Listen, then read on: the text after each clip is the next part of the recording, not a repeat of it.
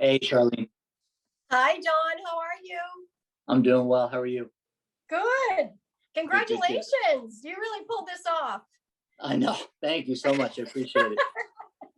Is this background okay? Yeah, it looks totally fine. You know what? I have construction going on the other side, Yeah. so I'm kind of hiding. Yeah, no, you're good. You're in Manhattan? I'm in Boston. Boston. Okay. Gotcha. Yeah. And where are you right now? So in October I came down to South Florida. So Oh, nice. yeah, I was in Astoria though, Queens, for the last Yeah. 2 years. Oh, okay. Where in South Florida? Palm Beach County. Oh, nice. Yeah. Yeah. I mean, in the month of January, I was in Palm Beach, and I went to Naples and then Palm Beach and Vero Beach. Yeah. It was great. I came back too soon. You say Yeah, beautiful, you're- Charlene?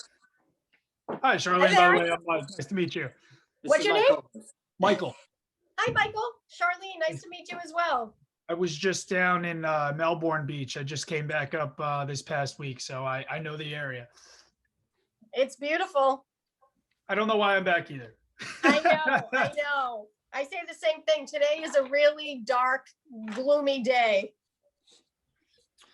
As was yesterday. I just came back up last week, so I'm missing it dearly. Where are you now? Are you in San Francisco? No, just Oh, I'm in a room that needs to look like San Francisco because I have too much stuff in here. it does. It's a beautiful I'm view. from Jersey, but I'll be moving back to New York. Okay. Yeah. I'm just gonna lift my desk up a little bit more. 1 sec. Do your thing.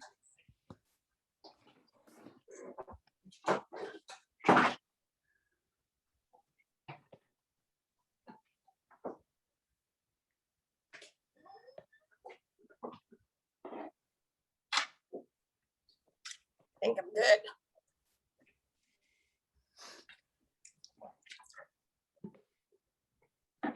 You have a lot more speakers than I thought. I mean, it's a full day. Yeah. Yeah. All right. Very Make co-host. Boom. Yes.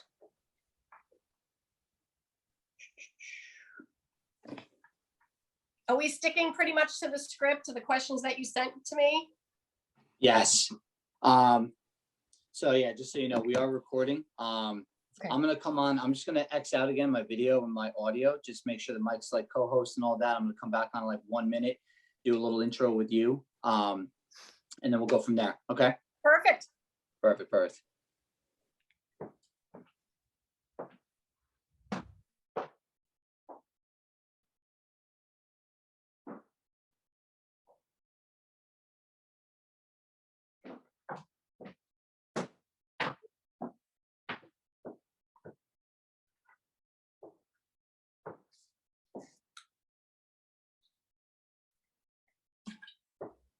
What about you, Charlene? Where are you based?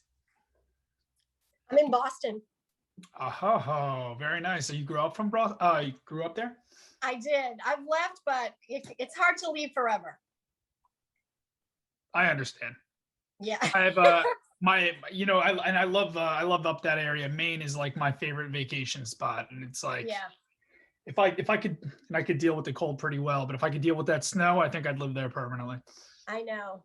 It's 3 months that are difficult to get through the first quarter. Once you get through Q1, it's kind of hard to leave. Beautiful. Oh my God. All right. We'll get going here. Okay. Just after 10 o'clock. We are recording. Just want to start off, introduce myself. My name is Don Fisher, and I welcome everybody and those who are here, will be here live, will watch this recorded. I welcome you to the Working Mom Summit. Excited to have everybody here. And for those, again, who are going to be watching, as far as just to bring a little structure to everything, we'll talk about our schedule for the day. We have 10 speakers on the day, all 30-minute segments. We, again, know that everyone has a busy schedule, and you can come and go as you please. That's why it was structured the way that it is. Unfortunately, 2 of our speakers will not be with us today with scheduling conflicts. However, to make the most out of it, we're going to take those 30-minute segments and turn it into a Q&A segment, and then we'll go from there. With that said, we're going to introduce our first speaker here. It's the owner of Clean and True Lifestyle, and we're going to be talking about implementing healthy habits and wellness strategies for powerful results with nutrition, self-care, and mindsets. Let's welcome Charlene Tierney. Hi, Don. Hello, Thank you for having me. Of Thank course, you. of course. Great to be Thank you here. so much for being here. Appreciate it. All right, well, we'll jump right in. I want to honestly just allow you to do the talking. So we'll start with this. How'd you get started with coaching people to develop healthy habits? Well, actually, it was really informal many years ago. Before I even thought I would become a holistic health coach, I was in coaching mode with my older brother, who was going through some health issues. He was we were 20 years apart in age, and his doctor had suggested that he lose some weight to deal with the health issues that he was having. And he didn't share it with anyone, and he tried to do it on his own, and he wasn't successful. And in addition to not being able to lose weight, he was having brain fog, he was having trouble sleeping, he just wasn't himself. And he kind of opened up to me one day and shared his story. And I automatically got into research mode and tried to look at areas, reviewing with him his day-to-day and what he was doing, and looked at certain foods that he could swap out for something else to give him more energy, and just his pattern in terms of his amount of movement per day, what he was eating, and what he wasn't doing, making small implementations that he actually started to see results. And in fact, it was a joke between us because I was the baby sister and I thought he was just trying to make me feel good, but he was actually seeing results. And from that point on, it was just something I always enjoyed for myself. I was always someone that was pretty active. I was fortunate in that I didn't really have to worry about weight gain. I mean, just a little bit, 10 pounds here and there, but I was always involved in structured physical fitness classes or spin classes or yoga. I went through a period of running quite a bit. So I was fortunate from that standpoint, but with my personal career, I was traveling quite extensively on a global basis. I was traveling to different time zones. I was starting my day pretty early and, being with clients all day into the evening, into dinner. And eventually I started to feel something's changing with my own body. I couldn't really figure out what it was.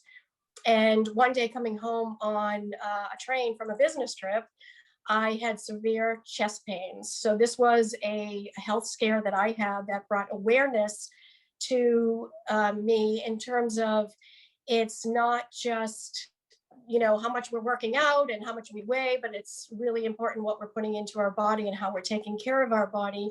I ended up in the emergency room. They thought it was my heart, and it was really shocking to me given the fact that I had just run a marathon a year prior. I wasn't overweight, and here I am in the emergency room with all these wires hooked up to me getting these tests. And it turns out that I had a digestive issue called GERD, gastroesophageal reflux disease, which I had never heard of. And the doctor immediately put me on medication, and he said, stay on it for a minimum of 2 weeks. And, I could stay on it for as long as I wanted. And I knew at that point in my life, I didn't want to be on medication if I could help it, if there was something I could do proactively to avoid having to be on medication, but also to take care of the condition I had. The doctor handed me a sheet of paper and basically said, these are the foods you need to avoid. And it was a huge list. I mean, obviously it was coffee and alcohol and sugar and spicy food and fried food and dairy, meats. And I thought, well, okay, what can I have? What are the foods that I can have? And that's where I couldn't get a lot of assistance from my physician.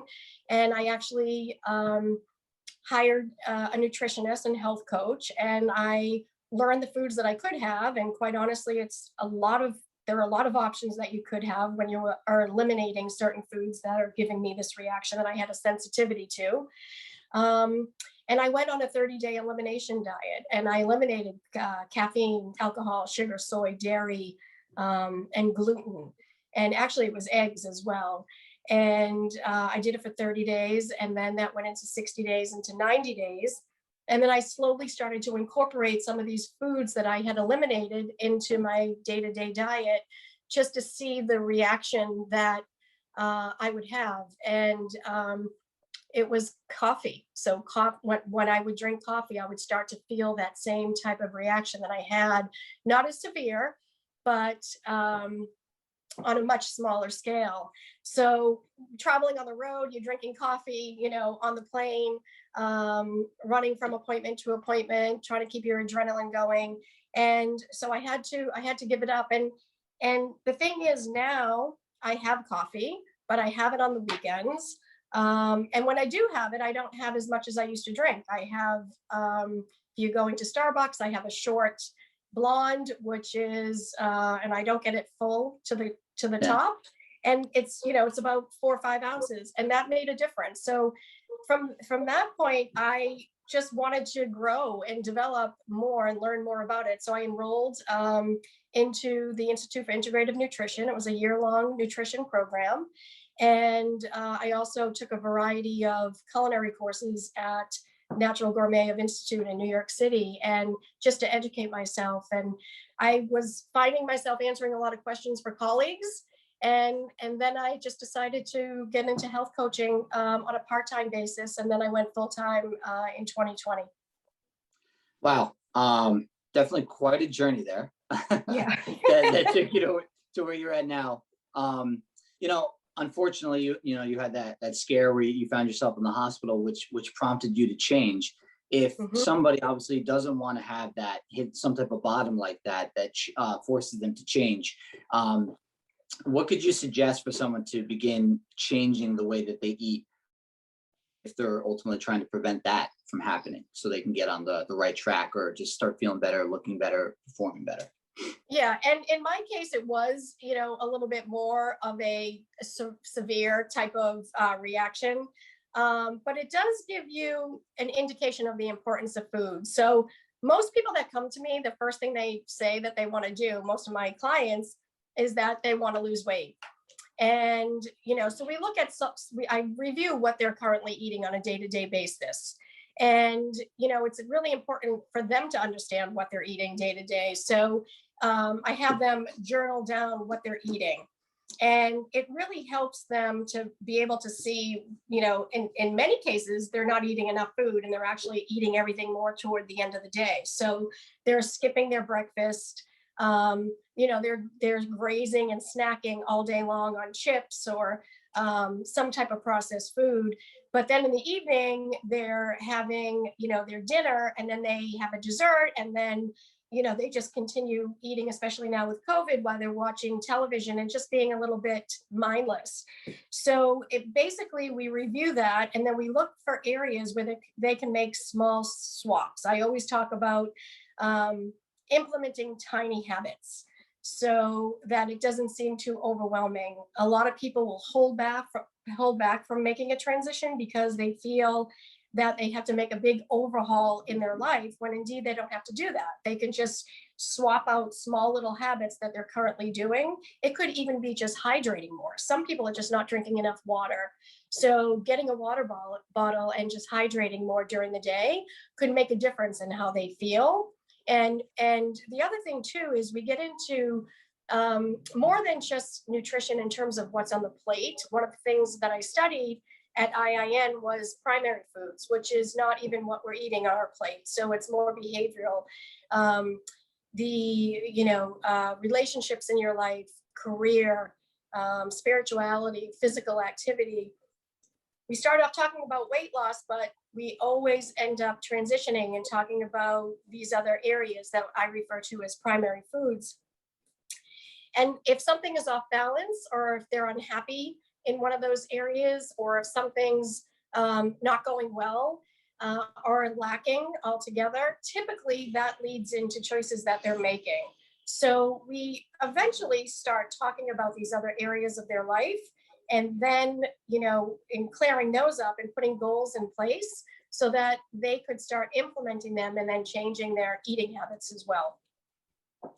Awesome. I mean, honestly, yeah, that sounds great. I know that a lot of times, and even with people I work with, but the all or nothing approach, like if I'm going to change in any facet of my life, it tends to be like I'm doing it all tomorrow. And you touch on those deep facets, or those facets of our deep health. You said like physical, mental, emotional. Um, Either way, like back to that point about the habits, though. Most people are good at like starting something, right, or changing the way that they can eat. How do they keep that going with their nutrition habits without burning out, so they can kind of start building some momentum and make it something regular and routine and ultimately sustainable for their life?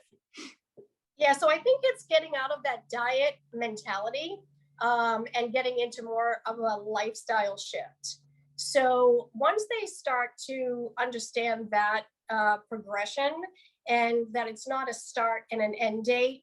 I have clients that will say to me, Charlene, I've been doing this now for a week and I haven't seen any results with my weight. And, it will eventually come, but this is not my program anyways, is not something about just starting and then ending. It's about a sustainable lifestyle, and it should be enjoyable. It shouldn't be overwhelming or a burden. And a big part of it is understanding that we talked about not going from 0 to 100 or having to overhaul everything in your life, but starting with small little areas that they can make some changes. In addition, it's not about perfection. So a lot of people have this fear that they won't succeed or they'll fail or they've done this before and it didn't work. And that, as soon as they maybe go off path from the goals that they had established for themselves, they spiral out of control. And understanding that it's okay, it shouldn't be so restrictive that if you create a path for yourself and you go off a little bit, it's okay. Understand that trigger.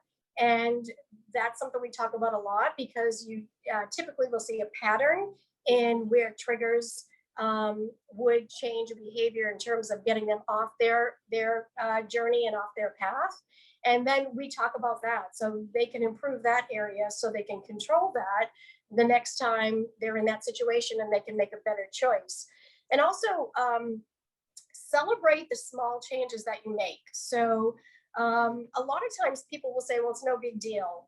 I lost 2 pounds. It's no big deal. When in fact it is, because it's not easy to implement changes when you have a routine that you've been doing and you're used to for many years. And so you should celebrate that, and don't be so hard on yourself, and review your goals. That's one thing that we start off. I find it's important to write down exactly what it is you want to do. And I apply the method I used when I was in corporate America, is make your goals SMART, right? So you want them to be very specific and measurable and attainable, and make it realistic and timely. And when you keep reviewing your goals and you adjust them as you need, and you also figure out your why. So why is it that you want to lose weight? Why is it that you want to change your lifestyle? And identifying those priorities in your life and for yourself and maybe for loved ones, that helps you sustain the actual goal, so that when you're having those tough days that you're like, why am I doing this? I don't want to do it anymore. And you're considering going back to some bad habits.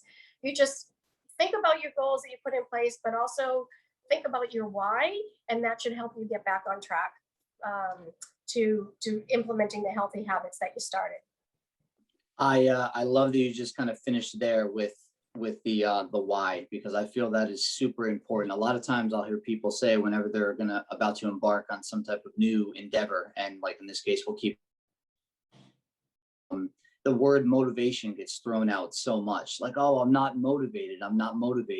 And I try to swap out that word with discipline. And like to your point with the why, I feel like if your why is that important to you, it's like, I guess, learning to understand that, hey, I have to do this no matter what, and so I don't know, could you elaborate on that and like help people to understand how like staying disciplined, regardless if they want to or not, is really the one way that they're going to continue to move forward. I think sometimes the word discipline can be intimidating, especially to a mom who is juggling, perhaps a career, her family, her children, especially if the kids are home now with COVID. So it's more of an emotional attachment. So with that why, if you have an emotion attached to that, right? So I want to feel more confident. I feel like I'm being judged. I don't want to be judged. I want to be able to walk into a room and feel at my best.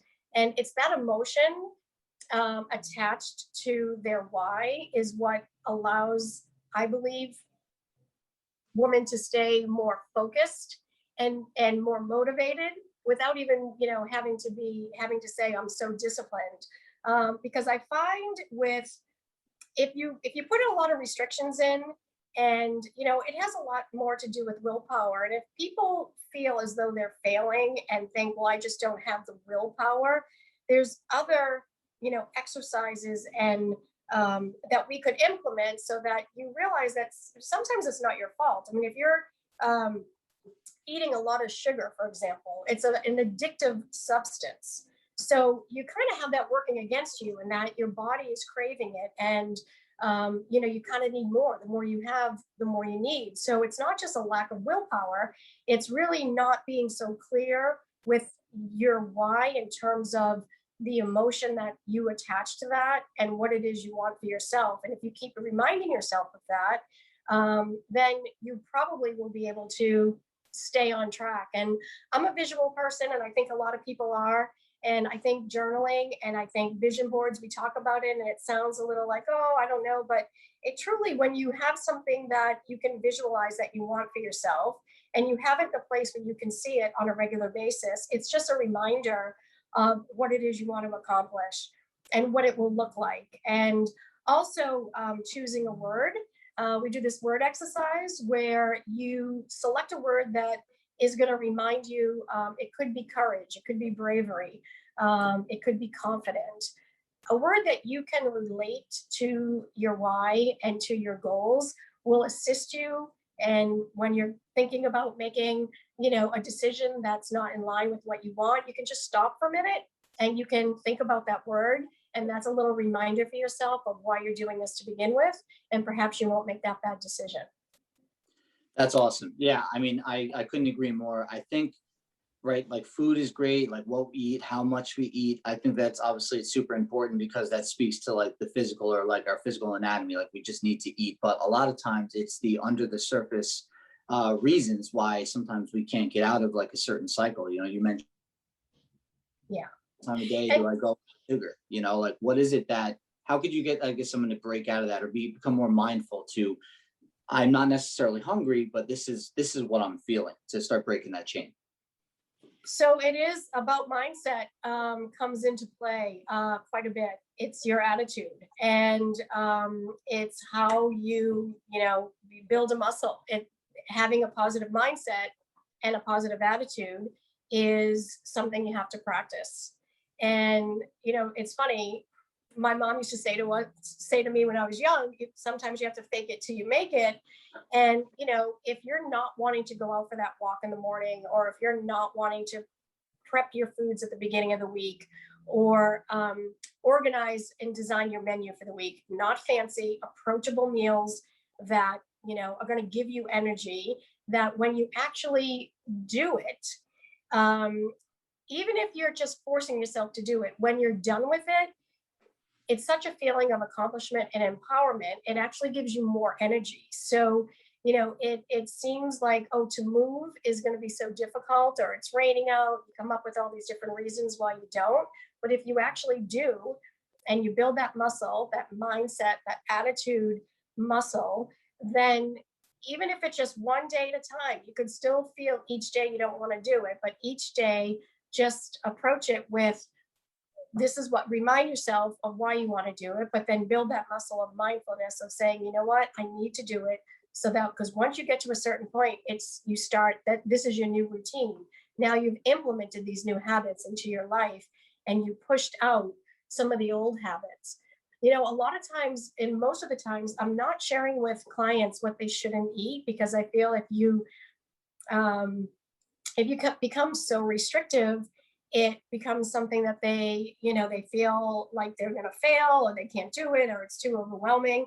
But I use the concept of crowding out. So just adding more healthy foods in, more vegetables, more whole foods, more whole grains, more fruits into your diet, more leafy greens, more sweet vegetables. Then if you start adding it in more often, you actually get the energy and feel much better. That's going to allow you to sustain what you actually had planned for yourself. Awesome. I mean, yeah, sustainability, I feel is such an important thing, something that we can do and do often. Again, back to that, just being mindful and the surface level stuff. I so wholeheartedly agree with you with the celebrating the wins, because Mhm. sometimes it is conditioned where like, oh, I only lost 3 pounds, where it's like, change that, like, hey, I lost 3 pounds. I mean, you add that up Exactly. over the course of a year, that adds up. Whereas with that opposite thinking, that more like negative or toxic thinking kind of takes us from continuing that action. So I guess what is something that, like, something specific that somebody could do to start like practicing that mindfulness, where they could be aware and like maybe work it into their day somewhere and they could focus on that? Yeah, I think it's again just reminding themselves. So basically, your thoughts become your words, and your words become your actions. And so you have to practice um, thinking what it is you want to accomplish, and thinking about what it is you can do, and that you actually have the power to do it. And that's another point I bring up to clients as well, because if you fast forward, if a lot of them will say to me, well, I don't really want to go for a walk right now. And why should I go for a walk right now? Well, it's because you can. And there could be a time that you're not able to do that. You take for granted the fact that you could go walk 3 miles.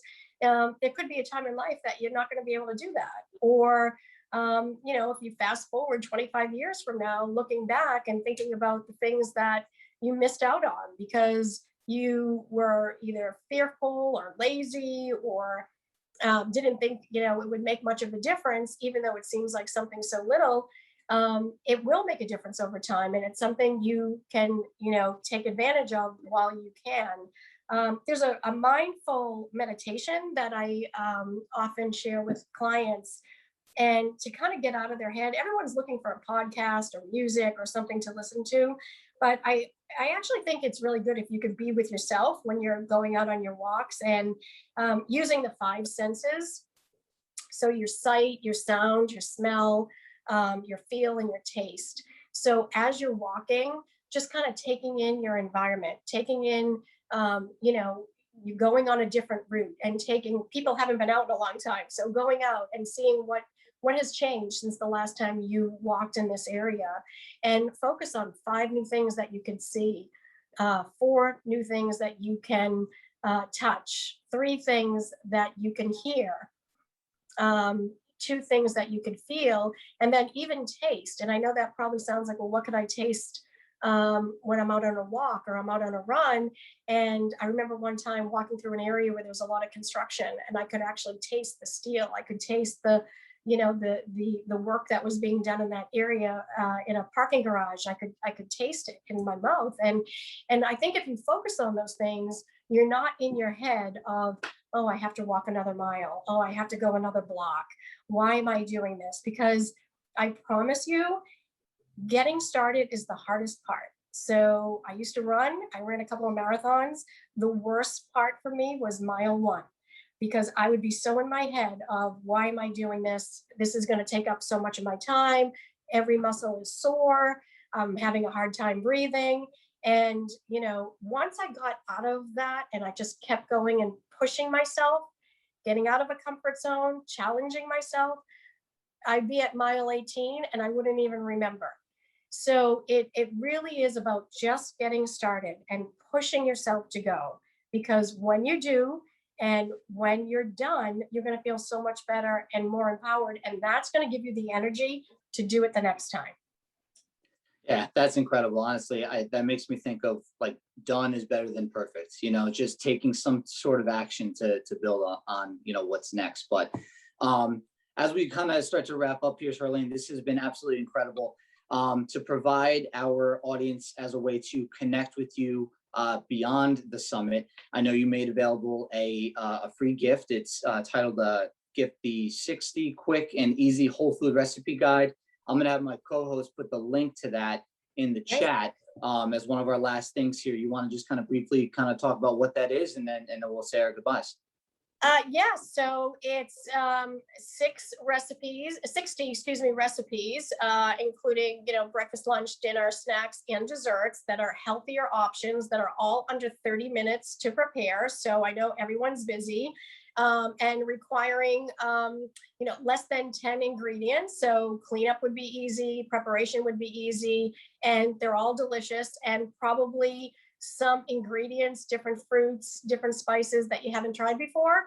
And you can just click on the link. And I also included all the macros. Not that I think it's a good practice to always be counting calories. I mean, in some cases you have to, but and carbs. I only did that just so that you can see the macros and be aware of it. And sometimes you look at something, you think the calories are too high or the carbs are too high, but what you'll get back in return in terms of, the minerals and the nutrients that the ingredient offers is a much bigger reward. Perfect. So everyone, you heard that again. The link is in the chat. We'll also beyond the summit here, I'll be posting that on my website with the summit, so you'll still have access to it even if you weren't able to see this live. Again, Charlene Tierney, owner of Clean and True Lifestyle. I'm so super grateful that you joined us today and spit that knowledge at us. So thank you again, and we'll talk soon. Great. Look forward to it. Good luck with the day. Take care. Thank you. All right, ladies and gentlemen, for those of you that are, it's nice to finally see you. And we've been going back and forth a lot. I know. So how are you today? Thank you for being here. Yeah, excited. This is such an awesome summit that you're doing and such a great value that you're providing to people. It's, I think we're all looking at our health, especially after this year of how we can do things differently and improve or get out of the rut that we've been struggling with this last year. Exactly. So yeah, really happy to be here. Perfect. Yeah, thank you so much for being here. I know you're going to provide awesome value. So let's just jump right in then. What is Motisize and how did you come up with it? So Motisize is really a combination of mindset or a mindset process, I should say. It's like coaching processes integrated into exercise. And so I'm a huge believer in mindset. Back in my other life when I was an actress, I studied mindset intensely, and it made a massive difference. In fact, I believe my success completely was because of the mindset that I was studying. But once I became a mom and I was struggling to even get to a gym, that was one of the first things that went out the window. But there was one day when I was out, I had like 20 minutes on a treadmill and I was running. And of course, you see the big screens, flashing. You can't avoid seeing it with some bad news.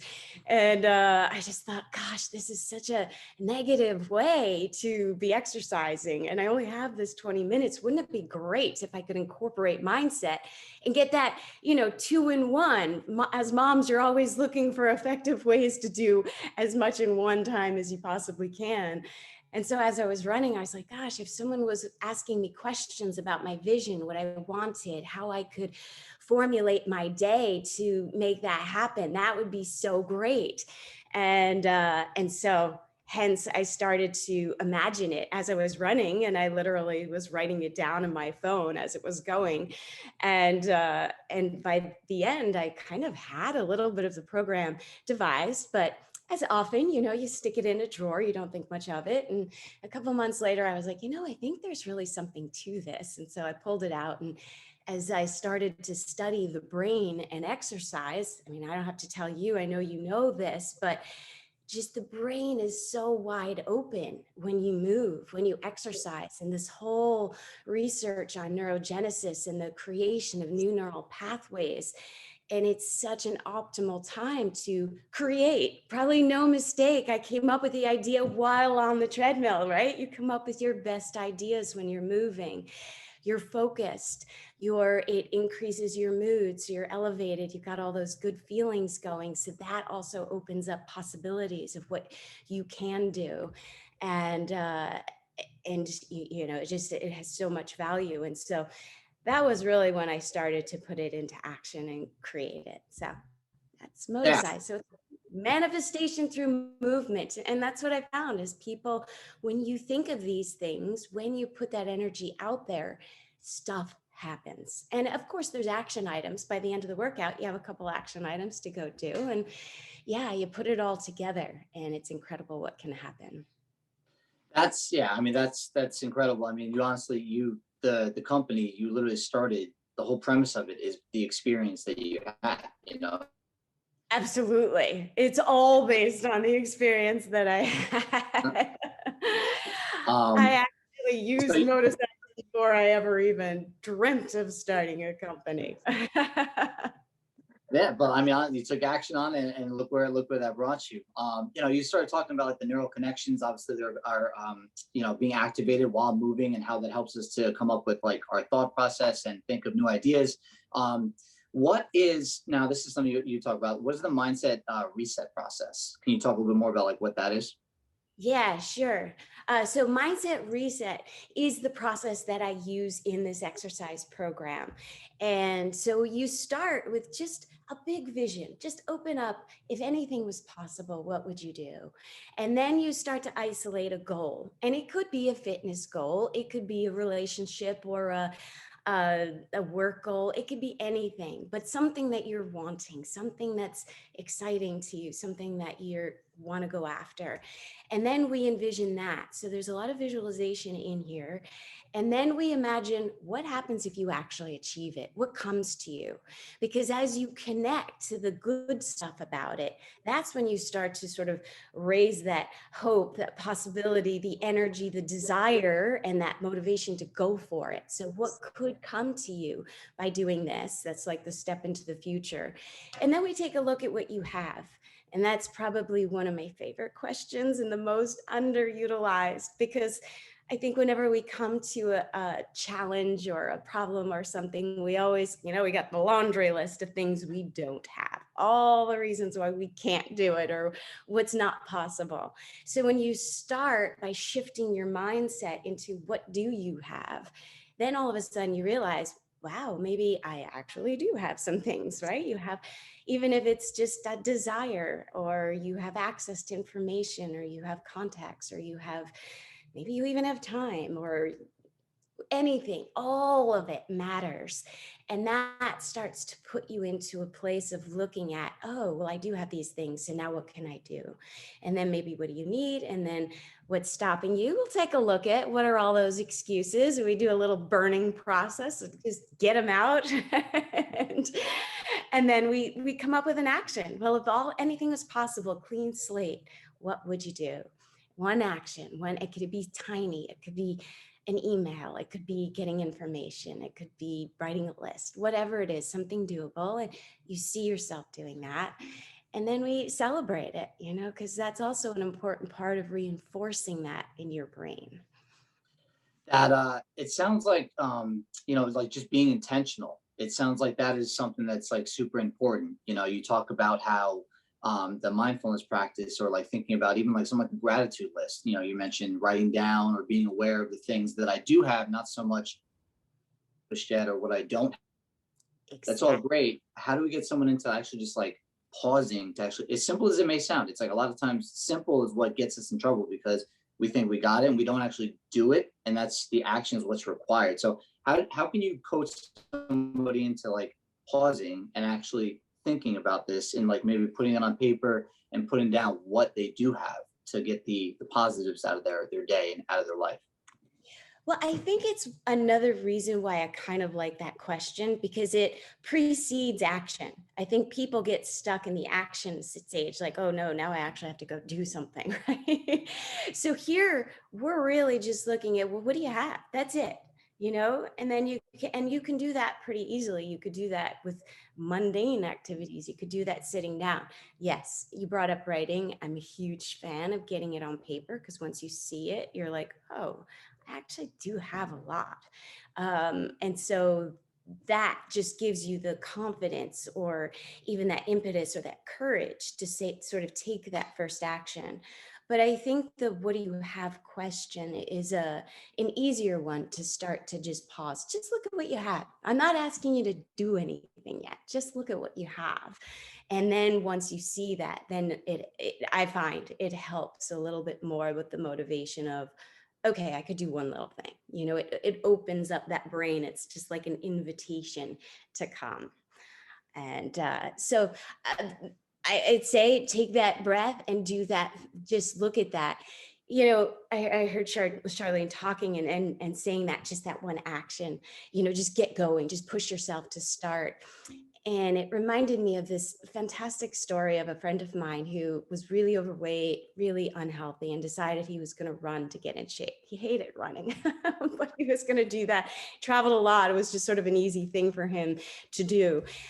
But he decided all he was going to commit to was putting on his sneakers and walking to the corner. That's it. He's like, that's all I have to do. And so he did that for a month. And there was one time he actually was all dressed up for an event and he's like, oh, I didn't do it. He ran upstairs, put on his sneakers with his tux, walked to the corner, came back, and his wife is just like, why did you decide that? Why didn't you commit to like a half-mile run or a mile run? And he said, because I knew I wouldn't do it. I knew I could put my sneakers on and go to the corner. And that started the habit. And with that, it grew. And after a while, then he was like, all right, I could go to the next corner after a month of just doing that. And eventually he lost over 100 pounds. Wow. And ran an ultra marathon. And it Wow. all started with putting on his sneakers and going to the corner. So that's why I say just one small thing. It doesn't have to be the end result. It doesn't have to be the big thing. What's one thing you'll commit to? Maybe it's just asking yourself, what do I have? I mean, so you touch on, I mean, what I'm kind of gathering there too, your outcome goals, behavior goals, right? Like someone's going to hear, oh, I lost 100 pounds. They want to know, how'd you do it?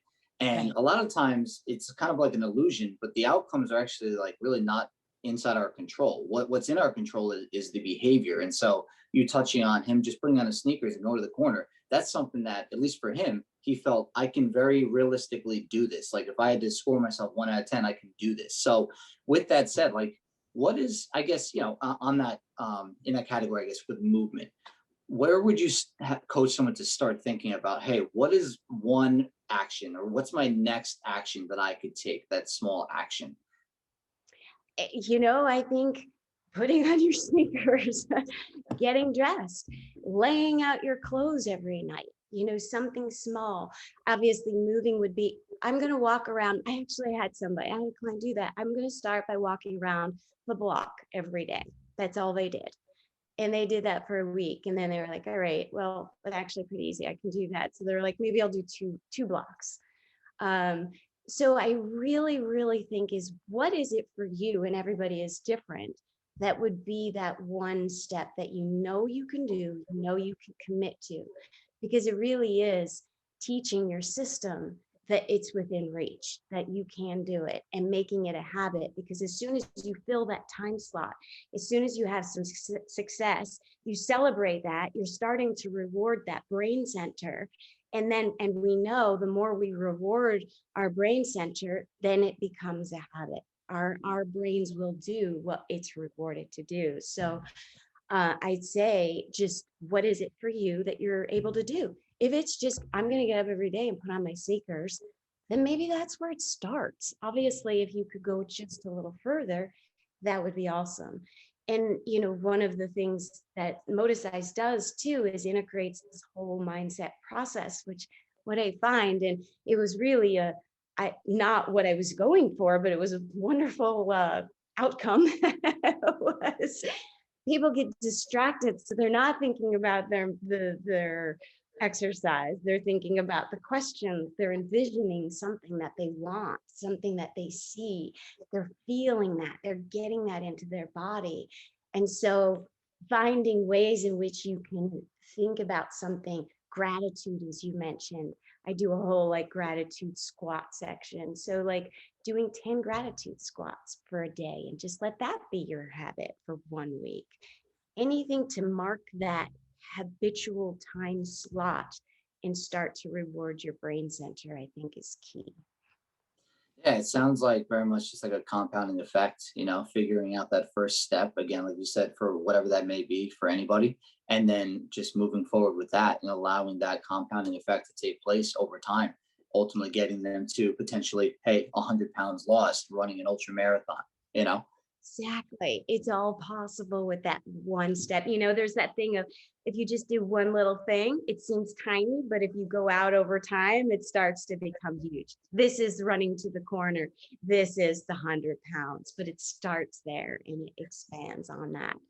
And I'd say schedule it too. It sounds so basic, but it really makes all the difference in the world. If you schedule it the night before, what exactly am I going to do tomorrow? Even if it's that one little tiny step, what time are you going to do it? Do it so that you can check it off the list too. There's something very satisfying about that. That honestly, that speaks right to being intentional. Absolutely. Just like Yeah. when things are so simple and mundane, we don't want to prioritize it because we just think it's going to get done. And then when we're honest with ourselves, when we look back, it wasn't done. So I think that is one of the best things is like calendarizing your life, and then viewing it as a checklist, as you said, because even like with making your bed in the morning, you hear that all the time. Someone says make your bed because it's one task done and it gets you that momentum going. You feel good about yourself. So if we apply that to everything, it's just think what we could accomplish.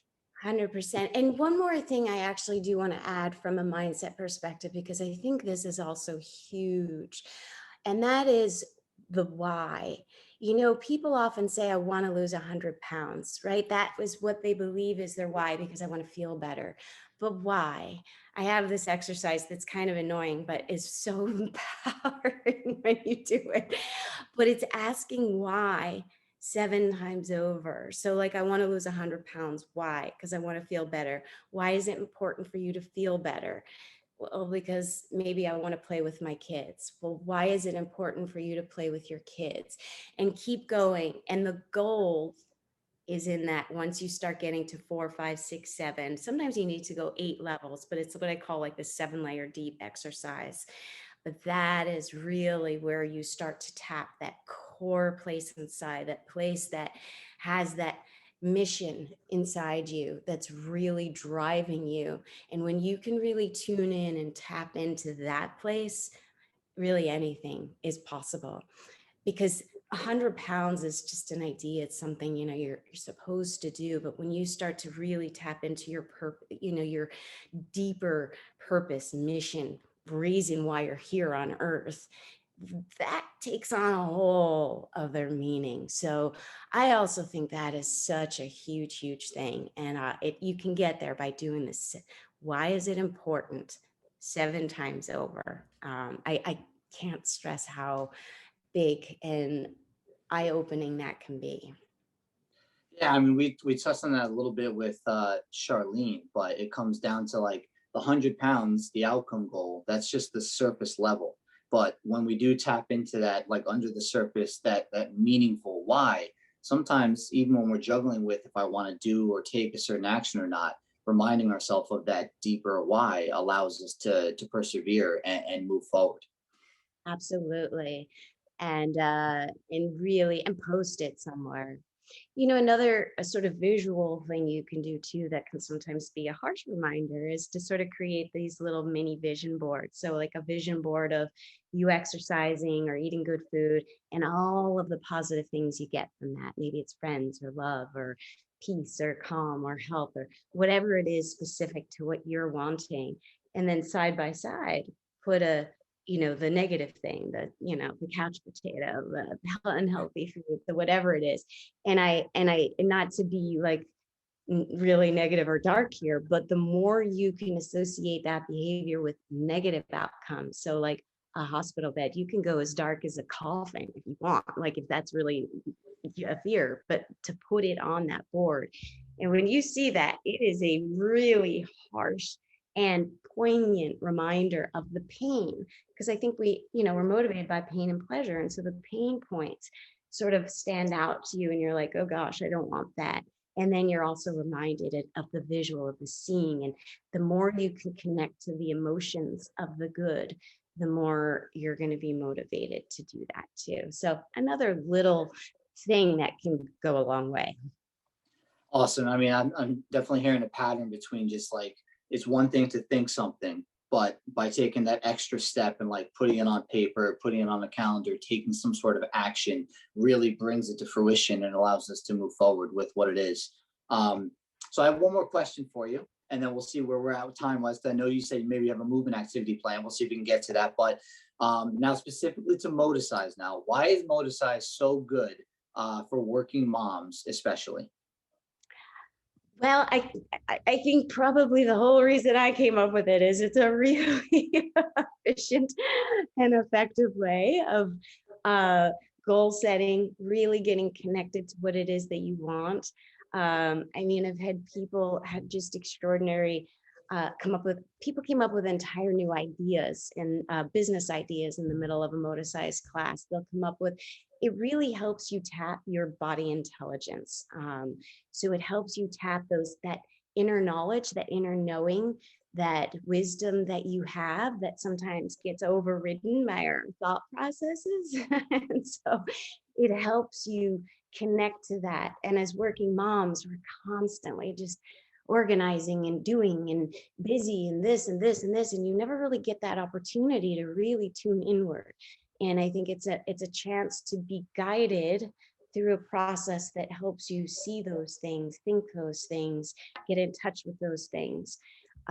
So it's really an opportunity for you to connect to something that you're wanting, really spend some minutes visualizing it and coming up with some action steps toward it, really tapping into your body intelligence, that wisdom that exists within you at the same time you're exercising.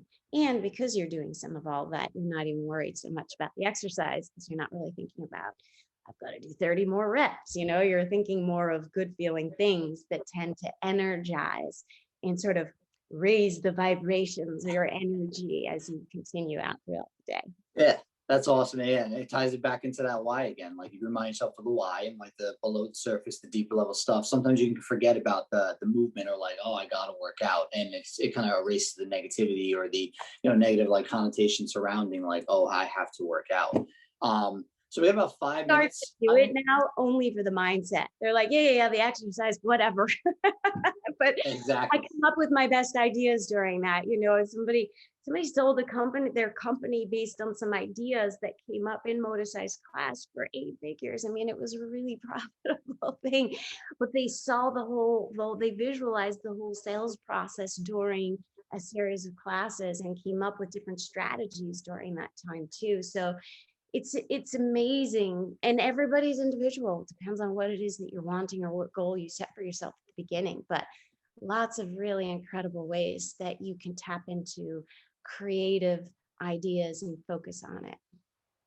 We're gonna have to schedule me in for one of your classes there. I think but we're talking a lot about movement here, and as I mentioned before, you mentioned that you had a little movement activity for us.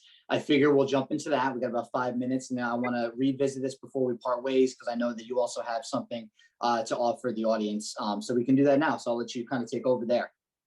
Super fun. Okay, so I'm going to stand up, and we're here in the lovely awkwardness of Zoom. So I'll put it here. Hopefully you can see me. You won't see all of me, but maybe you can see some of me. So here we go. I see you just fine. Yeah. So let's just start with a breath. You've been sitting and you're going to sit. Here's the beautiful thing too. You're setting your brain up to absorb all of the information that's coming after me. So breathing in and out. And we're just going to go side to side, opening your arms, squeezing those shoulder blades behind you, right shoulder opener, What do you want to open your mind and your body to? What's one goal? If you could just settle in on one goal, what's one thing you want to really open yourself up to? Anything, and make it exciting and fun. Maybe it's a new business. Maybe it's an expansion of your business. Maybe it's a really fun summer trip, or maybe it's a brand new relationship, whatever. All right, excellent. Then we're going to move into stepping into the future. So we're going to imagine it's already happened. So we're just going to do, normally I do jump squats, but you can just reach up and squat, and then up and squat. So we're going to catch what's coming to you as a result of going for this. So maybe it's more money, I don't know. Maybe it's more peace. Maybe it's more confidence, more strength or vitality. What is it for you? I'll let you think of a few. What are you catching? What's coming to you as a result of going for this goal? 2 more. You can do it. See, you feel it. Excellent. We're going to do a couple just bicep curls, and we're going to do some kicking up in your back. So just kicking your legs up your heels, touching your butt. So here's the simple. What do you have to make this happen? Start with desire, if that's it. You have a vision. What else do you have? Maybe you have access to information. Who do you know? Or who do you know who might know someone? Whoops, kicking my cabinet. What else do you have? Maybe you have a talent, a personal experience. Maybe you have education, certifications. What do you have? Maybe you have access to a trainer, a coach, an accountability buddy. Nice. 2 more. What do you have? Nice. Excellent. Okay. So now we're going to go, we'll just go into what do you need? So we're going to just reach down. What do you need to make this happen? Maybe it's schedule. Maybe it's reach out to somebody. Maybe it's just more info. Nice. 1 more. Last one. All right, let's do a what's stopping you. So we're just going to do prisoner squats. So you're in that squat. What's holding you back? What silly beliefs? What stories are you telling yourself that aren't serving you? Maybe I'm not good enough. I don't have time. I don't have energy. I don't have motivation. All these stories, we weren't born with these. They just came to us. And last one. So now we're going to burn these, all right? Let's just burn it. So we're going to reach up and burn it. And I want you to really imagine that fire. Watch it explode. Burn it. I'm not good enough. Yes, I am. I don't have time. I'll make time. What's one for you that you're burning? And replace, burn it, replace it. Last one. And replace it. We come up with one action. We're almost done here. What's one action you could take to make this happen? And then we're just going to climb a ladder. And I want you to see yourself taking that action. You obviously can jump this too. I'm just trying to stay in frame. So see yourself taking that action. You're almost at the top of the ladder. See it, feel it. You're getting close. It's almost done. And it's done. Great. And let's wire this in with one last affirmation. We'll do a few boxing. Jab, jab, cross. So jab with your left, cross with your right. And in your mind, or out loud preferably, I can do it. I can do it. I can do it. I can do it. One last one. I can do it. Yes, you can. Know it, believe it, feel feel it, go take that action. Well, I guess I don't have to go to the gym today, so we're good. There you go. See, you've been at 5 minutes and you've already broken a little sweat. Keep an eye out. Thank you, Sonia. That was perfect. All right. So before you leave, before we let you get out of here, for those who, again, want to connect with you potentially beyond the summit, you're offering a gift here, and it's the Mindset Reset package. My co-host is going to put that into the chat, and you got the code, WM Summit, Working Mom Summit. You want to just kind of briefly just explain what that is before we part ways? Absolutely. So it is the video. It's a downloadable Mindset Reset video. So it's about a 35, 40-minute workout with the Mindset Reset process. It's also the audio for that same thing, downloadable. So if you want to use it on a walk or a run or a bike, you could do it that way too. And a workbook. So you can actually write those things down. So you have it, you can see it, and really connect to those answers so that you can make stuff happen. Perfect. Again, founder and CEO of Motosize, Sonia, thank you so much for being here. I'm super grateful that you were able to join us and the value that you just offered all of us. Have a great day. Thank you so much. Have a wonderful day, everybody. Thanks for Later. having me. All right, ladies and gentlemen, please help me welcome Ashley Walter.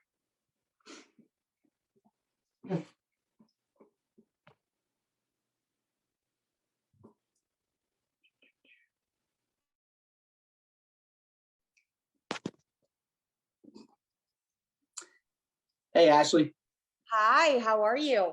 I'm doing well. How are you? Good. Good. Thank you so much for being here. I don't know if you just caught the tail end of that, but we're moving and our body temperature is getting up now. That's good. Okay, so we'll the topic here being now that we're going to chat a little bit about is working moms and the new normal. So with that, we'll jump right in. It's simply put, before a mom becomes a mom, she's not, right?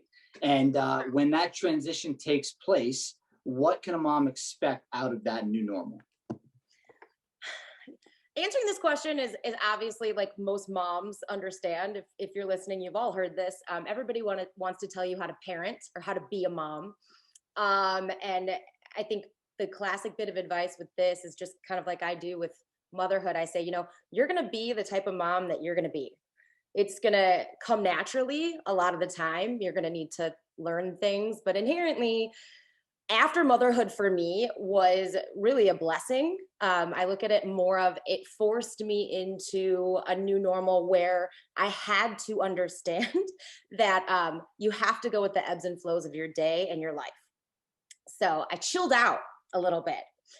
And that's a lot for me because I'm a type A, super organized, to-do list for everything, color coding, OCD. And it gave me the ability to chill out, but it also gave me the ability to learn how to compartmentalize and be present with the task at hand.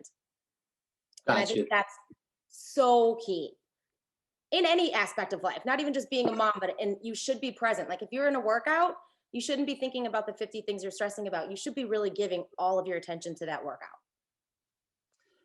And that's a great point because a lot of times, I just think as humans, we tend to do that and without even realizing it. So, a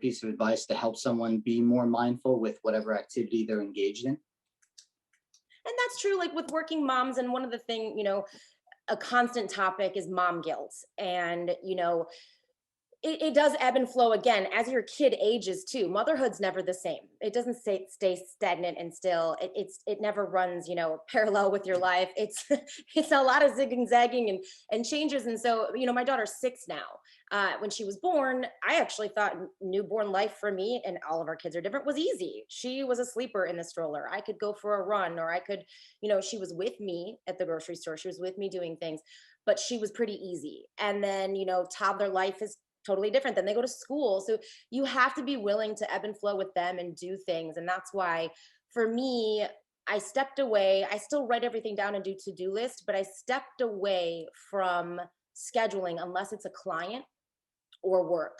Everything else I say, let's try to get this done today.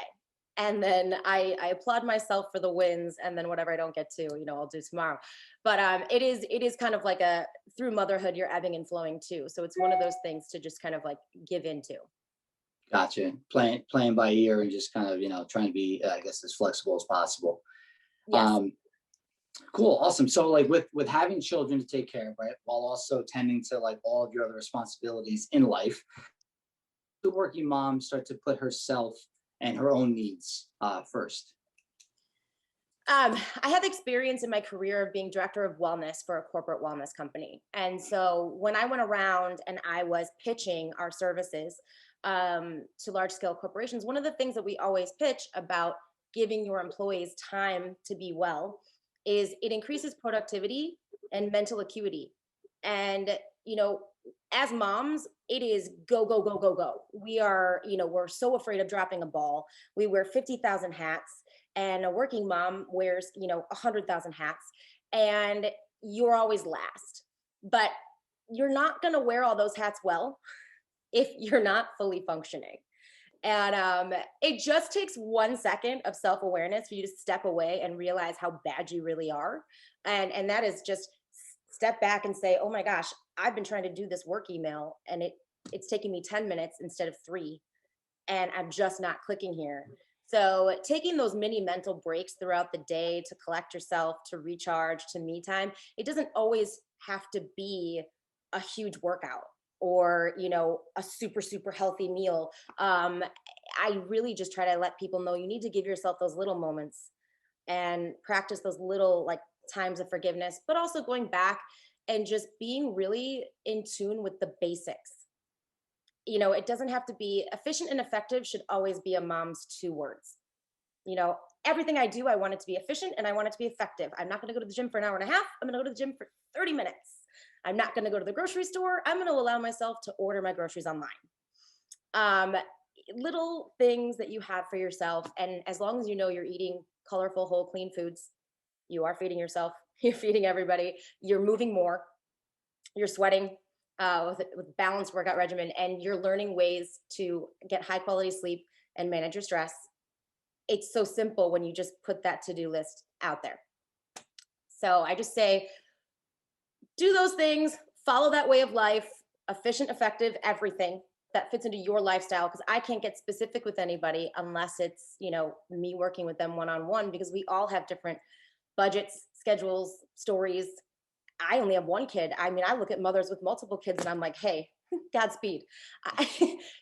So we all have different things. So fitting it into your life, what makes it work, it's just how you kind of frame it.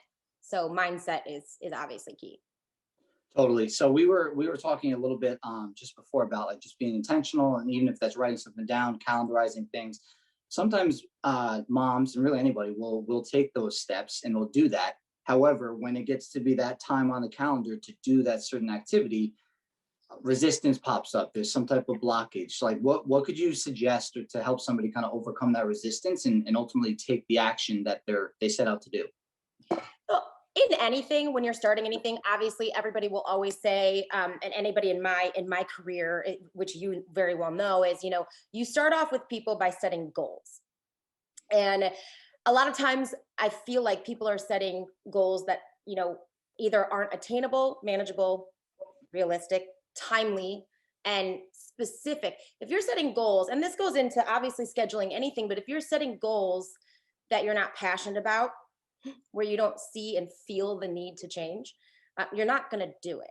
So a lot of times for me, the shift is, and I call it SMART, S-M-A-R-T, like with goals.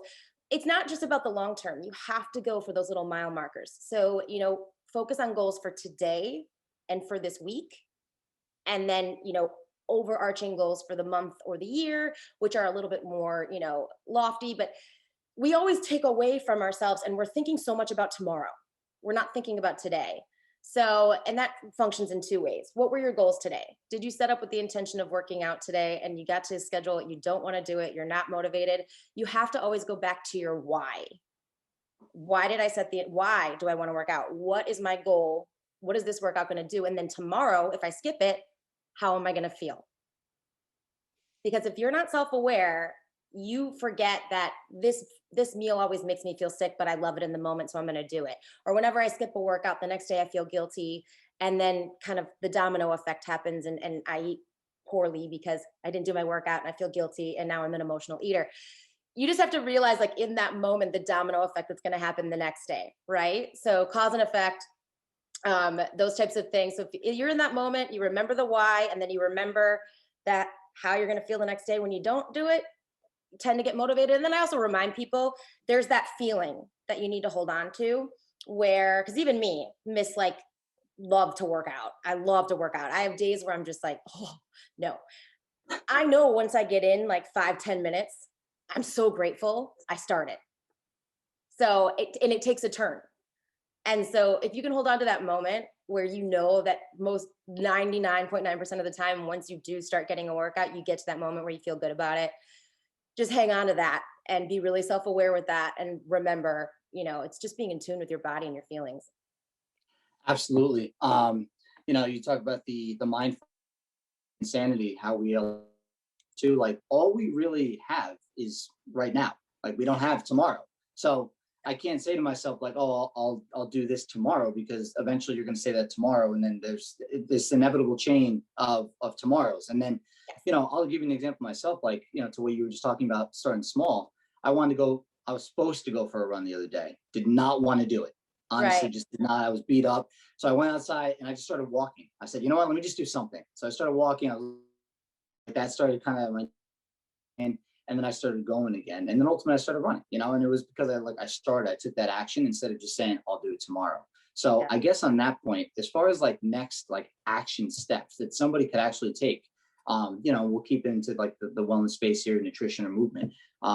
What's one, I guess, like small thing you feel like somebody could do today that's very realistic that they could do and it's a high rate of success? I mean, my biggest thing is when you get down to it, life is always about in the moment prioritization. So I do a lot of like self-questioning. Again, it's that pause button and you sit with yourself. It's kind of like if you're going to make a food choice, you say, do I want or need this? Why am I reaching for this? And what is this going to do for me? It's the same thing with any sort of intentions you've set for the day. When you look at your list and you say, this is like such a behavior, it's such a small little shift that is so important to me. But I see this with my clients. You look at your to-do list and there are things that are not important. Like, take the trash out. Okay. I mean, you could take the trash out, but if there are little things like that add up that, don't have this like ginormous lift of stress off you, and a workout's really going to help you, you just really have to learn to make your choices, because inherently we all edge into this, like, we just berate ourselves for failure. And a mini failure for anybody that sets your mental game off is, I didn't check that off my to-do list, or I didn't do this and I didn't do that. So as long as you know in your head, and this is one of the things that I think for me is just, it's key, is, instead of saying, I didn't take the trash out and I didn't do the dishes, say, dang, I slammed that workout. I shift to the positive and don't shift to the negative, because that negative, if I didn't do the trash and I didn't do the dishes, you can say, instead of that, I'm going to do them in the morning.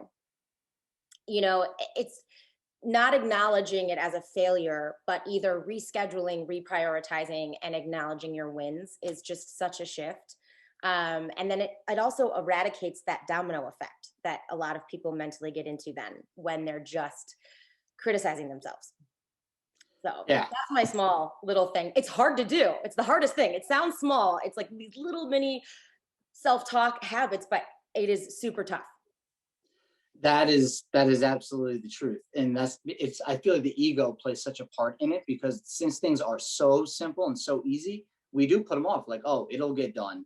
And then it doesn't get done, because at the end of the day, it's for it to be done. It needs to just be intentional. I need to actually take that action to do it. Like you said, taking the garbage out is mindless of an activity. Unless I grab it and walk out the door with it, it's not going to happen. So I guess like pausing, like you're kind of getting at, being mindful and pausing and noticing when that thinking comes into play. Like, I'm starting to think my old patterns, like, oh yeah, I'll do it tomorrow. Yep. Catching yourself and like shifting, and that's kind of how you're addressing there, going into that mindset shift. For sure. And I think, as you get into this kind of behaviors and just applying it to moms in general, we are born with this like concept that we're supposed to be everything to everyone, and when we also work, that includes our clients. And if you're a mom that happens to be an empath, and like a people pleaser, you definitely beat yourself up more internally. And I just saw in the chat a comment about ADHD as well, with kind of that playing into the self-talk up here. It's like key for you to understand that the one blanket statement you can always say to yourself is you're not going to be everything to everybody, because it's impossible. So be everything to yourself, be proud of yourself, have confidence, do the positive self-talk, be everything to your kids, your family, and then recognize that like that's another part of your life that ebbs and flows. My effort goes here today, or in this moment. My effort goes here later today. My effort's going to go here. And that's just normal, mom or not. So it's one of those things. But yeah, with ADHD, as far as like when you need to, structure is key.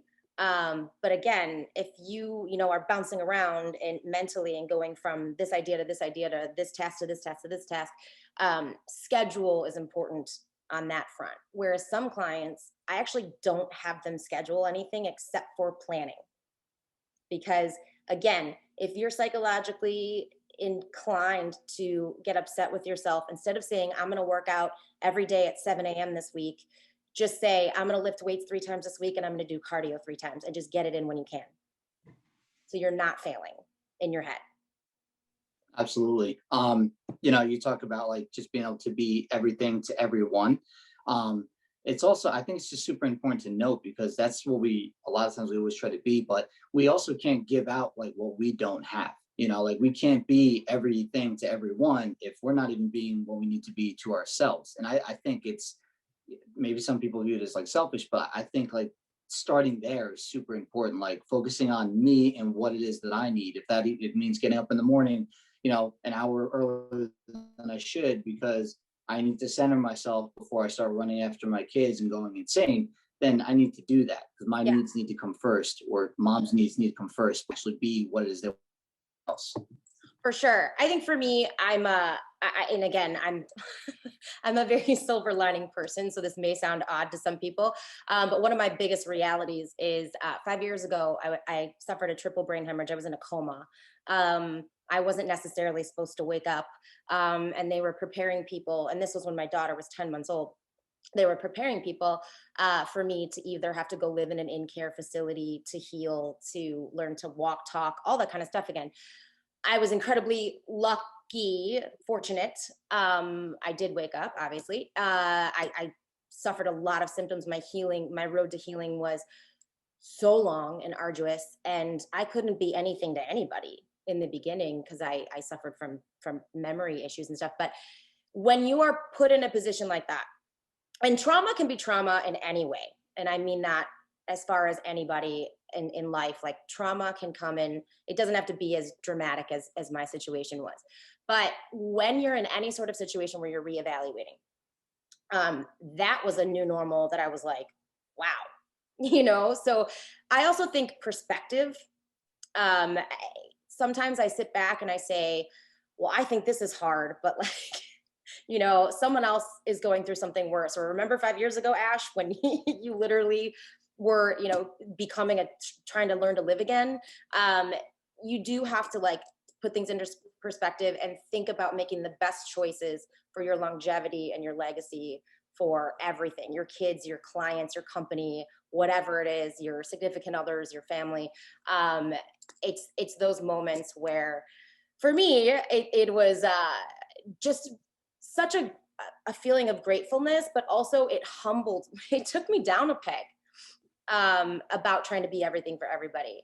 And so I think sometimes when you just like sit with that, or, I hope everybody out there has friends who are also, really busy working moms or going through something, and you recognize in them, you're like, oh gosh, wow, maybe I should be a little easier on myself too. So having that camaraderie, I dealt a lot with talking to other people that went through trauma, not necessarily the brain stuff, and it helped me so much. to kind of come to terms. Yeah, I mean, honestly, you touch on something super important. And again, right, so simple, but it's something unless we bring our attention to it, we're not going to recognize. But it's important to like stop and look back and see how far we've come instead of focusing so much on like what's in front of us or like how we're not where we want to be. And that kind of can like you said, it humbles us. And like you were in a position where you were forced to like focus on nothing but just getting better and taking care of yourself because like you said, you were nothing, at least at that point in time, to anybody, you know, when you're bedridden and, you know, recovering. So. And it's a dramatic, I mean, I guess with clients too, I try to sit there and say, you know, first of all, you only know how traumatic something is to you, right? And that's a measure in your head and how it affects your life. But for me, I truly hope that nobody has to have one of those massive aha moments. So it can also just be the combination of a bunch of little things where, you know, it makes you feel grateful. But there's that, you know, the 5-minute journal or those things. One of the activities I do before I go to bed is just kind of in my own way. I say, what are my wins for the day? You know, what can I make better for tomorrow? What, you know, sort of, you know, tasks do I need to carry into the next day? And that's my time to do that. So instead during the day, I'm not sitting there, you know, evaluating my day. I'm just doing it. I'm just going. And then, you know, I'll reflect on it later. And then reflection also gives you some more peace before you go to bed, and you're not going to bed with anxiety, and you're setting the tone for the next day too. So those little practices are also key to kind of just stay grateful. Gotcha. And then one question, like specifically pertaining to our working moms here is, you know, with all the craziness that's come on over everyone over the last year, how can a working mom find some like sustainability and become a little bit more consistent with their daily practices as far as like their self-care is concerned? I think for me, especially these days, I'm not sure how everybody works. Obviously, everybody's different. But especially with a lot of moms that I know, or in my experience with clients, et cetera, we have been taken down and we haven't been as busy. Sometimes being busy, you know, chaos creates organization, but it's forced organization and responsibility. So yes, sometimes this is actually kind of a hindrance to how we're used to just working on things, but it gives you that time to step back and learn your process of organization. So for me, I've been this way since I was a kid, and it sounds super silly, but it dramatically affects my days. So, and this will be personal to everybody. So I anecdote it because I can't tell you guys what's going to make your life better, but I have a morning routine and I have a nighttime routine, and I do it there's no excuse because work can't get in the way. You know, I have to do the morning and evening stuff, and it's based around things I'm going to need to do. So I set myself up. So the night before, I set up for the morning, you know, daughter's organization for breakfast, our supplements, yada, yada, dog food, water bowl, everything I need to do. So in the morning I wake up and I have time to self-reflect first and not just get to tasks. I even set out my clothes. I know you had mentioned that there's someone who talks about having, you know, organized outfits and outfits with confidence. Like I set out my clothes for the next day. I pack a bag if I'm going to work out of the house.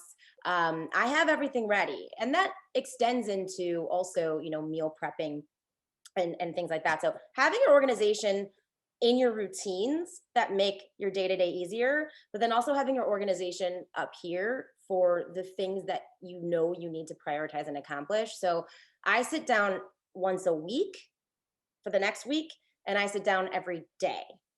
And again, this is not a huge amount of time, but it's like next week, this is when I'm going grocery shopping. These are the meals I'm making. These are my quick fixes. A lot of times with weeks, it's just like some grab and go stuff. These are the workouts I want to do. I don't set times because my schedule changes every day. But these are the workouts I want to do. And then these are my priorities around the house. It has nothing to do with my work. My work is a totally separate animal. I will do that on my time, on clients' time, because I do things before and after hours for my own life. So that kind of stuff. But yeah, having things, you know, written out how you like it. I'm a color code. I have a calendar, a physical calendar and a computer calendar and 2 notebooks. One's for work and one's for personal. I'm that girl, but I also still have memory issues. So I write everything down and it's everywhere. But having that and having that organization. And then the last tip too, I think, for mindfulness, especially when it comes to wellness in our industry, is track everything. We don't recognize how like dishonest with ourselves we are. Like, oh yeah, I grabbed a couple of those Hershey Kisses and I didn't put it on. So yes, be honest with yourself, and not just tracking food. You're tracking food, how you felt before and after the meal, your workouts, your water intake, your sleep, your hours, your consistency. Did you sleep well? Did you toss and turn?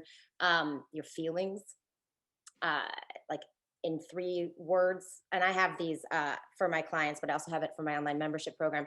And people always write to me like, why do you care about how I feel before and after the meal? And I'm like, well, you're going to identify meals that don't fill you up or that make you feel overly full, or habits, and you'd be surprised. So it's being honest with yourself, but then also realizing that in that self-aware, in like writing things down, you'll recognize habits and behaviors you didn't know before.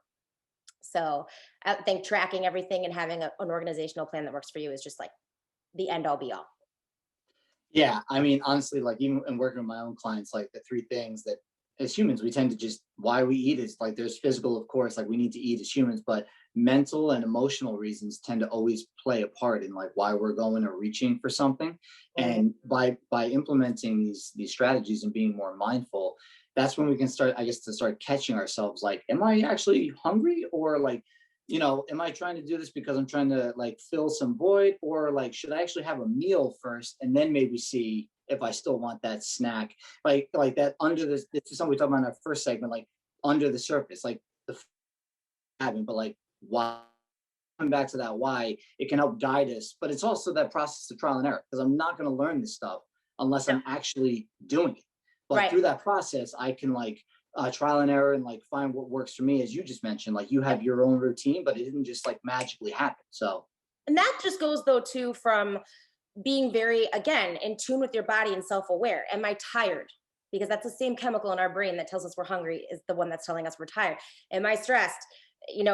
What are the things that have happened today? Did I go through a breakup or whatever it is? It is those, that's also going to help you mentally and emotionally be more well. So it's a win for all of us. But then I will say this too, in those moments, that's when it's important to where when we are giving in to either, if you can't control things for a while until you learn this, out of sight, out of mind, try to keep things away from you. And it could be as simple as having it in your house because you have kids, but keeping it on the top shelf where you need to get a step ladder. So in order to get that chocolate, you got to make a lot of effort to get it. And so it's kind of like that those mental games again, where like, if I'm going to eat something, I love to eat edamame, but I don't get it. I get it in the shell. So I physically eat slower. So I'm, fuller, faster, that connection happens sooner. So I don't overeat it. But it is definitely to where we do get our blood sugar up and we want to rush and we don't want to prepare anything. So having a plan B, C, and D is always key. Like chopped vegetables. I always have chopped vegetables because I know they're going to fill me up, and I'll have that as a go-to fresh snack instead of going in a pantry and getting a dry food snack that inherently is not going to be as good for me. Might taste better sometimes. yeah. But yeah, Absolutely. always having the backup. The physical environment definitely plays such a big part. Like, you were kind of touching on, if I'm walking by the kitchen table and there's like a cookie jar, it's just going to be that much easier to grab it. And I know it's so simple, but again, these are compounding effects. It's like when I'm doing this every single day, and like now it's just routine where I'm mindlessly doing it, it's that much harder to get out of it. So by swapping out that with like a bowl of apples, maybe, right? That's something that, hey, just changing the environment, I can like now enforce or reinforce like a positive behavior. Which is also something you should be doing for your kids anyway. I think like I get rid of mom guilt when I'm prioritizing things because I actually include my daughter and stuff. So we do nutrition education with chalkboard placemats when we're eating. She wants to help me cook now because she's old enough to kind of do some of the tasks. But when I say when I talk to clients, it's funny because they'll say, just eat like you're pregnant because you're supposed to eat really natural and not a lot of processed stuff. But when I say, when you're a mom, I say, do you put stuff on the lower shelves for your kids? You don't want them going into the sugar stash. Make it hard for all of you to get it. So you don't want chocolate sitting out in a bowl because, I mean, your kids are gonna go for that. My dogs would go for it. So yes, apples for sure. But also just, modifying behavior. Food doesn't need to be out. A produce bowl that looks pretty in my kitchen is great. It reminds me of the beauty of all different colors of fresh produce. I think that's wonderful, especially as education for your kid. If they're younger, they don't have a lot of nutrition education at school right now. So it's a good thing to say, hey, this is a grapefruit. Do you know what citrus is? And we even throw in Spanish. I mean, you could put in everything, colors, numbers, Spanish, everything with food. But it's a great lesson. But, treat yourself like you're your kid and make things less available and teach them the beauty of, for her and I, instead of buying pre-packaged a lot of stuff, I'll say, hey, let's just make stuff ourselves for the week. Like, what are our snacks going to be for the week? And we'll make our own yogurt parfaits instead of having all the blended fruit and sugar, and we'll do our own stuff together. So not only am I meal prepping, but I'm teaching her and we're doing it together. So I think that's kind of key. Absolutely. I know this is kind of probably hard for a mom to do because you love your kid more than you love yourself, but that's the whole reason you are prioritizing healthy choices for your kid. So it's like by loving yourself and turning that love back on yourself, like you said, just kind of doing that for yourself, that's super important. So yeah. People need to realize too, though, because I do get this a lot as a nutritionist, and trained chef. People are like, well, it's so easy for you. Oh no, guys, please don't ever do that. It's kind of like looking at everybody else and assuming their struggle. That is so not true. And so I have weeks where it's the quick fixes. I save grocery orders with the recipes on my Instacart or Prime, Amazon Prime, where if I know I'm gonna have a busy week, I can go in and just reorder that cart. It's a click of one button. And then I know what I'm already doing that week. It's set. I still have to make time to cook, but I cut out that hour of grocery shopping and that hour of planning. But I fail all the time. I mean, it's just the way. You just got to pick yourself up by your bootstraps and make tomorrow a better day. Yeah, it's like the landscaper who has the ugliest yard. Totally. It's like sometimes it's super hard to do what you're doing for your clients for yourself. But again, it comes back down to being intentional, putting you first, so that way you can tend to the needs of others. But Ashley, honestly, this was so great. Before we part ways, yes. As a way to provide that opportunity for people to connect with you now beyond the summit, my co-host will put the link in the chat for your gift, but you're offering this 30-day challenge. Well, let's just end with that and kind of just briefly tell us what's included with that. Yeah, so I recently developed this app where it sets every month there's a challenge. And so they're generally about 30 days. And what you do is you sync it up with your fitness tracker, and there will be set intentions for the month. You're competing against other people, which is kind of fun. But you also get to you can keep it private, compete against yourself, but it sends you push notifications for tips, workouts of the day. It links to workout videos of my own and my one of my business partners, who's an amazing trainer, and recipes. It has everything, but at your fingertips. And then for those 30 days, it also gives you access to the chat function, which is direct to me. So it's very awesome. It's super easy to use. And that link is to register. The registration will open on April 2nd. Because the challenge, we're going to give you a little time to, get ready, get your bearings set, and we're starting a new fresh 30-day on the 5th of April. Perfect. Honestly, Ashley, thank you so much for making time and being here with us and offering this value. I'm sure people are going to walk away with something tangible, and hopefully some of them sign up with your challenge. Thank you so much. I hope so. Thank you guys so much. And if anybody has questions, go to Instagram at Living with Ashley, and you can DM me anything. Just say that you were on this, and I'm happy to answer anything today. Perfect. Thank you, Ashley. Thank you. Take care. Bye, guys. All right. Feel free to use the chat feature or just raise your hands. My co-host will select you. We'll do that for at least 15 minutes or so. And then we'll part ways until 12 when we resume. So chat is now open to any questions that you guys may have.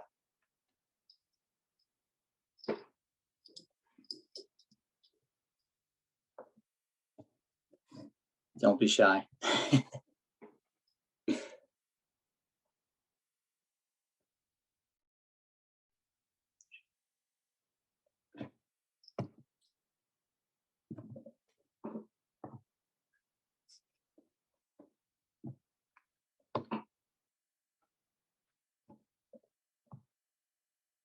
All right. I mean, if we don't have any questions, we got one in the chat here. Michael. You work with some of these.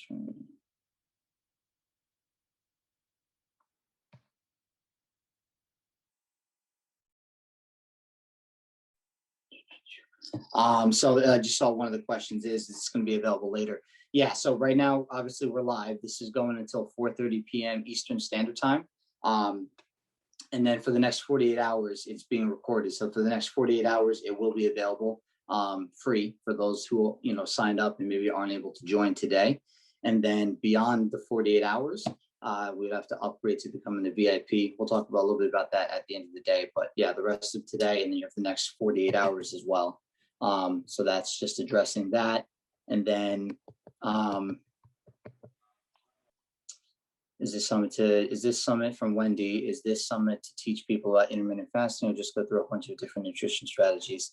Yeah, Wendy. So it's not necessarily about any one particular, like intermittent fasting is like a diet technique or strategy. And of course, just like anything else, if you practice it, it does work. But this is focusing more so on sustainability, implementing tips and strategies that you can actually do and maintain over your life. A lot of times, it's just been my experience, people who have intermittent fasted, people that I've worked with, they tried intermittent fasting, they've gotten results, but they don't eat like that for the rest of their life. So it's this continuous back and forth.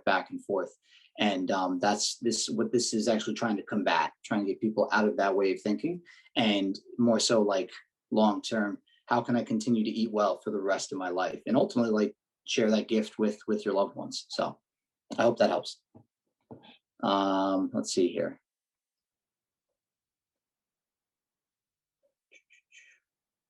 Seeing if I can see any other questions here.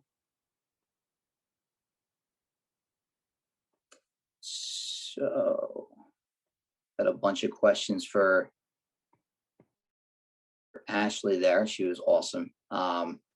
Mike's obviously asking a bunch of questions. Love you, Mike. I'm just seeing here. Any other questions? You can feel free, like I said, raise your hand in the chat feature, or you can just post them in the chat. I'm looking through the chat right now myself. But yeah, again, for those of you that are here now, feel free, like I said, you have the flexibility to come and go as you please. Of course, we want you here. And like right now, we have this 30-minute window where it's all about you. So if you do have any questions, I encourage you to put them in the chat or raise your hand. And we'll try and answer as much as we can. We'll take this to, like I said, about quarter after, so about another 10 minutes or so, or quarter of, excuse me, but another 10 minutes. And then we'll part ways until 12 p.m., which is when we'll be coming on, and definitely a big one. So can you tell me a bit about your backgrounds? Yes, of course, I would love to, Wendy. So I'm a nutrition and fitness coach for the last 2 years of my life. I started off when I was in graduate school as a part-time trainer. And when I made the decision to move forward this as a career, I started working for Equinox, which is a fitness company. And I started with them as a full-time personal trainer in Midtown Manhattan. And I was with them for about 1.5 years. And then I went into management with them, became the fitness manager at one of their other clubs. I'm certified through Precision Nutrition, which is a leading nutrition coaching organization in North America based out of Canada. I didn't return to Equinox, and I run my own business, Fisher Fitness and Nutrition, offering nutrition coaching one-on-one and group training. And it's just happened to work out this way with group training specifically, that the demographic has primarily been working mothers. And so in dealing or hearing with the struggles that they face, that's what prompted this summit, and to kind of put this out there, to share this information, because I'm sure obviously if the people I've worked with have asked these questions, I know other people have these same questions as well. So let's see here. Sharna put, you started in Dutchess County. Yes, I started in Dutchess County, Sharna, and then after a few years I went down to the city there. What was the nutrition program you took again? So I'm certified, like I said, through Precision Nutrition. In many words, they're, like I said, a leading nutrition coaching organization. That I just gotta be clear, I'm not a registered dietitian. I am a nutrition coach. I primarily work with teaching and helping people to become accountable. And we view nutrition as a skill. So you learn to practice these skills to make them automatic, so that it's not so much like, oh, I have to diet. You just know how to eat. And then by knowing how to eat and making a routine, you don't have to worry about yo-yoing back and forth the rest of your life. You can just move forward and continue to progress. So awesome. So you're starting there. I tend to feel, this is from Martha, I tend to feel overwhelmed by the sheer amount of organization that it takes, even for just myself. Any ideas for streamlining? So Mike actually mentioned this book in the chat a little bit earlier. It's called Atomic Habits, and it's really just about creating habits. So it doesn't matter what aspects of your life. It could be nutrition, it could be working out, wherever you want to apply it. But yes, thank you, Mike. James Clear is the author. One of the biggest things, one of the main things he touches on in that book, though, is something called the 1% rule. And it is not sexy at all. And it's not like this magic pill. But what it means is if I try and be 1% better today, that means, all right, that's not that up 1% each day over the course of a year. That's 365% increase. So applaud the wins, like some of our speakers have shared to this point. When you do something well, don't think, oh, well, I still have so much to go. Just say, wow, I just did this really well, and continue to do that. As long as you're focusing on the next right thing and you're doing it, and eventually, like I said, it becomes a routine, time is your best friend. The constant stopping and going, quitting and restarting. We talk about habit change, like quitting in itself is a habit. The more we quit things, the more quitting becomes a habit. So next time when we're faced with a choice to continue or to quit with something, it becomes that much easier to quit. So it just comes down to just reminding yourself of your why, like the actions that you're taking, like they are what they are. Like working out is working out. But why am I working out? Why is that important? That's why I'm working out. Sometimes that can help you push through that resistance and continue to move and continue in your workout instead of stopping, right? Because the working out is just the surface level. But when you make certain practices that are going to serve you, right, not harm you, but serve your why and help you to move forward, and they become routine and automatic, that's where we talk about sustainability. These are things now that they're going to build on themselves. But the hardest thing is just not small. I know it's, again, not like overwhelmed, like it's not really, oh, that's the magic pill I was looking for, but start small. What is something you can do today that is very realistic and practical for you to do? And start there and do it. And just keep doing it until it's not even a thought anymore. Then move on to your next step. And we'll get more like into this as the day goes on and everything as well. So great question though. Okay, boom. And then Can't Hurt Me by David Goggins is a great book, and for the suggestion, Mike's got all the books that can definitely be used as resources.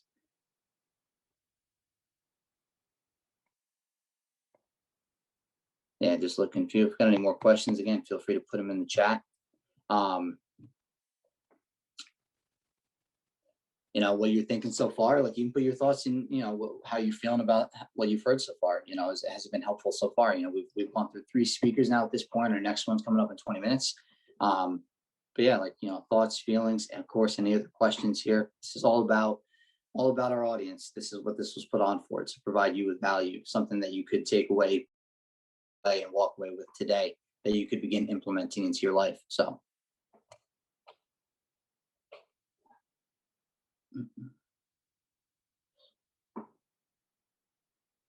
Mike just put in the chat, does anybody have an aha moment that they would like to share? I do.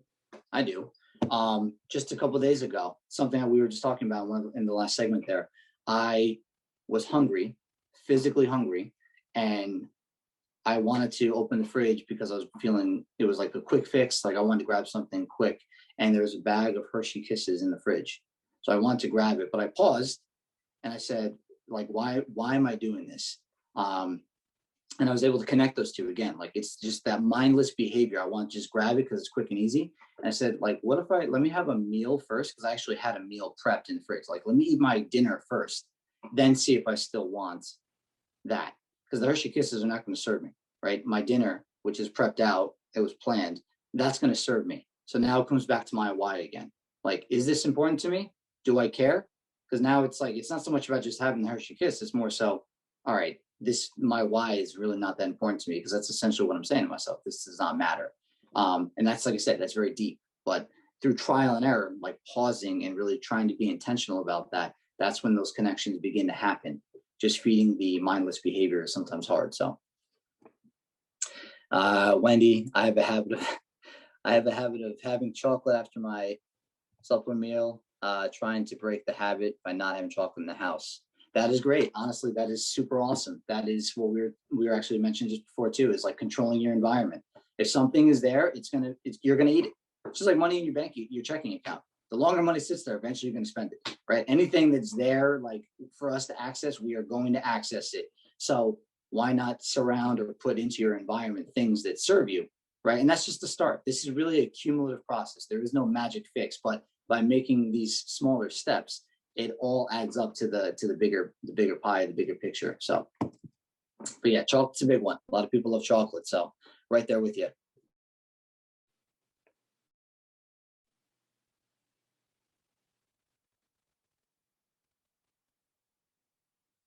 Mike says, make habits you want to break harder. Mike goes, that's great insight as well. Cool.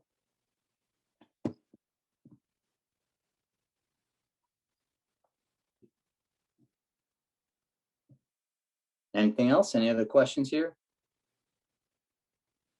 Again, chat is open.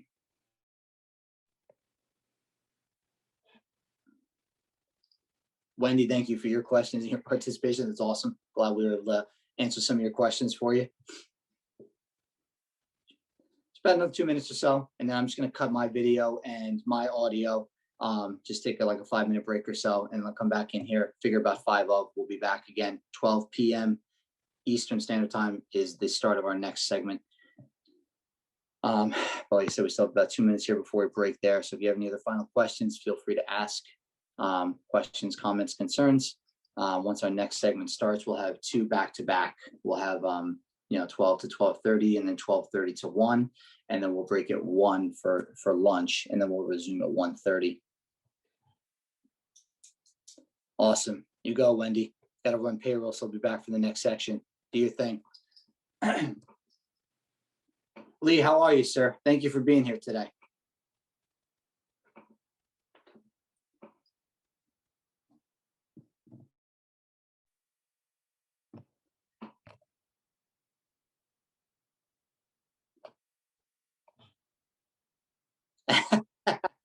Like the next Q&A section, I will threaten to sing if we do not have any questions.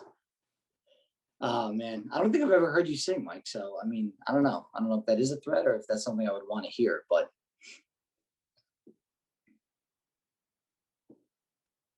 there's a reason.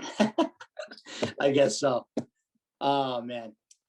All right, ladies and gentlemen, feel free. I'm going to keep my my account going here. I'm going to stay logged on. I'm just going to cut my video and my audio. We'll be back in about 10 minutes or so. Feel free to take like a bathroom break if you need to. Again, 12 p.m. Eastern Standard Time. Our next section will begin. And then we're going straight through from 12 to 1. We'll have 2 speakers back to back. All right. Thank you again so much for being here live. If you have to cut out, this is all you can see. This will be made available for the next 48 hours, all the interviews in their entirety. So feel free to go. Like you'll still have access at least for the next 48 hours. If you can be here live, I encourage you to be here live. That'll kind of make the audience experience a little bit more exciting too. So, all right, we will see you shortly. Thank you so much. Next speaker, and it's an honor and privilege to introduce him, world-renowned physician, scientist, and New York Times bestselling author of Eat to Beat the Disease, the new science of how your body can heal itself. The man's got a bio that's probably longer than my senior thesis. Please help me welcome Dr. William Li.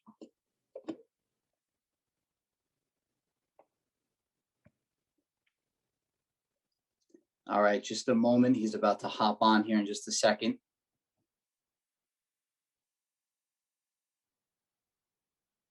That means he missed his intro. No, that stinks.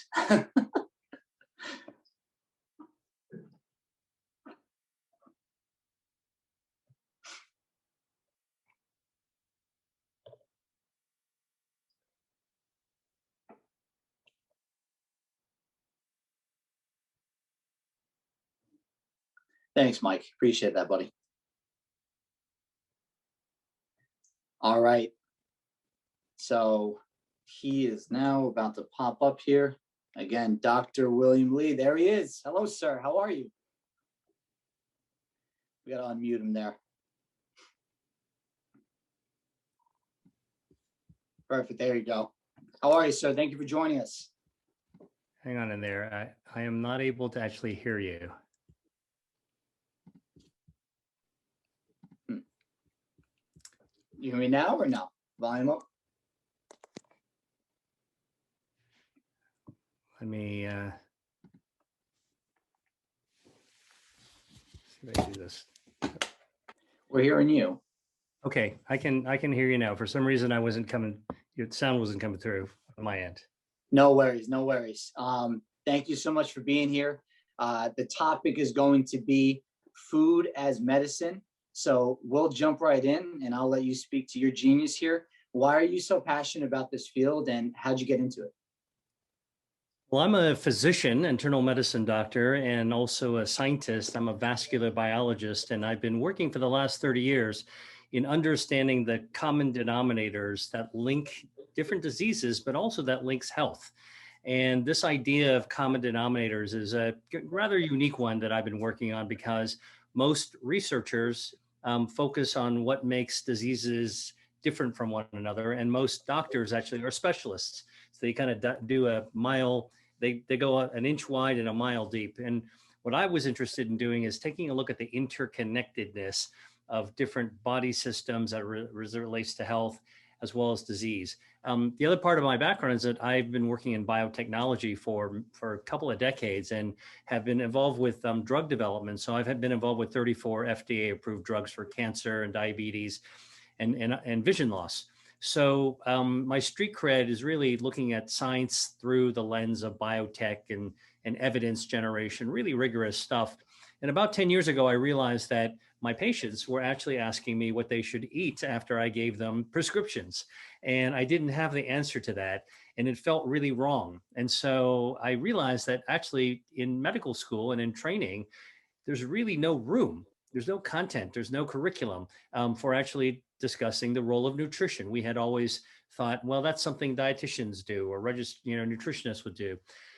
So I realized that there was this huge opportunity for me to take my knowledge of the human body as a doctor, my research background, my street cred in terms of drug development, that what if we actually, instead of looking at a chemical compound that might treat cancer, what if we actually called in a pizza or a salad and had it delivered in? Can we figure out how to actually break apart the elements of food and study them using the same scientific principles as we develop drugs? So food as medicine to me is more than a slogan. It's actually what I study. Yeah, that's incredible. It's just like preventative medicine, like taking care of ourselves before we need to actually get some type of prescription or maybe some type of procedure done. So in that, I guess that idea of just keeping things simple, what is your best advice as far as like simplifying eating? Yeah, it's a great question because I think that we spend a lot of time making things complicated, and trends, kind of cause what everybody describes as whiplash. One thing, there's a superfood this way, the next week it's really bad and you got to go this way, and everybody's confused. By the way, I'm also confused when I read that kind of stuff. The great thing about science, as Neil deGrasse Tyson says, is that it doesn't matter what you believe, it's still true. And so what I actually do is I follow the science, and the science tells us some pretty simple things. And so maybe this is a simple ways of thinking about it, that our body was designed to eat a lot of things. We are not sort of monotheistic in terms of what our bodies are designed to eat. We're not designed to only drink celery juice. We are not only designed to have acai berries. We're designed to have a lot of different things, and we're omnivores, okay? And actually that holds true for what we discovered in my work, is that our body has 5 health defense systems: our circulation, our ability to regenerate from the inside out, our gut microbiome for a healthy gut, healthy bacteria, our DNA, and our immunity. That simple foods that are diverse can activate all of those body's health defenses. Most of them are plant-based, whole foods, mostly plant-based, fruits, vegetables, legumes, nuts, also seafood, the right kinds of seafood. You don't want to avoid those heavy metals and the big ones, so keep it simple, lower in the food chain.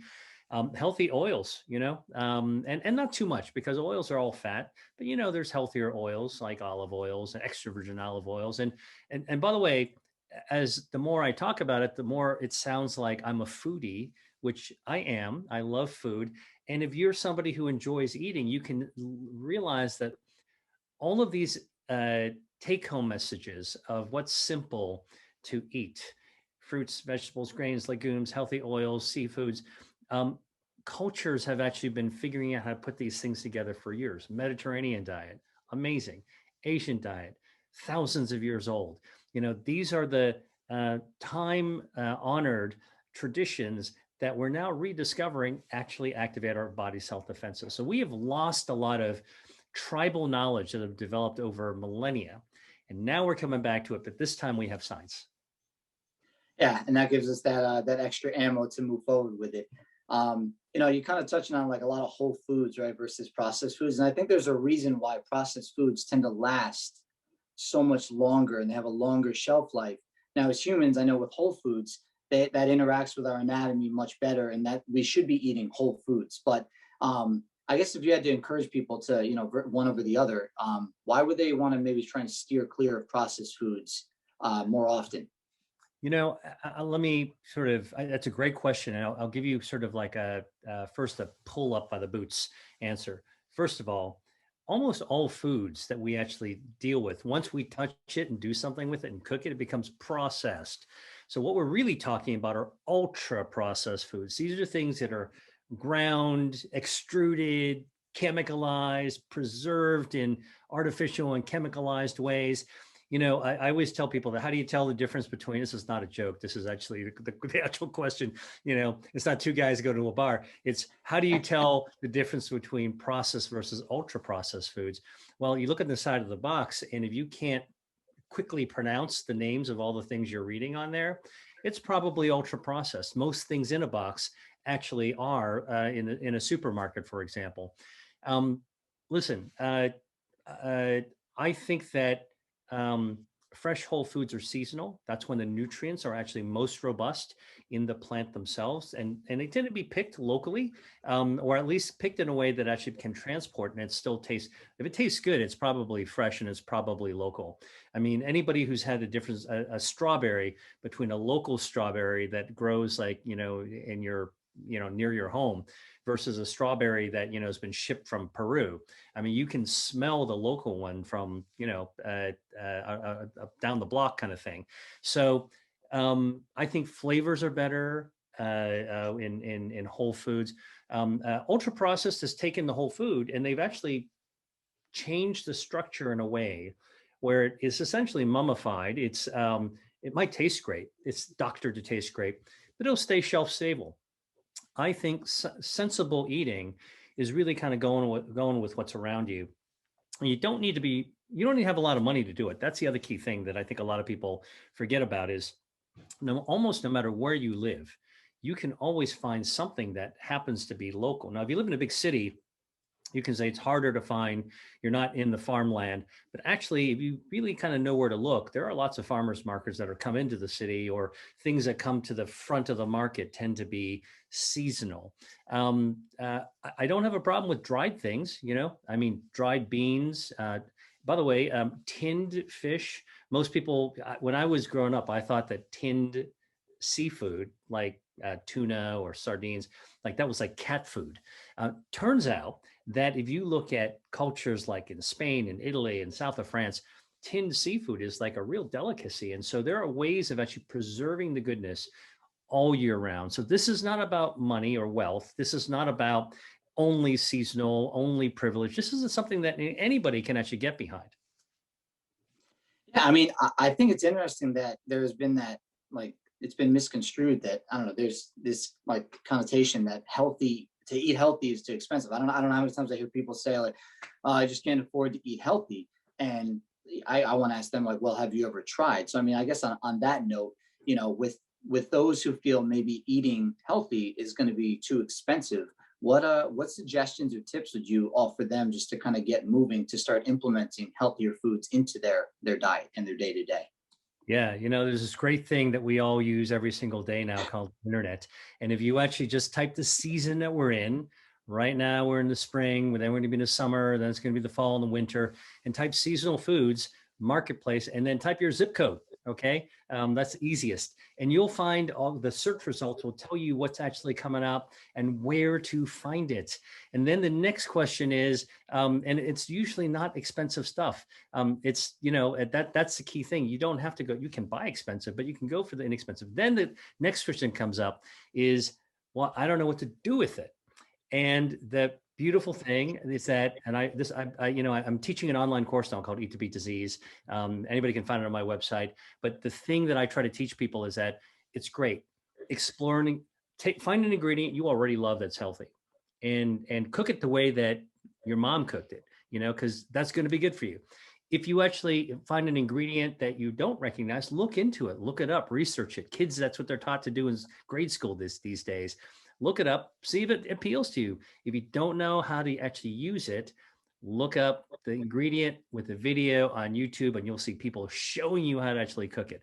So really, the barriers have come down in terms of being able to get this knowledge, find the foods, figure out what to do with it. This is something that really anybody can do, and it's not difficult. It's not expensive. It's just common sense. Yeah, definitely. Coming back to like our primal nature, as you kind of touched on, like there were no grocery stores, like we didn't have the option to buy certain foods. Like we ate what was out in nature and animals, and like this is what our body interacts with the best. Now to that point, I feel like some people, they can have a healthy meal from time to time, but I think the more important thing is making eating sustainable so that we can maintain it like long. A lot of times I hear people say, oh, well, I look like that when I was that age. And I feel like a lot of times it's not so much the number that represents how old we are. It's how well we take care of ourselves. And I think starting with what we're eating, especially, like I said, long term, will help us age better. So I don't know, what would you say to people to make it a little bit more consistent and sustainable practice to eating healthy? Yeah, listen, I'm somebody that has always had a problem with trend diets or fads. They tend to be interesting, but they tend to be kind of extreme, and you got to remember a lot of things about them. And what I tell people is that when it comes to food and health, it's pretty simple. It's not just about the food, it's about how your body responds to what you put inside it. So understand yourself first. There's a truth to how we actually work. And then there's a lot of different kinds of foods. So, I wrote this book, Eat to Beat Disease, that actually have a ton, more than 200 foods that are actually been shown by science to be healthy. Pick and choose any of the ones that you actually love. And you'll actually be doing yourself a favor. Going for the trend tends to be unsustainable. And the other part about healthy eating is I believe we should lean into the foods that we love. We should love our food. It should actually, food is intimate. It connects us to our childhood, what we remember smelling when we're growing up, our families, present day, our communities, and our culture. So it doesn't matter what culture you come from, what you do for a living. All of us come from somewhere and are connected to something. So what I always encourage people to do when I talk to them one-on-one is, try to think way back to like, when you think about food, something that is meaningful to you, what reminds you of your childhood? What causes your mouth to water? Some people say it's chocolate cookies, or, they can always remember apple pie bacon. Those are the types of things we need to get back in touch with, rather than try to remember the kind of the extreme things that get presented. Absolutely. I know that a lot of times we view nutrition as it's physical, something we just need to eat as a human to live. But you touch on such a great point that cultures, like different cultures, eat different foods. And where I find like a problem lies is that with these diets, with these fad diets, is deprivation. We decide to like stop eating certain foods, as you mentioned, that we enjoy, and we feel deprived. And then ultimately it's like this thing that we're now doing, or this diet that we're following, that's not sustainable, we don't enjoy, right? We ultimately put that on the side, and then we splurge even harder going back into our old ways. So I guess, how could you help somebody find like a happy medium, like not doing away with the things they love, but being able to begin eating healthier and not, working in these extremes? Yeah, so this comes back to the fact that our bodies are hardwired with defense systems that prevent disease. They keep us healthy. So we're healthy not because we're just not sick. That's a negative thing. We're healthy because our body is working hard to keep us healthy, repelling disease. Now, you don't have to be a doctor or a scientist to understand all the systems. You just need to trust your body's hardwired this way. Now, We feed our body the things that actually focus on feeding, the things that actually activate our health defenses. That's what my work is on. How do you eat to beat disease? And once you lean into your food that activates your health defenses, you can then, if your defenses are strong, you can afford to cheat a little bit, or it's not even cheating. It's just like, we're humans. We encounter things every day in our lives that some of it's not that great for us.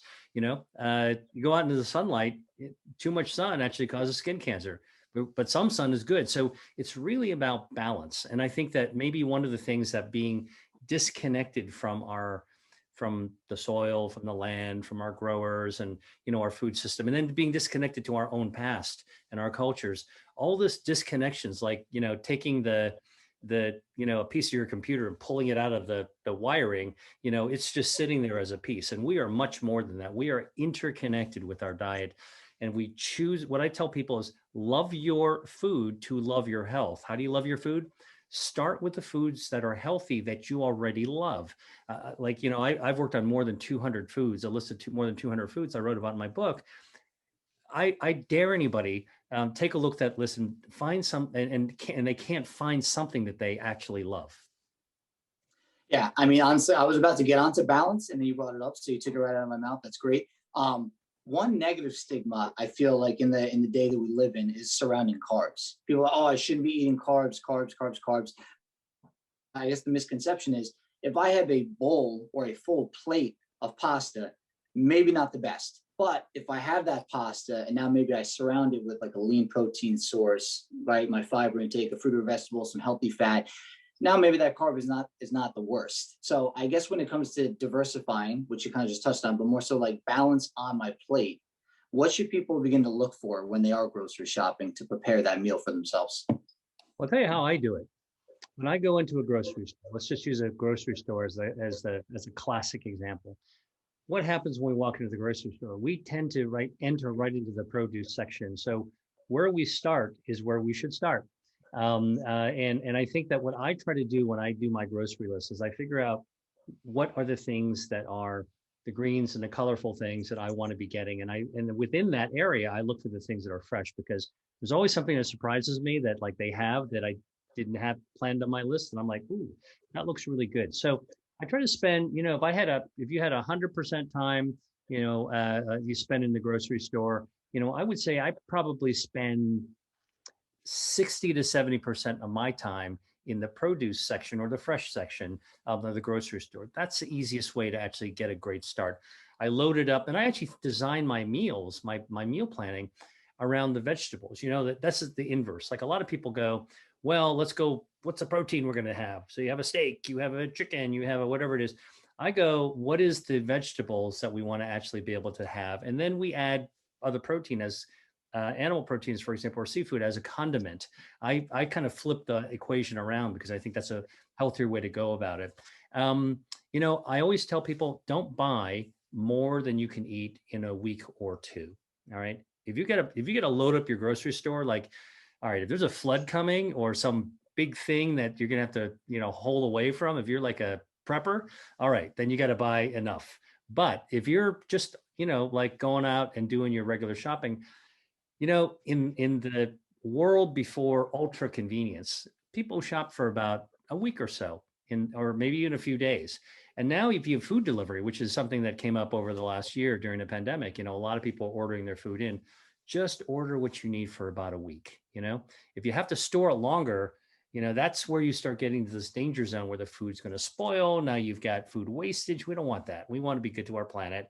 Or then you're tempted to like, well, what can I buy that's going to last for a long time? And that's where you start going for the ultra processed stuff, right? So again, I think that, what to focus on, how long you spend in that area of focus, and then how long you buy it for, can all make a big difference. I'll just add one more thing about shopping in the grocery store that's a little bit of a myth. For years, people have been talking, shop the perimeter of the grocery store, avoid the middle aisles. Life is never that simple. The God is in the details. And what I tell people is that there's a lot of good stuff in the middle aisles, things that are healthy for you: beans, olive oil, tinned fish, whole grains, nuts. A lot of those things are actually, and even condiments, like, they're all found in the middle aisles. But what you need to be able to do is not be scared that you're going to be marketed and lose control over things. You need to just sort of like focus your attention on the things that you need to get done. It's kind of like homework. You know, you go, when you actually go into the grocery store, it's kind of like, what's my homework today? You're not going to get distracted. You're going to go in there and pick up your things. During the pandemic, I think most people got really good at making, making each trip to the grocery store kind of a SWAT mission. You go out there, you come in and you leave with, rescue the hostages, which are your groceries, and you bring them back home. That's what I think, we're going to keep that with us, because we learn some good things, and that's to be really focused in with our shopping. So something I want to touch on too is being efficient at the grocery store, and going into it with a plan. Like, would you suggest that? I feel like going into a grocery store with no plan, no list, that's when maybe you can fall into some of those traps, right? The corner sections of the store, whatever may be on sale. So I guess just if you could speak on that a little bit, like what should the mindset be, or some of the best practices before I walk out the door to go to the grocery store? Yeah, I think some planning is good. Okay, because I mean, first of all, we're still living in a world where we don't want to spend too much time exposed out, where a virus might be. And so it's still good to actually be, and even later on, it's going to be still really good to be efficient. Number one. Number two, and so pre-planning, making a list, checking it twice. It's not just Christmas. You got to do this. You got to do it all year round. And I think that what we want to be able to do is sometimes, by the way, when I make a list, I find I put too much stuff on the list. I look at it, I'm like, this is the checking it twice part. I'm like, wait a minute, that's way too much for a week. So I start crossing things out. So I edit, this is sort of like editing your own work, put it down, a little prep. It doesn't, honestly, to do shopping prep, it takes me 10 minutes really. And so it's not a big investment of time to really think ahead of time.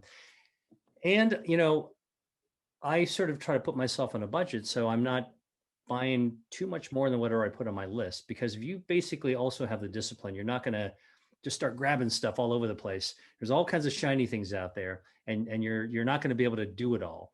So what I sort of say is that, like, this should be part of your pattern. Every week or every 2 weeks, you buy enough for just that period of time. Be really focused and thoughtful of what you're going to buy. Edit out. If you've got too much, edit it all out. We don't want to waste food. That's another important thing.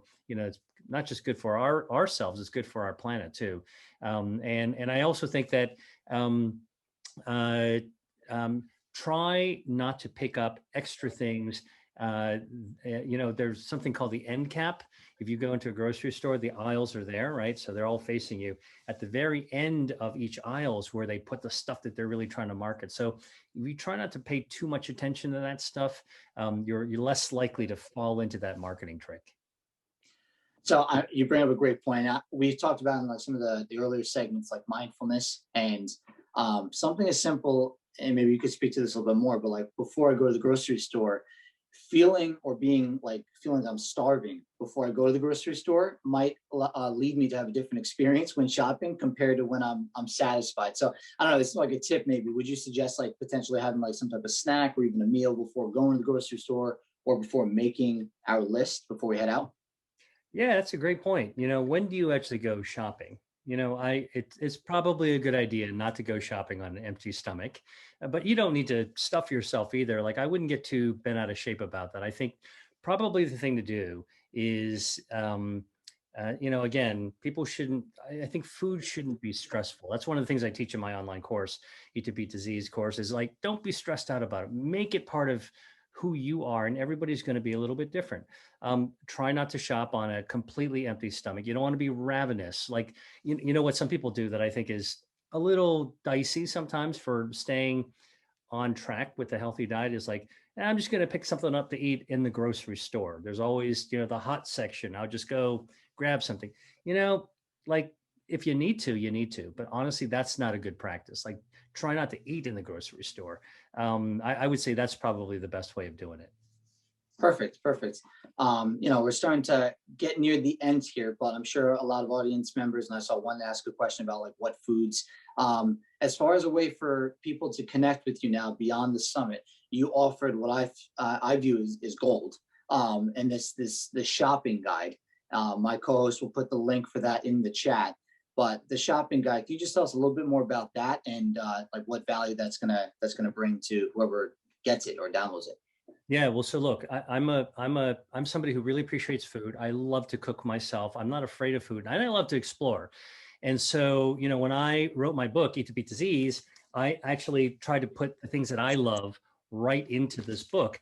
There's like 200 foods in here, and I can't um, tell you that how freeing it is to know that there's a lot of different foods out there. So I've created a shopping guide for people to download that can actually that basically peel off the things that I think that I love and I think that everyone else might also love, but there's a much bigger list as well. It's just a starter pack, let's put it this way.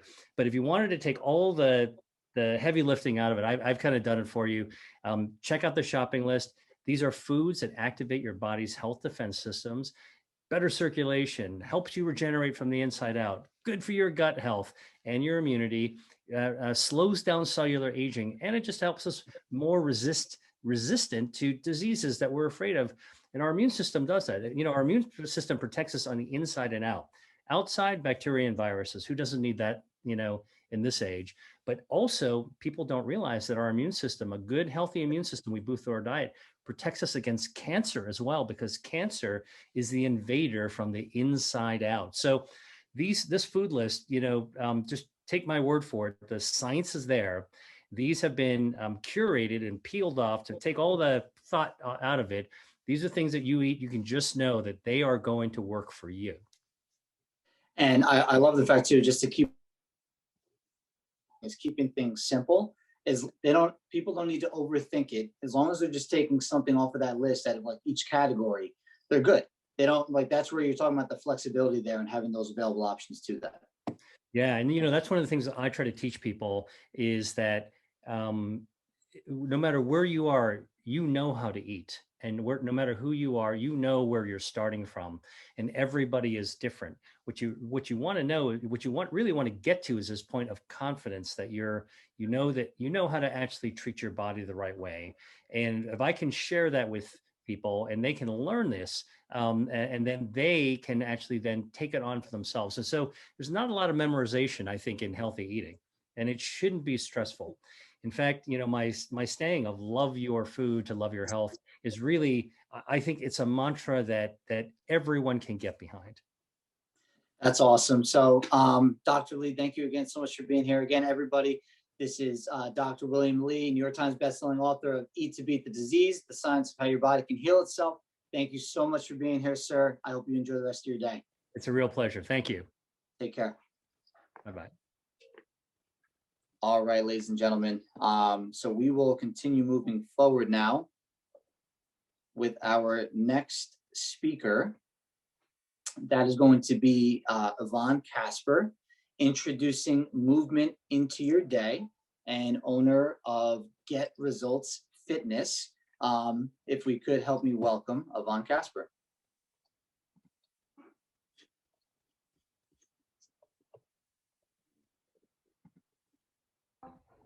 Oh, there we go. Hello. Hey, Yvonne. How are you? How are you? Thank you for having me today. I'm so excited to be here. Of course, we're happy to have you. It's been a great day so far, talking a lot of insightful stuff, helping people with their wellness. We'll jump right in, as we do have just a 30-minute segment. So with you specifically now, we're going to talk about helping people introduce more movement into their life. So especially with the pandemic, maybe some people are not comfortable with going back to the gym, and even in normal times, right? Maybe they just going to the gym could be intimidating. They're not comfortable doing so. They don't know where to start. So how would you suggest that somebody, and specifically a working mom, get started getting some movement into their life? Well, I mean, everyone is different. So to just tell you that you need to do a specific thing is really hard for me to just give you a candy-coated kind of blanket of what everyone should do. I try to meet people where they are. And if you have been walking a mile a day, then I would say if you want more movement, add to that. So basically, what I suggest for everybody is to just where they're starting and what their day is like and where they need the movement. Some people work from 9 in the morning to 5 at night and cannot leave their desk. only to go to the bathroom. So if they want more movement during those times, I always say, if you live in a 2-level house with 2 bathrooms, walk upstairs, right? So go to the upstairs bathroom if you need that extra movement. Or like yesterday, when a couple days ago, when I was on the phone with you, Don, to make more movement in my life, I took your phone call when I was walking, just to add that in. Or a couple days ago, I had to drop my son off to get his haircut. So I drove him and I did a 3-mile run and then I came back. So it's really where you are and how you could fit it in, because everybody doesn't have the time, especially working moms. And I feel like now with this pandemic, a lot of people are working from home, and employers are asking for more and more and more. So if you used to work 8 hours, now you might be working 12 hours. So I express a lot when people ask me, how can I do this? For one, you need to figure out why you want it and then write it down. Say, why do I really want to move so much more? What do I want to do with this? And then it's how am I going to get to it? And then just write it down. Like, I feel like once you write it down, you become like, it's an ownership thing. Like, okay, I wrote it down. I said I was going to do this. So, and then it's just small steps. Like, you're not going to run a marathon next week if you're starting to train today, right? So I always tell people, okay, so if this is what we really want to do, let's add to it. Every week we're going to do, walk 1 mile or take 10 steps. I'm on this step thing because I got a new watch and I'm like, well, like obsessed about it. So I'm I'm like, okay, I'm going to do 10,000 steps. I got all excited and I'm like, I can't do 10,000 steps. So that's a lot of moving around if I'm not running that day. So my husband caught me in the basement walking around the pool table. He's like, what are you doing? I'm like, I need 10,000 steps. So it's where you are. So some things are just unrealistic, and that's, basically how I'm going to answer that question.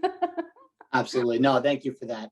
It's honestly, this has been the common theme today. It's just like you're finding your why, because the why is it's what is going to fuel the activity. Because when we start at the surface level, the activity, which is going for that walk or going for a run, going to the gym, if there's no substance behind that, it's going to make it hard for us to want to actually move forward. And, you talk about just movement throughout the day. If you look at our total daily energy expenditure, the amount across the day, one of the factors into that is NEAT, right? Non-intentional exercise activity. That's all the movement outside of the gym. So someone doesn't, if they want to start to get more movement into their life, they don't even need to be at the gym. So you were just talking about really in that category right there. So just getting movement as a human being is just so super important. Now, as far as just like, I guess, knowledge, right? If somebody, especially like a working mom, just doesn't have too much knowledge of a lot of different exercises, maybe that's what's keeping them out of the gym or even just starting to move, what would you suggest for them to help them to do something, 1 or 2 exercises just to get moving? What would you say to them? Well, I would say definitely hire a trainer. I know I hate to say that, but I do love to say that because it's really important. I mean, I could say squat 100 times. You know how many times people come to me at the beginning of this pandemic and said, I squatted 100 times and now I'm hurt. Or I did a jumping jack challenge and now I hurt myself. So there's a lot of great online trainers, such as yourself, Don. And I just feel like you need to make sure that you're moving correctly or you could hurt yourself. There's a lot of really great exercises out there. If you're brand new to exercise, then you really just need to learn the right way to do it. And then once you do, you can pick up those workout videos or do the online training with the group. But once you just need to know how to move, because a lot of people come to me and say, I can't run because I hurt my knees. Meanwhile, it was because of their movement pattern, or I can't squat because of my knees, or I can't do this because of this. And I believe everybody can do it. Everybody can move. It's just the way we were taught. Like, you're not going to, get into a car and drive your car without learning how to drive, right? Alone. Nobody will let that happen. I'm terrified when my 16-year-old's learning to drive right now. Martha, you're going to be there. Don't worry. Um, and like I wouldn't jump into a pool when I didn't know how to swim. So I just feel the same way about exercise. Because, my young kids are learning to exercise. One of them, 20, hurt his shoulder. I'm like, what are you doing? So I think it's super important that you know, basic moves like the squat, the deadlift is a big one that a lot of people do incorrectly. And I just, it's amazing how many people come to me and then like, oh my God, I feel no pain now. And that's what I want. I want you to enjoy it. If it's painful, it's uncomfortable, it's supposed to be challenging for sure, but not like painful and like defeating. And unfortunately, a lot of times, like, exercise gets a bad rap. And I want people to like enjoy it, like look forward to it and have that energy and feel progress, So that's really my one answer to that one. No, absolutely. There's a lot of gold in there. Yeah. Now you talked about just a little bit earlier, like starting where you're at. A lot of times, like whether it be like an online fitness class, something off of like an app where people are, they're encouraged to work out and like follow along. Somebody's starting where they're at now. Would you recommend them starting like loaded movements, like using weight if they have not really worked out or even like done any kind of resistance training before in their life, if it is what they're being instructed to do? Because they're talking about movement as like the foundation. Should somebody be loading movements before they know how to move? I don't recommend it at all. Whenever I start with a new person, I always have to go through an assessment, which is no weights, and see how they move. And then, once they progress to doing that squat perfectly, if they need movement, depending on what their goal is, maybe if it's more mobility, maybe there would be no weight involved in that. But yeah, so I mean, loading a weight, an exercise, if you're not, you didn't perfect the movement, would kind of not be a good idea at all. I don't think. Absolutely. Sometimes like if we're not assessing, we're guessing. It's like to start off with an assessment is almost like this needs to happen because you don't know where you're at. And then on top of that, it's like you have, we're talking about outcome goals earlier, but more so is the process goals, like what we need to do to achieve our outcome. But as a way just to kind of see how we are tracking, moving in, we need to know where we're starting to see if we're going to potentially move forward or if we're not moving forward. That way adjustments can be made. And then that comes back to something we talked about earlier too, is just trial and error. That's the only way to figure that out, to simply just stop all the time or to never actually try and take that action or get involved in something. You're not allowing yourself to go through that process of trial and error to figure out what works for you and to ultimately see, like I said, where you're at and then how far do I have to go to get to where I want to get. And then also devising some type of plan, which is honestly where like a coach does come into play. So I think it's super important, obviously, what it is that you do. Now talking about frequency, we're just talking about movement throughout the day on a weekly basis. How often should somebody aim to move? Every day. You asked that question that I asked you. What kind of questions? Every day. I mean, every day. I have a 94-year-old mother, and she has to move every day. It's just important. She's lived so well for so long because she's moved every day, lived in the city, walked everywhere, and everyone says, what was her secret? It was because she moved every day, up and down stairs, dragging us kids everywhere. I mean, so I think it's really critical now, with everything at our fingertips. I mean, you can order groceries. You don't never ever have to leave your house now. So it's just amazing. But it's gotten us in such a sedentary lifestyle that, a lot of us are suffering from this disease of not moving. So I would say, like start where you're at. So if you only moved, and I would say grab any phone has the tracker. See how many steps you're usually, make every day, and just say, okay, I'm going to add to that. I'm going to do 100 more and see how that feels, and see how you could fit it in, because everyone's life is really, really busy, but like taking a call, like for that walk, but every day, just a little bit. maybe some days, because I know a lot of people work Monday to Friday. I'm like, Saturday and Sunday, try to do a little more if you have extra time, or instead of having that drink on the couch with your husband, taking a walk instead, drinking water, and so just some way, because I know we have so many people to fit in our lives and so many things to do. And if you are a busy mom, go out there. Don't sit on the bench when the kids are, on the playground. Walk around, play with them, like walk, and you really get interactive. That way you feel like, okay, do a couple squats. So, I mean, it's really hard because I know we're exhausted. We want to just sit on the bench. But sometimes it's like, okay, if I move more, I have more energy. And that thought is really hard to wrap your head around if you've never felt it before. Some people really don't understand that if I move more, I'll have more energy. It seems just like getting off the couch. That doesn't seem possible. The more I move, the more I'm going to be tired, right? But it doesn't really work that way. And it's really amazing when it happens to somebody and they're like, oh my gosh, I have more energy. And I'm just like so happy because that is just like, it clicked.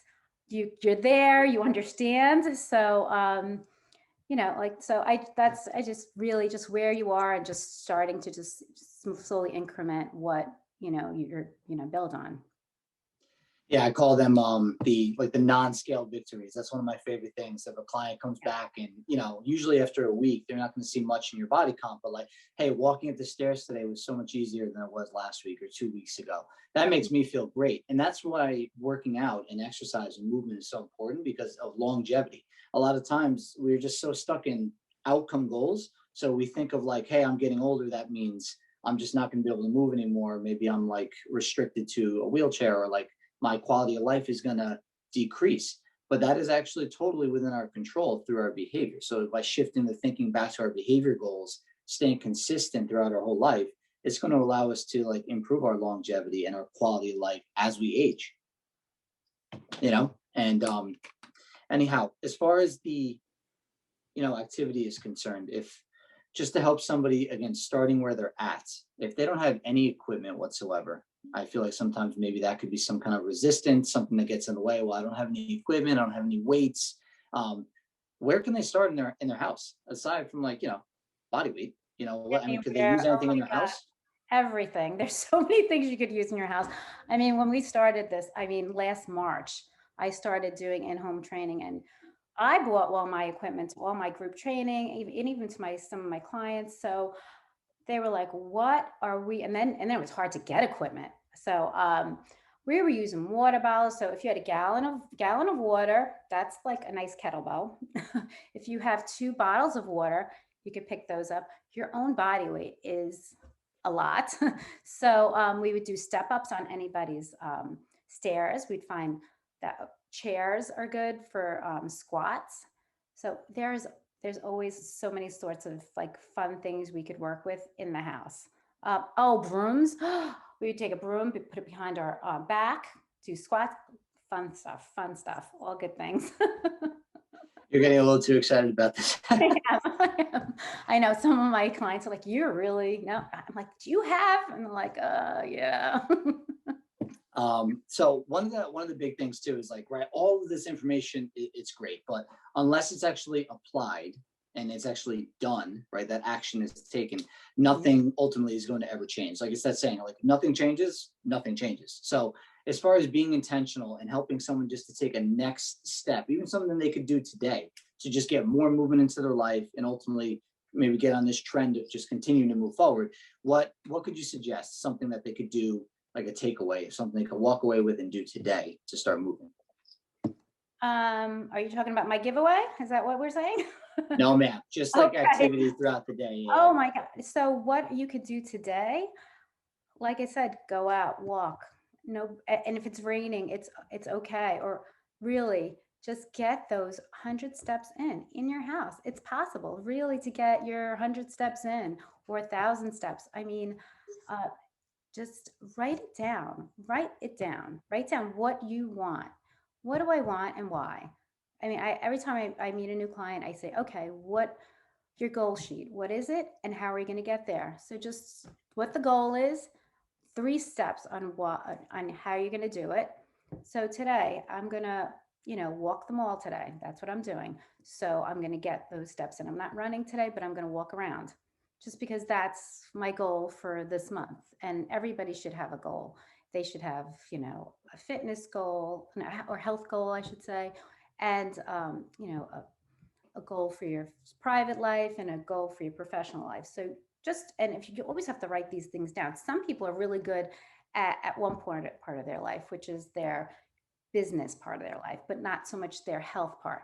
We're all really strong in one part because a lot of clients will come to me and go, "You're so great at this." Well, this is my business and is my health, but I'm sure you're really good. You're really great at your business. So I never want anybody to think we're judging as, trainers, but really just wherever you are, everybody's different. A lot of us compare each other and we don't have to do that. You just go, okay, I'm here. I'm going to just work on getting better. If it's not walking, it's squatting or standing when you're taking a call instead of sitting. So these are all active movements that we can make without, going to the gym or getting on a machine. I've never owned a fitness machine in my life. So you can do all like that cardio without a machine right in your very own home. I had that one guy over the pandemic that ran a marathon in his house in China. I was like, oh my God, I don't think I could do that. But yeah. So, I just would say write it down because then it makes it real and then you're accountable. Tell somebody. I'm big on telling somebody. Once I tell somebody I'm going to do something, I have to do it. And then you have that person, you have to say, oh, I didn't do it. I can't ever say that. Oh, I didn't do it. I ran out of time. Nobody wants to say that. And so that's just my tips on that. Yeah, that is so huge because, as much as we can be, we have to get ourselves out of where we're at and move. We can be our biggest enemy at times. And when there's nobody else holding us accountable, which is what I love what you say about having like an accountability buddy, it's going to be so much easier for us to say, no, I'm comfortable staying on the couch right now. I'm not going out to move. Whereas like if you have somebody check in on you, and again, this doesn't have to be a trainer or a coach. This could be just a friend. But if you have somebody check in, hey, how'd that walk go today? There's just a little bit more accountability there because honestly, like at its core, this is something we talked about a lot throughout the day so far as well, is that the below the surface stuff, like comfort in itself is a drug. We like to feel comfortable. So it's hard to like, if we're sitting on the couch chilling, it's hard to get up and move. Mhm. Extra layers in place. It makes things so much easier.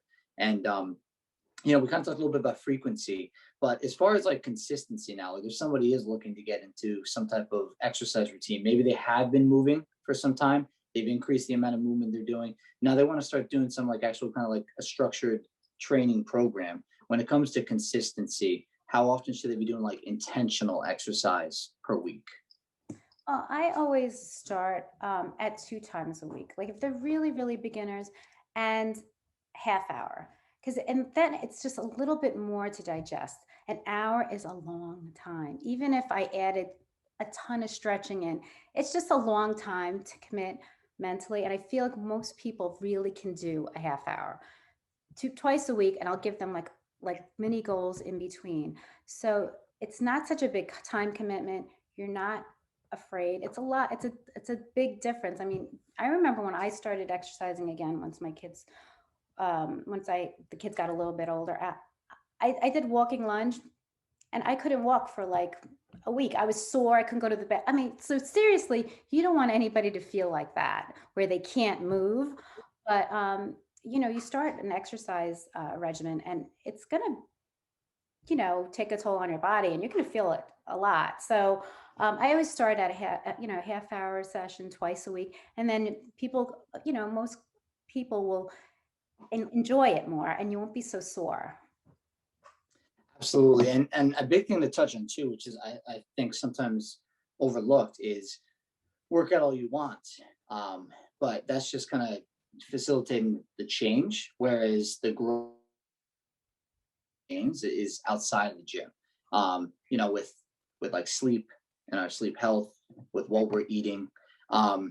As far as sleep is concerned, I don't know if you would have any kind of recommendations, but obviously we as humans, we sleep every day, but do you have any like specific recommendations like, hey, how many hours should I be aiming to get? And how to make that a little bit more intentional, like to wind down at night to give themselves that recovery so that they can actually move forward with their goals. Well, you know me, I think a little bit, because last night I was like, I go to bed at 9, I'm just letting you know. And I turn off my phone pretty much at 8. I mean, I really turn it off. My clients know, I'm like, you could text and call me all you want. That is off. So I just have a lot of sleep rules, and I sleep like a baby. So I have 5, I'll give you my top 5. Turn off electronics an hour before, an hour before. Have the same sleeping like time that you're going to bed every night, even on the weekends. Maybe I'll vary it 1 hour. Like my kids will make fun of me, Mom, you're up till 10. So yeah, so I go to bed pretty much from 9, the latest 11, and then I'll wake up naturally from at 5 to 6 or 7.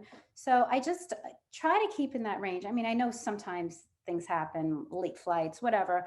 But most of the time, just stay on that, time frame. Try not to eat right before bed, an hour before the most, 2 hours, nothing too heavy.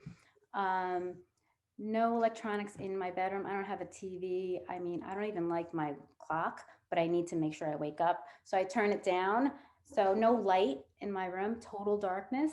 And it has to smell nice. So like nothing, like my bedroom is really calm. Like the walls are nice. And it's a very like calm room. Like there's nothing that's going to disturb me. I have my book that I read at night if I want, but really, I mean, it's really, really important. I think we overlook sleep a lot. People are like, oh, I don't sleep, but it's important. It's imperative at 50 years old for me to have that sleep, to rest and recover my body, my mind. It makes everything better. And I don't know why we have been so like lax about it. I do yoga. If I have a yoga instructor that we train at night, and she gives us all these really good restorative moves that really help with sleep. So that could also be something you could do to help your sleep. But any of my friends or colleagues know my sleep is super important to me. Sorry, I know, like don't think about calling me after 9. No, I was gonna say that was hilarious. I talked to you about like questions and stuff, and you're just like, I'm gonna be asleep at 9. So I was like, all right, I gotta get on this. But yeah, I just feel like the restorative powers like in sleep, it just can't be overlooked because again, putting working out aside, like intentional exercise, going to the gym, just going through our day-to-day activities, we need to give ourselves quality sleep. And like thinking and like peeling back our why, sometimes like that might be even the reason why we're not working out. Like we want to go to be active, whatever that may look like, and we're just sitting there and just like, I'm exhausted. And so by like connecting those two and being more intentional about that, that can help us to then ultimately start getting more rest, feeling more rested, and getting to the movement aspect. So all right, Yvonne, we're going to start, I guess, wrapping up here soon. Now we'll talk about your giveaway. Oh, okay. All right, so I know we're excited to share that. So but yeah, my co-host is going to put the link for your giveaway into the chat. Now the gift itself it's the Get Results YK Yvonne Casper Workout Club. So you just tell us a little bit about that and what people would receive if they're signing up. Yeah, so this ties into that half hour a day workout, and where you could do it anywhere and anytime. So during this pandemic, people's schedules got crazy, and they were all over the place. So I put together like these, it's library of exercises, and I put together the workouts. So you could find them on Facebook in this private group. So it's a Monday to Friday half hour workout. So Monday is lower body, Tuesday is core, Wednesday is upper body, Thursday is cardio, and Friday is a mix of everything. So they're half hour workouts. You kind of get in there, do it, and then you're done. And it's doable. Like people just love it because the workouts are posted the night before, and then you could do it wherever you want with very minimal like equipment. You don't even need equipment if you don't have it. So I just think it's a great start. I'm giving it to everyone who logs on for 1 week. But really, the cost of it's a $25 membership each month, and people are just loving it. And I love putting it together because I do it every day live with people that are in my group. So it's fun. So and every week is different, and I laugh because some days I'm like, why did I make this so hard? But there's tons of modifications. So if you're not doing a non-impactive way of working out, then sometimes I don't do those jumping jacks. I'll do a low impact version of it. So it's just for everybody, which I really, really love as well. Perfect. And like, I think the thing I love about it is very much like this summit. It provides somebody a next step. Like, even if it is just that week, it gives them the opportunity to try something out. Because again, if nothing changes, nothing changes, and it allows them to start moving forward. And at the very least, for that little bit of time, we'll have that guidance in place to make sure that things are being done and done safely. And who knows, maybe it takes. But Yvonne, thank you so much again for taking time out of your day. Everyone, again, this is Yvonne Casper, owner of Get Results. So thank you again. So much. Appreciate you being here today. And I'll leave you at that. Okay, take care. Thank you so much. Bye-bye, Yvonne. Take care. All right, everybody. So we are just before 1 o'clock right now. We are going to take a 30-minute lunch break. Again, I'm here on Eastern Standard Time. So when my second child turned around 4, I found my spare time was consumed with just cleaning and decluttering constantly. And I think it was really my way of feeling like I had some sort of control over my life amidst running around after 2 little kids. And I really needed to find a way to express my creative energy besides, running after them. And I was certain that I didn't want to return to the world of television. So I had no idea what I could do for, a flexible part-time really job so I could still, be a full-time mom. But I knew I wanted to do something that I loved. So to, figure out what that was, I dove into that book, What Color Is Your Parachute? Have you heard of this book? no, I'm not familiar. Sorry. You're probably too young. So it's a book that's been around for a long time, and it's filled with like quizzes. It's like just a book of personality tests and what do you like and what do you not like. It helps you figure out what you don't want to do more so than like pinpointing exactly what you want to do. And everything kept coming back to organizing closets and organizing and decluttering. And so I figured out, well, maybe there's a job or a career that I can find where I could do that. Yeah, that's great, because like you painted a picture there again, like the working mom being stressed and like being cluttered or overwhelmed, whatever, however you want to put that into words. As far as like the benefit of hiring a professional organizer, it's that that could help somebody and like kind of come into their life in doing that. Yeah, definitely. Finding the right organizer can make especially moms, like anyone's life, so much easier, and just reduce a little bit of stress. And especially if someone is feeling overwhelmed by the state of their home, if there's piles of clutter, tons of clothes like crammed in the closet, in the drawers, if you can't park your car in your garage because it's filled with storage of things that you just can't let go of, then hiring an organizer is a really great first step to tackling that. Awesome. Yeah, honestly, when it comes to like stress, the more organized, again, this is just one facet, right? One part, but the more organized we are, that if it could potentially help us and not hurt us, why not? And I feel like that's where you can definitely come in and feel really what this is about and all the different things we're speaking about today. How could someone get started with decluttering the space that they're in?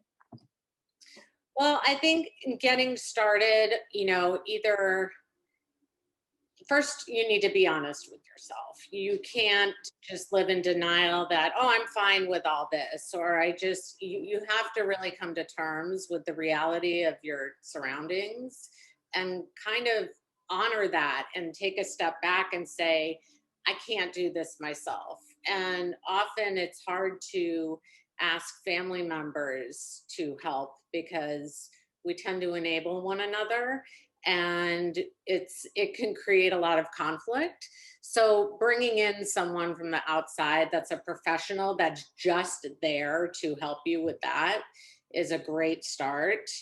And for people that, don't want to invest in a professional organizer, and honestly, there's organizers of all, price ranges, really depending on how long they've been doing it. A lot of my fellow organizers have like huge teams of employees. You can do virtual organizing. I work virtually with clients, so I could work with anyone over Zoom or FaceTime from anywhere in the world. And it's just, finding someone that you can connect to and that you feel comfortable enough with to trust in your home to help guide you through, getting started. For sure. And like this, you touch on obviously the virtual world. I'm sure people have their mixed feelings, but the one benefit is that it connects no matter where we're at on this planet, not even just the country, we can be connected, right? And these services are definitely available to us. You mentioned like outside of like hiring a professional organizer, what are some like simple tips that working moms could start implementing into their day-to-day to eliminate stress in their home or manage stress in their home? Yeah, well, I think it's so important to set up functional systems in each room. So I think going around and really identifying, especially now, a lot of us have kids home, like our kitchen table is now like school for our kids, or, your desk area may have turned into something completely different. So I think really going around to each room and identifying what the function of each room should be is key. So if you are, like I said, doing your 5-year-old or 6-year-old is doing school at the kitchen table, then you want to make sure that like that's the school zone. So everything that they need, their books, their supplies, paper, maybe a printer, a computer, everything should be in that zone. So I like to think of it as zones, basically. Go ahead. I wasn't sure, but you were still going. Go on. You're good. So when you speak about the different zones now, like, I don't know if like there's any kind of verbiage you have, like when you're walking through, whether it's in person or like virtually. But yeah, like, are there different ways to like really define like parts of the home, compared to others? Well, I think it's, just taking a look and acknowledging what we're doing in each room. So obviously in the bedroom, it's for rest. So you want to set up your bedroom or your kids' bedrooms as a place where they can really unwind. You want it to be like a calming area. Bathrooms obviously are for, specific bathroom kind of activities. Kitchens you want to set up for eating and cooking. And living room, is that where you entertain, where you play games, where you watch shows? Just kind of look around and see how each space functions and set it up accordingly. Like, don't have, so many people, especially moms with like young kids, there's toys everywhere, toys in every single room. And, that doesn't really set up even your kids for like a zone space. Like, we should all have little areas where we know what we're doing in that room. So if there's a playroom or, the living room is where you're hanging out with your kids, then maybe all the toys are in a basket in the living room or like in a corner. Just try to really separate spaces as they're used, instead of like putting everything all over the place. And then, it's the way you touched on, like, at least right now, but I'm sure even in normal times this is the case, but everything tends to blend, like one room blends into another room. Like for the living room, for example, if somebody wanted to start with their living room, the step one is, you kind of mentioned, is just like look like going through the space and kind of imagining the setup you want. Once it comes to like actually taking that next step though, to make it like put it into action, where would they want to go if they're not hiring a professional organizer, if they just want to like go out to the store themselves? Yeah, well, there's so many places, and I've been relying a lot on Amazon, especially when I'm working with clients, because of most people have Amazon Prime, and it's really easy to get things in like 2 days. Generally, is the turnaround, and they have everything. So you can get, if you have a lot of like small toys, you can get a big basket, like a big wicker basket, or some sort of a bin, or you can get a shelving unit where you can put smaller baskets and label each basket for like the different kinds of toys. So Amazon is great. Depending on where you live, there are stores like Home Goods and Marshalls, TJ Maxx. Those places have a lot of great organizing tools, like bins and things that are, less expensive. Target has a lot of great organizing supplies. The Container Store is, more like the cream of the crop. Crate and Barrel, Pottery Barn, all those places have like great solutions for organizing. On all of those sites, there's organizing, pull downs where you can find all kinds of solutions for each room and purpose. Awesome. Now I'm not sure if this is like a solo job when you're going through a home or not, or even if it's, like I said, like an audience member, someone they're looking to take these next steps. Would you recommend getting almost like an accountability system in place, like getting other family members or other friends involved in that process when going through and kind of figuring out the vision, and then ultimately like what the next steps are? Oh, for sure, for sure. If you have a friend that's willing to help, like I said, it's like the first step really is admitting that you need some help and some, guidance, and just the accountability, for sure. So, and creating your vision, like that's huge.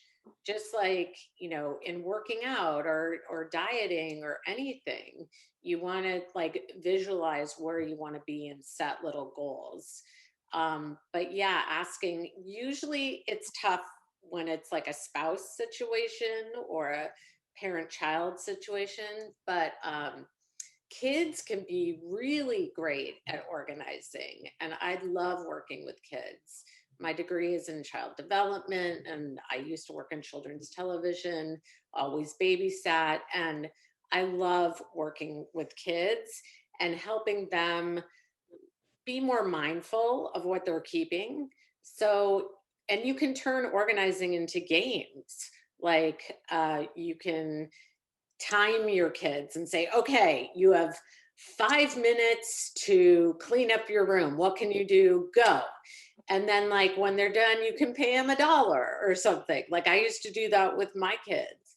And it's like whatever incentivizes them, motivates them. It's great to have them help. And of course, asking, just like having a workout buddy.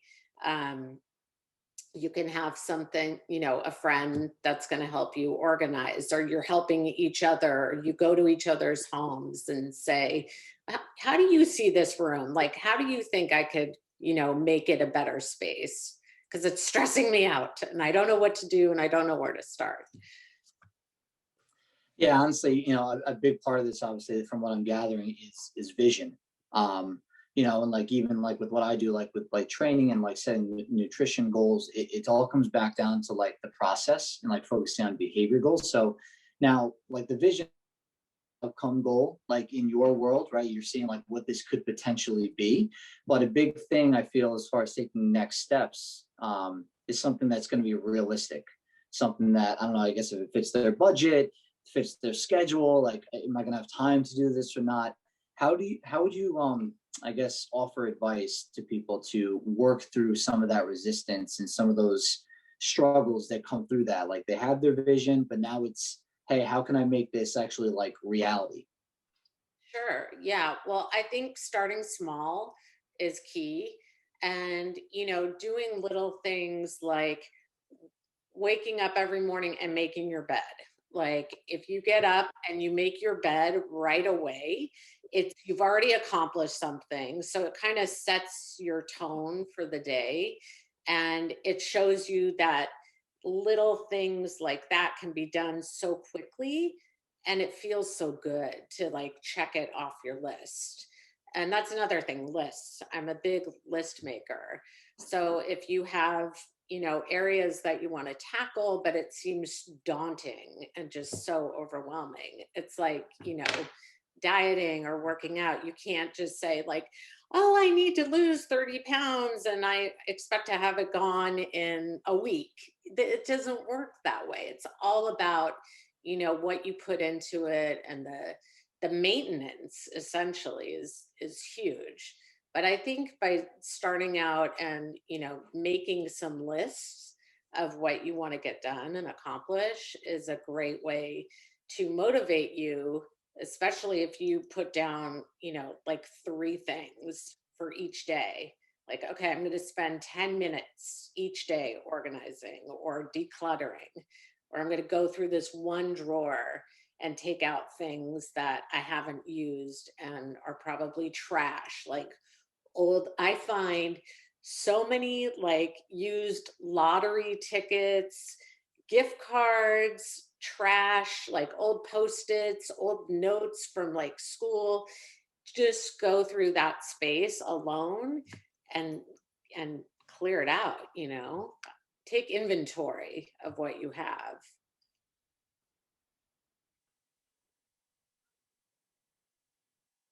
Take inventory. Yeah, I mean, honestly, that's great. So one thing I just want, I guess, is to ask here is with the comes to like the stick into this, one of the big things that we've touched on, our theme we've covered today, is somebody's why. So a lot of times when activity, I guess, is not going to be appealing to somebody, if it's simply just for the sake of doing it, they're gonna maybe not want to do that activity, right? So how can you help somebody, as far as their vision is concerned, I guess, discovering their why? Like, why am I looking to organize this space? Like, what is the benefit for me? Like, why am I doing this? Because I feel, I don't know, if they could tap into that, it could make the activity not doing this, and it'll kind of give them a little bit more encouragement to maybe to take those steps. Yeah, well, that's a great question. Well, I think it's really, it's a part of self-care. And if you're having, you can't like breathe in your own home, it's just like you've got to respect yourself enough to want to make a change.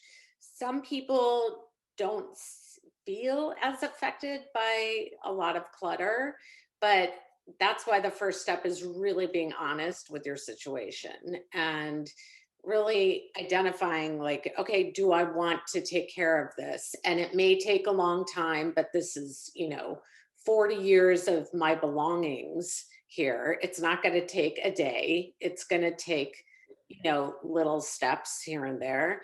So I think it's really like a question of self-respect, honestly. Do you want to feel better? Do you want to walk into your home and like be able to rest and unwind after a long day? Or do you want to walk into your home and see like tons of dirty dishes and clothes all over the place and crap all over the place, where you feel like instantly stressed, especially like in the garage, like for people that can't park their car in the garage, like that alone is stressful, just coming home and pulling into your driveway and knowing like, oh, my garage is packed filled with crap I don't use, and I can't park my expensive car in there and protect it. So it's a choice ultimately, No, absolutely. And, again, surface level stuff is, we walk in the door and you see clutter. It's more so the big thing you keep touching on is like, how does it make me feel? Like when the space is then cleared, organized, like how does it make me feel? So I guess, again, just connecting with that deeper level, like that why, is going to help to stay a little bit more consistent with the outside stuff, the actual just doing the cleaning and keeping things organized. Yeah, I think when you realize like our brain is directly affected by our surroundings. Like think about when you walk into, say you go to get a nice massage at a spa and you walk in and it's like there's no clutter. Everything's like very like soothing colors, maybe some like a water feature, not a lot of artwork. It's just like very zen.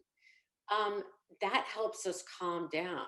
So I like to use that reference as like a goal, an ultimate goal. If you want to feel good and relaxed in your home, you want to move more towards that in your environment, as opposed to like walking into an old antique shop where there's like tons and tons of stuff like filled on every shelf and on the floors.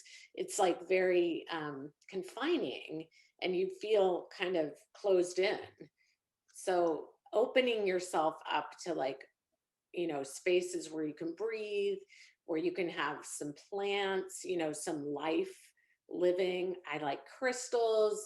I like to surround myself with really, like open, airy, living things. Absolutely. And I mean, honestly, you touched on such a great point. I feel like it's kind of being beat home right now, but just how the physical environment does dictate our well-being. And when I say well-being, I mean all of our well-being states, like our physical, mental, emotional, thinking below the surface stuff there. No, that's great. So next question here. What is your, I guess, say your top tip for our audience that they could implement right now to start this journey and start moving forward with decluttering their space and getting their home a little bit more organized?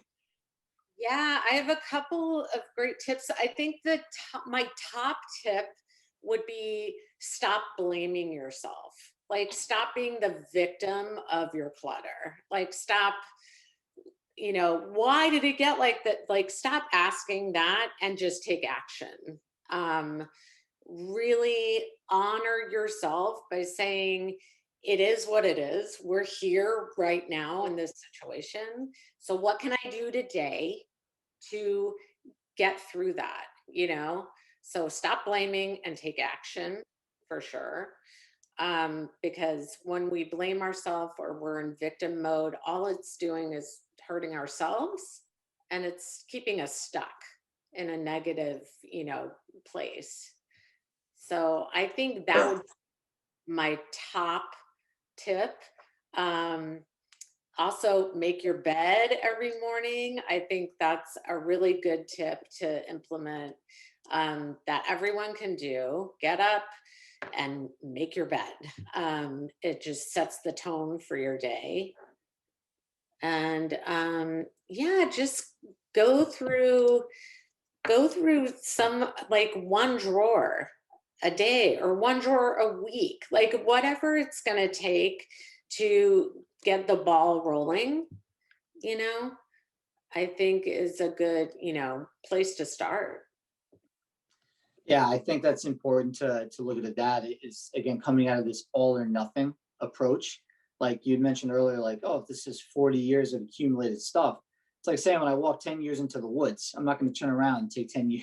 It's not going to take a day to get out of the woods. So starting just by taking that next step, and as long as we continue to take those steps moving forward, starting with a drawer, right? Not even a room, just go into the room and then start with that one drawer, right? Start small and just, I guess, be intentional about every day doing one thing, until eventually that 40 years adds up and then, you've decluttered the space. Unfortunately, I feel like people tend to just stay stuck, like you were mentioning. And the key, the one thing that I'm gathering from like almost all of our speakers is action, action, action. Yeah, and I think, and maybe if one space is like too much and it's really stressful, don't start there. Like start small. Like if your closet, if everything holds energy. So in your closet, if you have clothes that used to fit you and no longer fit you, it's time to get rid of them because that just makes you feel bad about yourself. There's no, positive reason to hang on to any of that stuff. So don't start there if that's like your trigger, but maybe start in your bathroom and go through and see if there's makeup that's expired or old or you don't use. Like start somewhere small, or like in your junk drawer, or the, you know, a drawer in your kitchen, you know, little like easier spaces that will help you, that are easier to tackle and less emotional, I guess. Yeah, it seems like, I guess, bringing more like functionality to every space in your home. Like if there's things like you're saying that you don't actually need, it's not serving a purpose, you know, why have it? You know, and just take those, maybe that could even be a first step. Just, hey, let me just go through and get rid of what I don't need. Yeah, take inventory, you know, especially, you know, for those of us that eat healthier, like go through your pantry, go through your fridge, like get rid of the things that, you know, maybe you bought it 6 days ago, but it could already be expired if it's like really healthy food with no preservatives. So starting somewhere small like that, just by taking the inventory and getting rid of the things that are expired or not being used. It's a great place to. That's a big thing I love too. Like you talked about the kitchen is like a kitchen makeover. You know, because it keeps coming back to, right? Like, I mean, this is just one piece, but the physical environment. If there's things in the space, just like money in a checking account, the longer it sits there, it's going to eventually get spent, right? Like with things in the kitchen, eventually we're going to eat it. So creating the space that is going to serve us as opposed to like harm us in our ultimate outcome goal. Absolutely. And I believe Marlon Diaz is your next speaker, and Yeah. we work together often. So I help, you know, the clients that she's helping on their nutrition goals. I go in and I help them organize their kitchens and their pantries and everything. So we work really harmoniously together.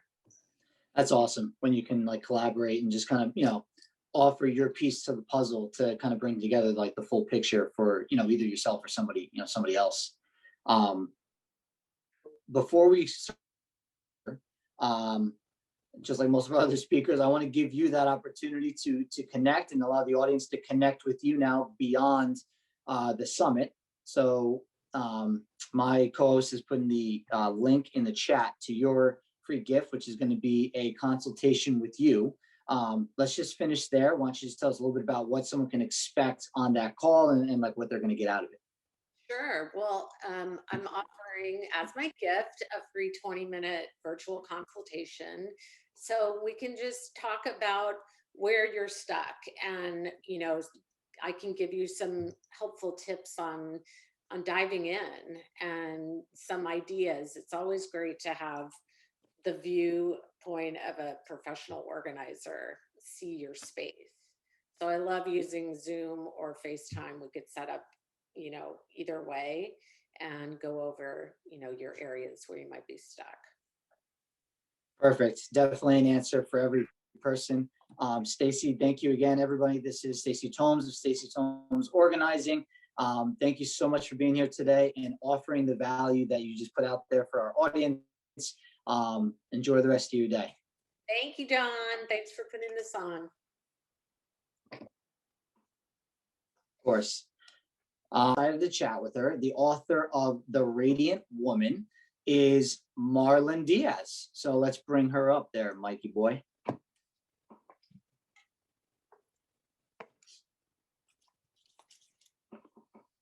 Hey, Marlon. You're actually still muted there, Marlon.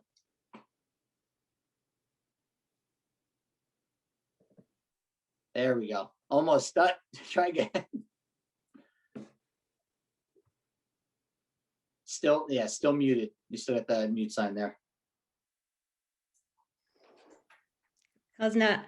There we go. You're good. Okay. That could have been a Awesome. that could have been a Super Bowl commercial right there with the Zoom. Definitely. Thank are you so you? much for being here. I'm good. I'm Thank good. you. I wanted to share the book title is actually Beyond Radiant. Beyond Radiant. Yeah. Forgive my ignorance. It's Thank you. okay. No problem. I can hold it okay, up in yeah, a little bit. Awesome. So yeah, let's jump right in. Question number one, obviously like tied into what you wrote about. who is the radiant woman? So the Radiant Woman, that's chapter 1 in my book. And the Radiant Woman is, she's fierce, she's fabulous. She has a skip in her step and a smile on her face. She has joy in her heart, and she unapologetically loves her life. Is she perfect? No. Is she an ever blossoming work in progress? Yes. And she fills her day with healthy food and loving acts of kindness as her fuel. That's a little bit about the Radiant Woman. Yeah, I mean, honestly, if there was a quick fix or a way to snap our fingers, I don't know, the way you just described that, I feel like most of us would want that. However, I think you kind of like expound upon like how to move forward and to become more of a radiant woman. So with that said, what are 3 key steps a woman could take to become more radiant? Definitely. So as I was thinking about this, because there's so many things we can do each day, right? But what are the first and foremost things that are really going to make a huge impact on a woman's life? And that is first and foremost food, because food is information for her cells, her body. Food is beauty, food is pleasure. Food is so many things. It's family. But when we stop and start to really clean up our food and eat healthy choices, we can talk a little bit about that more, we give ourselves an opportunity to become more radiant. The second thing is moving our bodies. And movement could be anything from parking your car way in the parking lot and taking a little longer to walk into the front door. It could mean going to a hike, to a park. It can mean a cardio bar movement in your back room. You know, Peloton, there's so many things that we can do these days, but movement is key because it helps move glucose into the cells for fuel. It helps move neurotransmitters. It's so beneficial to radiance and well-being. And the third thing is our thoughts. What are we thinking? How are we moving through our day? What is our mindset like? Is it positive? Now, we don't have to be perfect. It's never about being perfect.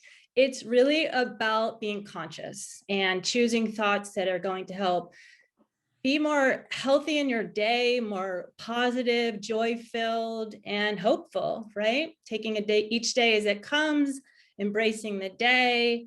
And sometimes it's even, I help clients create mantras or intentions or having an affirmation or even choosing a word. Sometimes I'll have a client choose a word for their health journey. It might be alignment or intention or well-being. It could be so simple. It doesn't have to be complex. Yeah, that's awesome. I mean, you touch on movement, right? And the roof or the foundation being movement.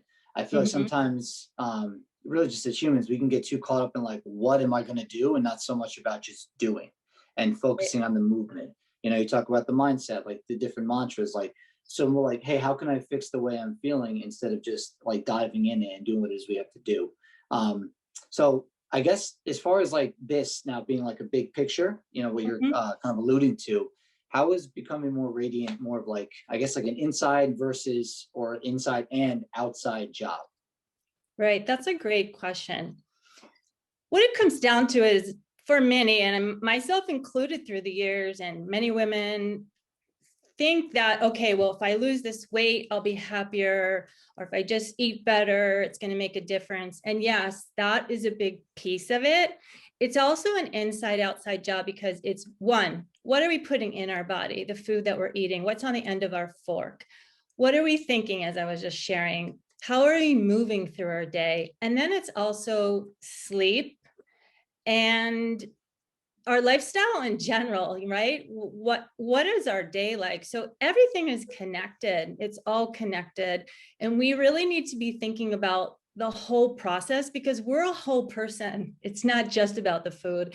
It's everything. It's who we're surrounded by, you know, with and by, what thoughts we're thinking.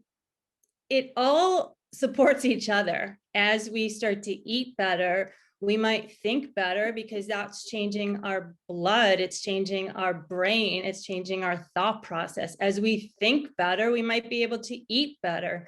So really it comes down to an inside outside job. It also has to do with what are we putting on our body, because that matters too. There's a really big clean beauty movement right now.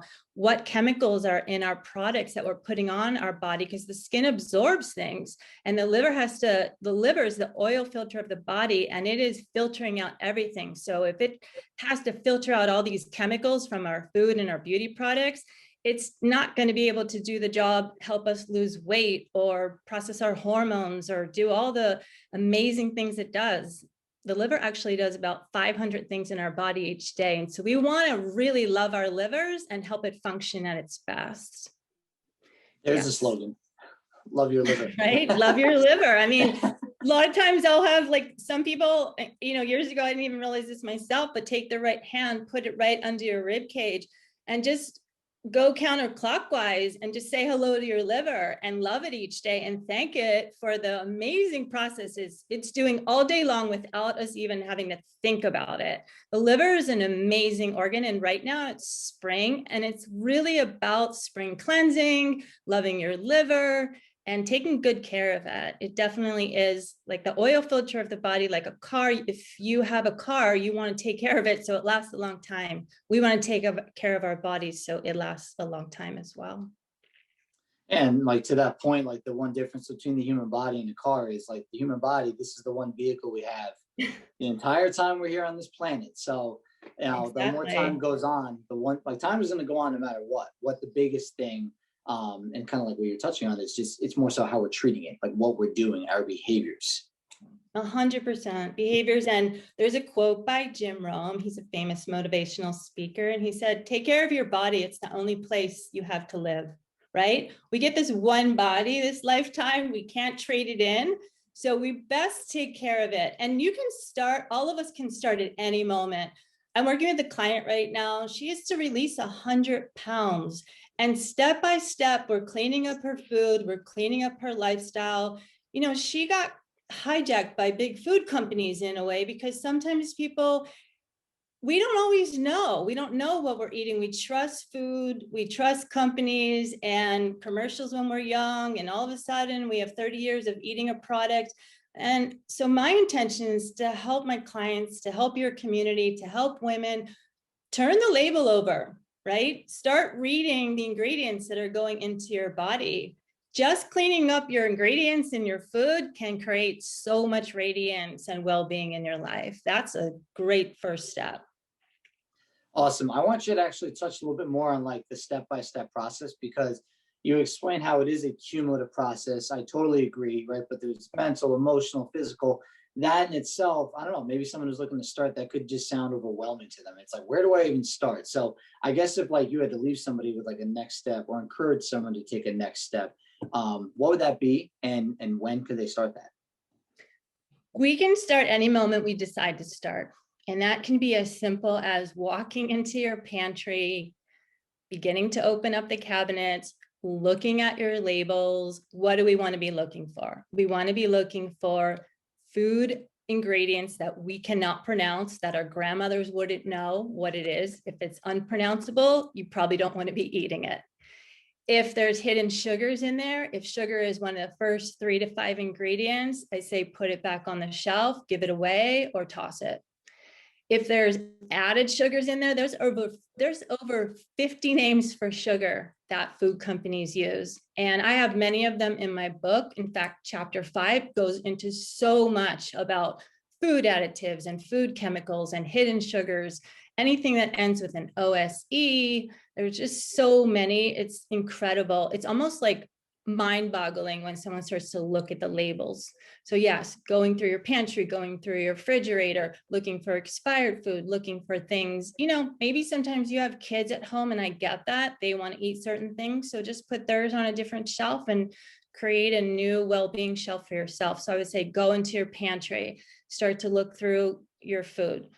Move your body every day. That could mix it up. Take a hike, take a walk, park your car further, take the stairs, walk with a friend.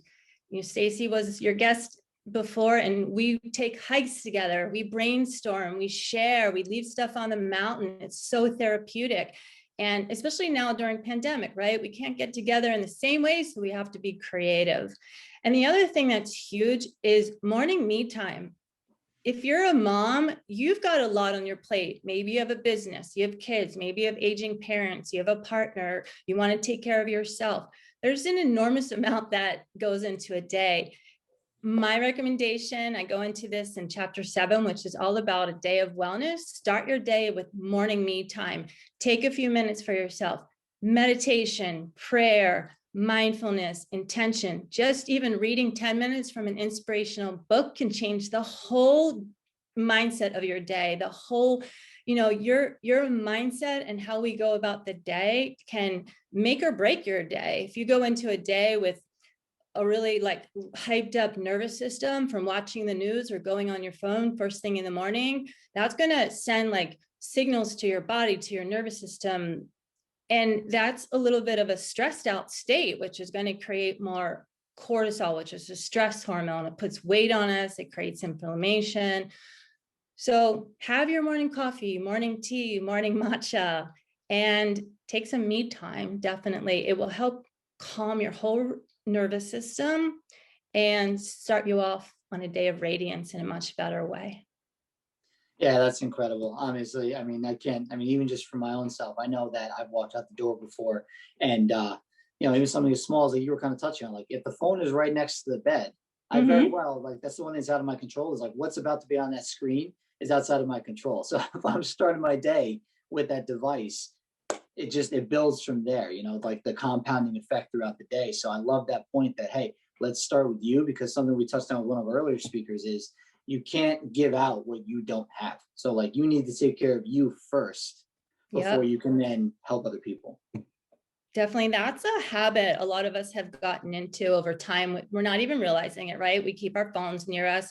First thing you do, go to your phone, go to Instagram, go to CNN, go to Apple. And all of a sudden, like you said, there's something that's out of our control. Like we can't control politics or pandemic, but we can control what we put on the end of our fork. We can control what we bring into our home and put in our cabinets and eat or feed our family. We can control these things. We just have to take our power back and realize, and it's about becoming more conscious and stopping and really paying attention and deciding what you want. First and foremost, it's deciding what you want, right? If you want to get healthier, if you want to lose weight, if you want to have more radiance in your day, these small action steps can be an amazing start to your journey. It doesn't have to be complex. It can be a day-by-day thing, and it's never about being perfect. It's never about perfection. It's about progress, day by day. Absolutely. Just keeping it simple. One thing I touched on earlier too is just like stop focusing so much on like what's in front of us and like turn around every now and then and see like where we've come from, and like celebrate those wins to kind of build on that momentum. Definitely.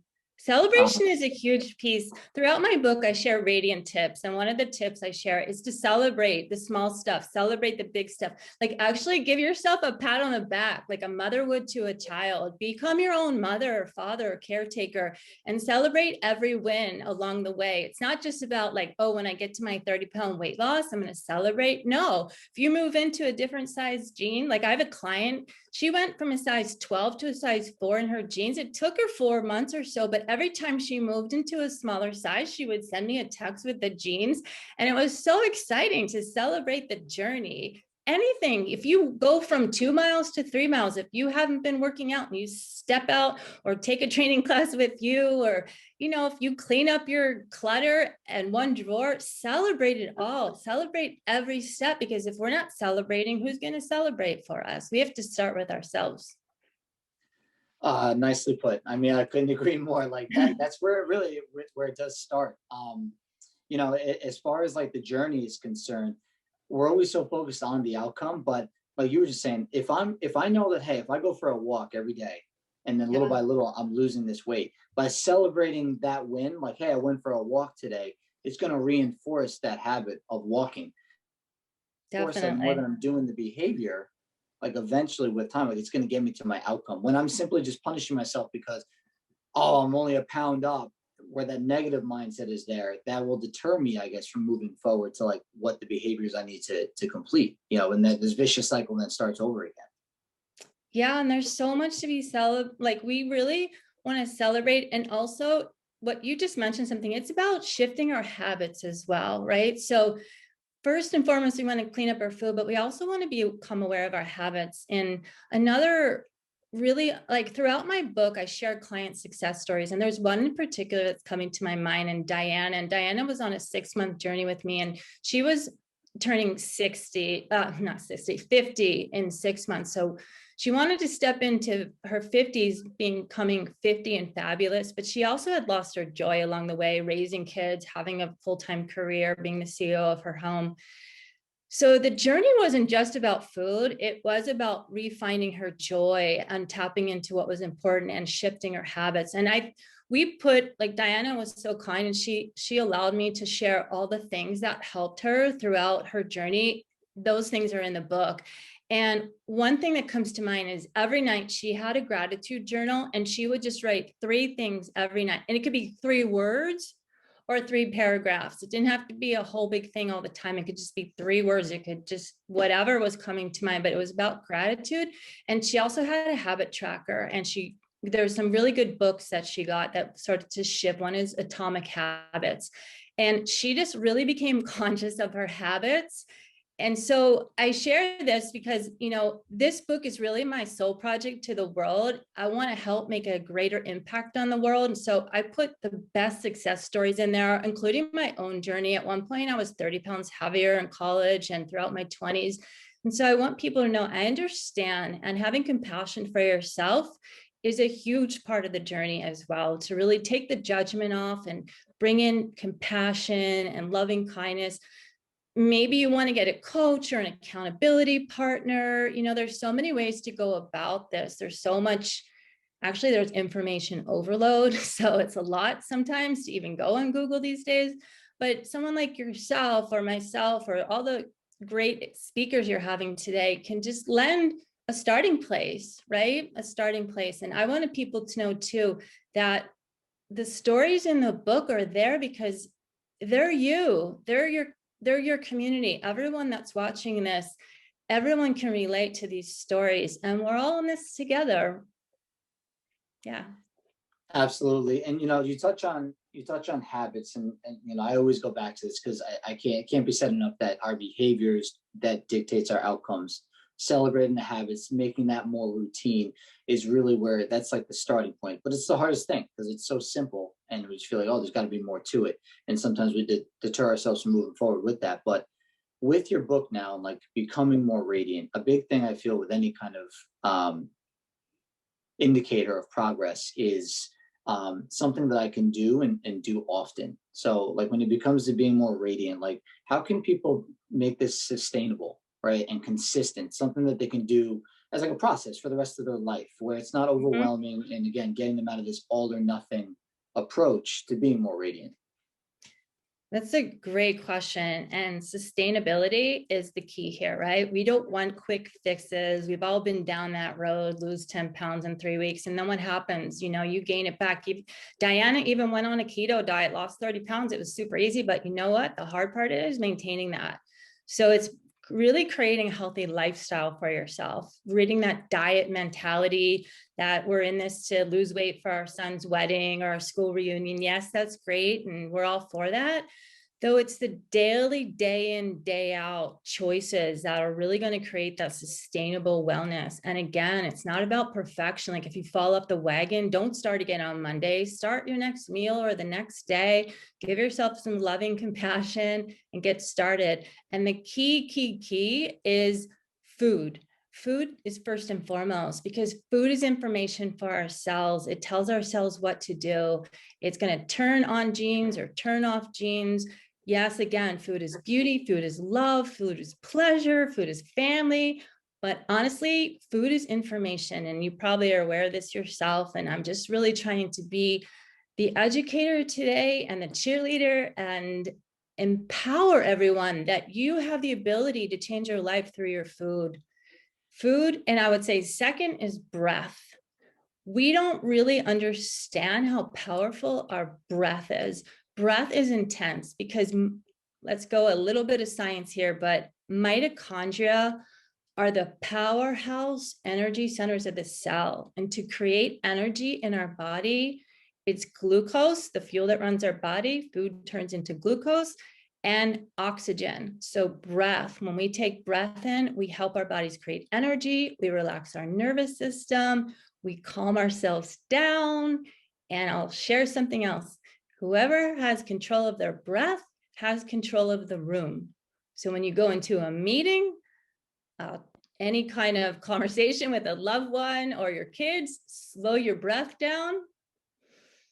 You can take a few deep breaths now. Slow your breath down. You take control of the room and you come back into your body. And I'll leave this last tip. For women, I know with myself, this is something I'm working on all the time.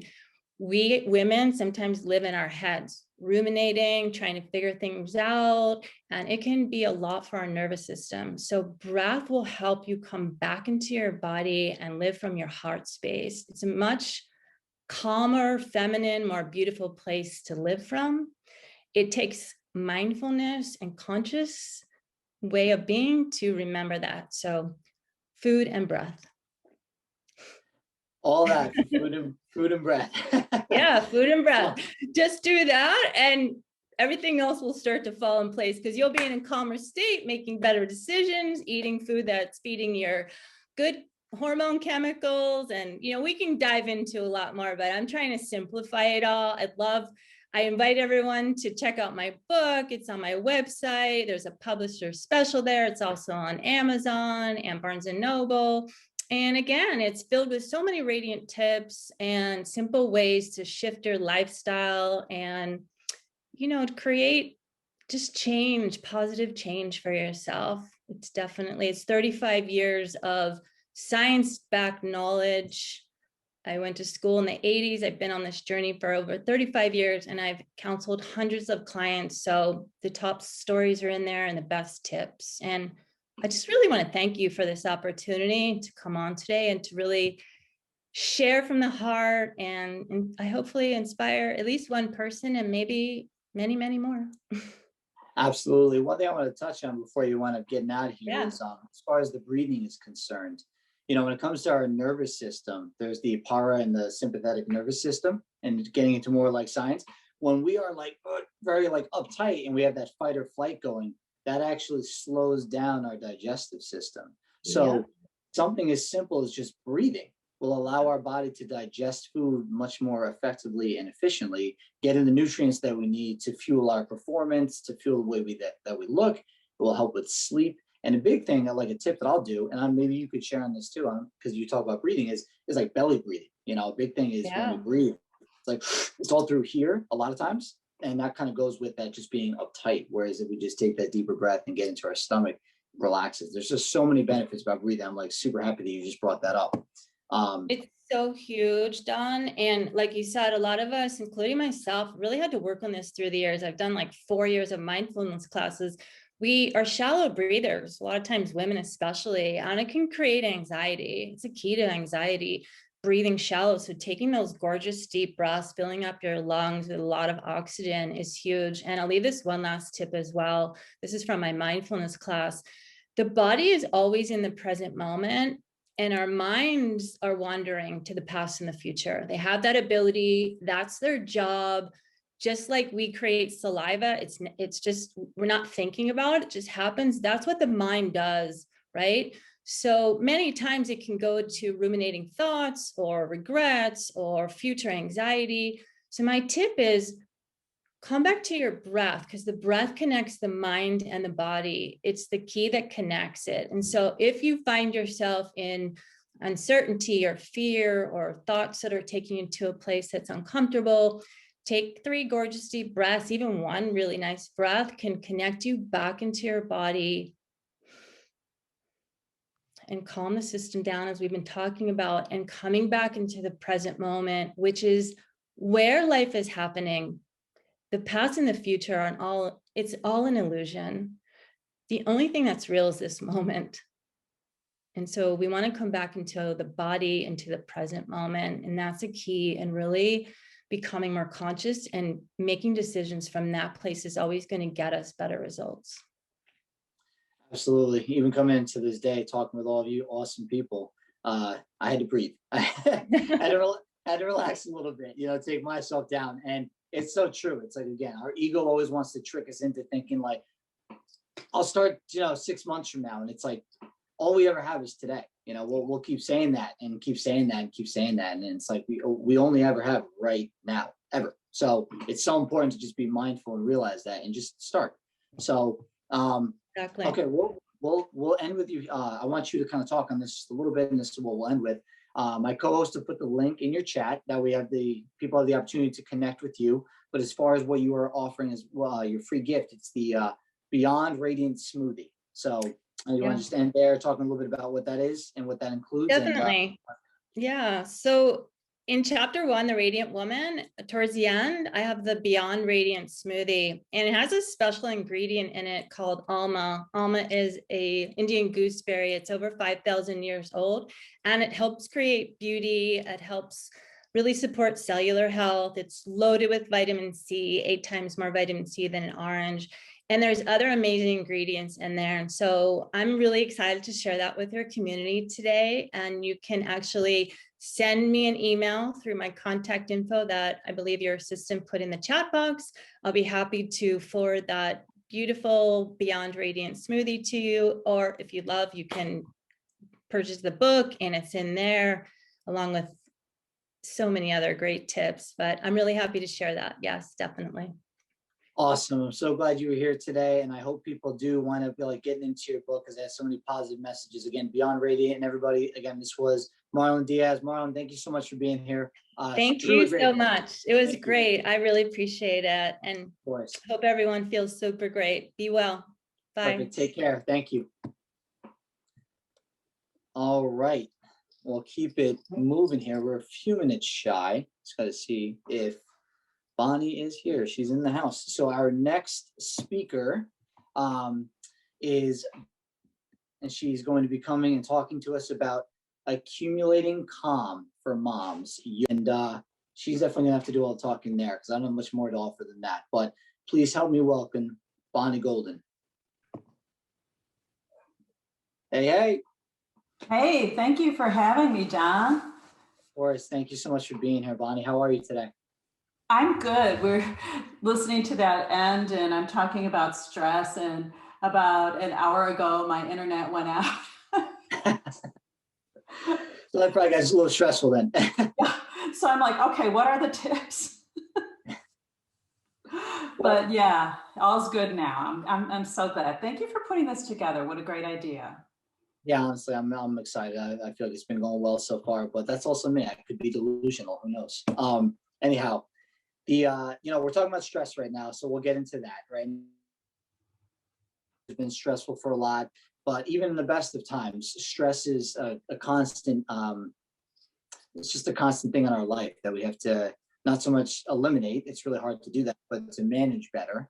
And, you do just that. You provide people an outlet to manage their stress. And specifically, it's something you kind of told me a little bit about, but it's your concept of 3 mirrors on stress. Mm-hmm. I don't know, we could start there and you could tell me a little bit more about that. Yes, thank you. So when we think about stress, I like to think of 3 points of view on it. It's not only one thing, although there is a specific scientific definition, which we're all pretty aware of nowadays. It's out there, and I've been teaching this for many decades. Scores of students coming through saying, I have stress. So then we parse it out. So the 3 mirrors, one mirror on it, one point of view is the idea of a stressor, okay? What is the outside cause that we are contending with that is causing stress that we may have very little control over? So there's that part of acknowledging that some things aren't our fault.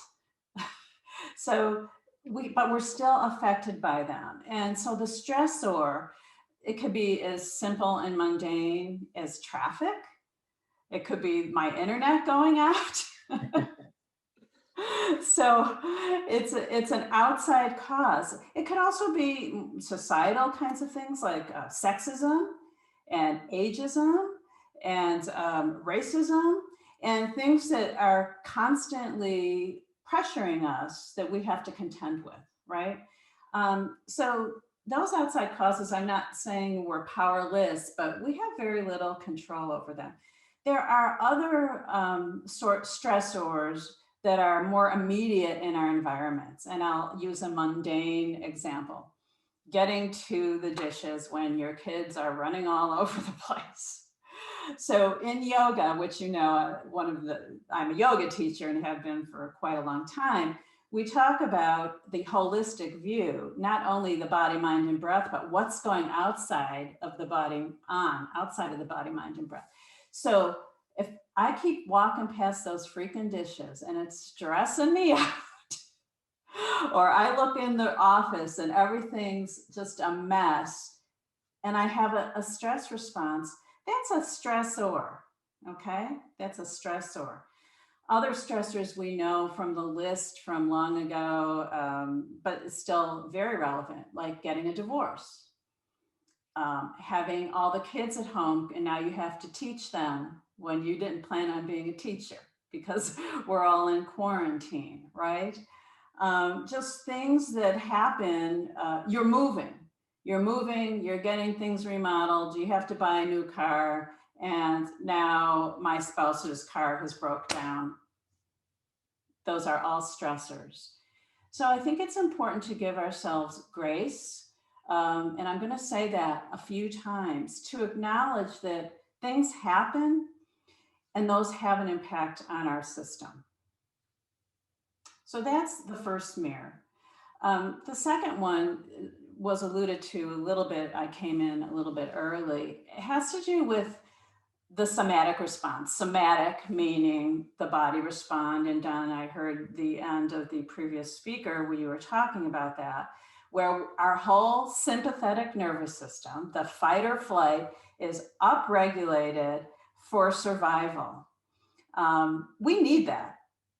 We need that. Even though a tiger isn't chasing us or a bear through the city, we still need that ability to upregulate for different reasons. Like if you're crossing a street and the light turns yellow and you have to run or the traffic is going to come to you, right?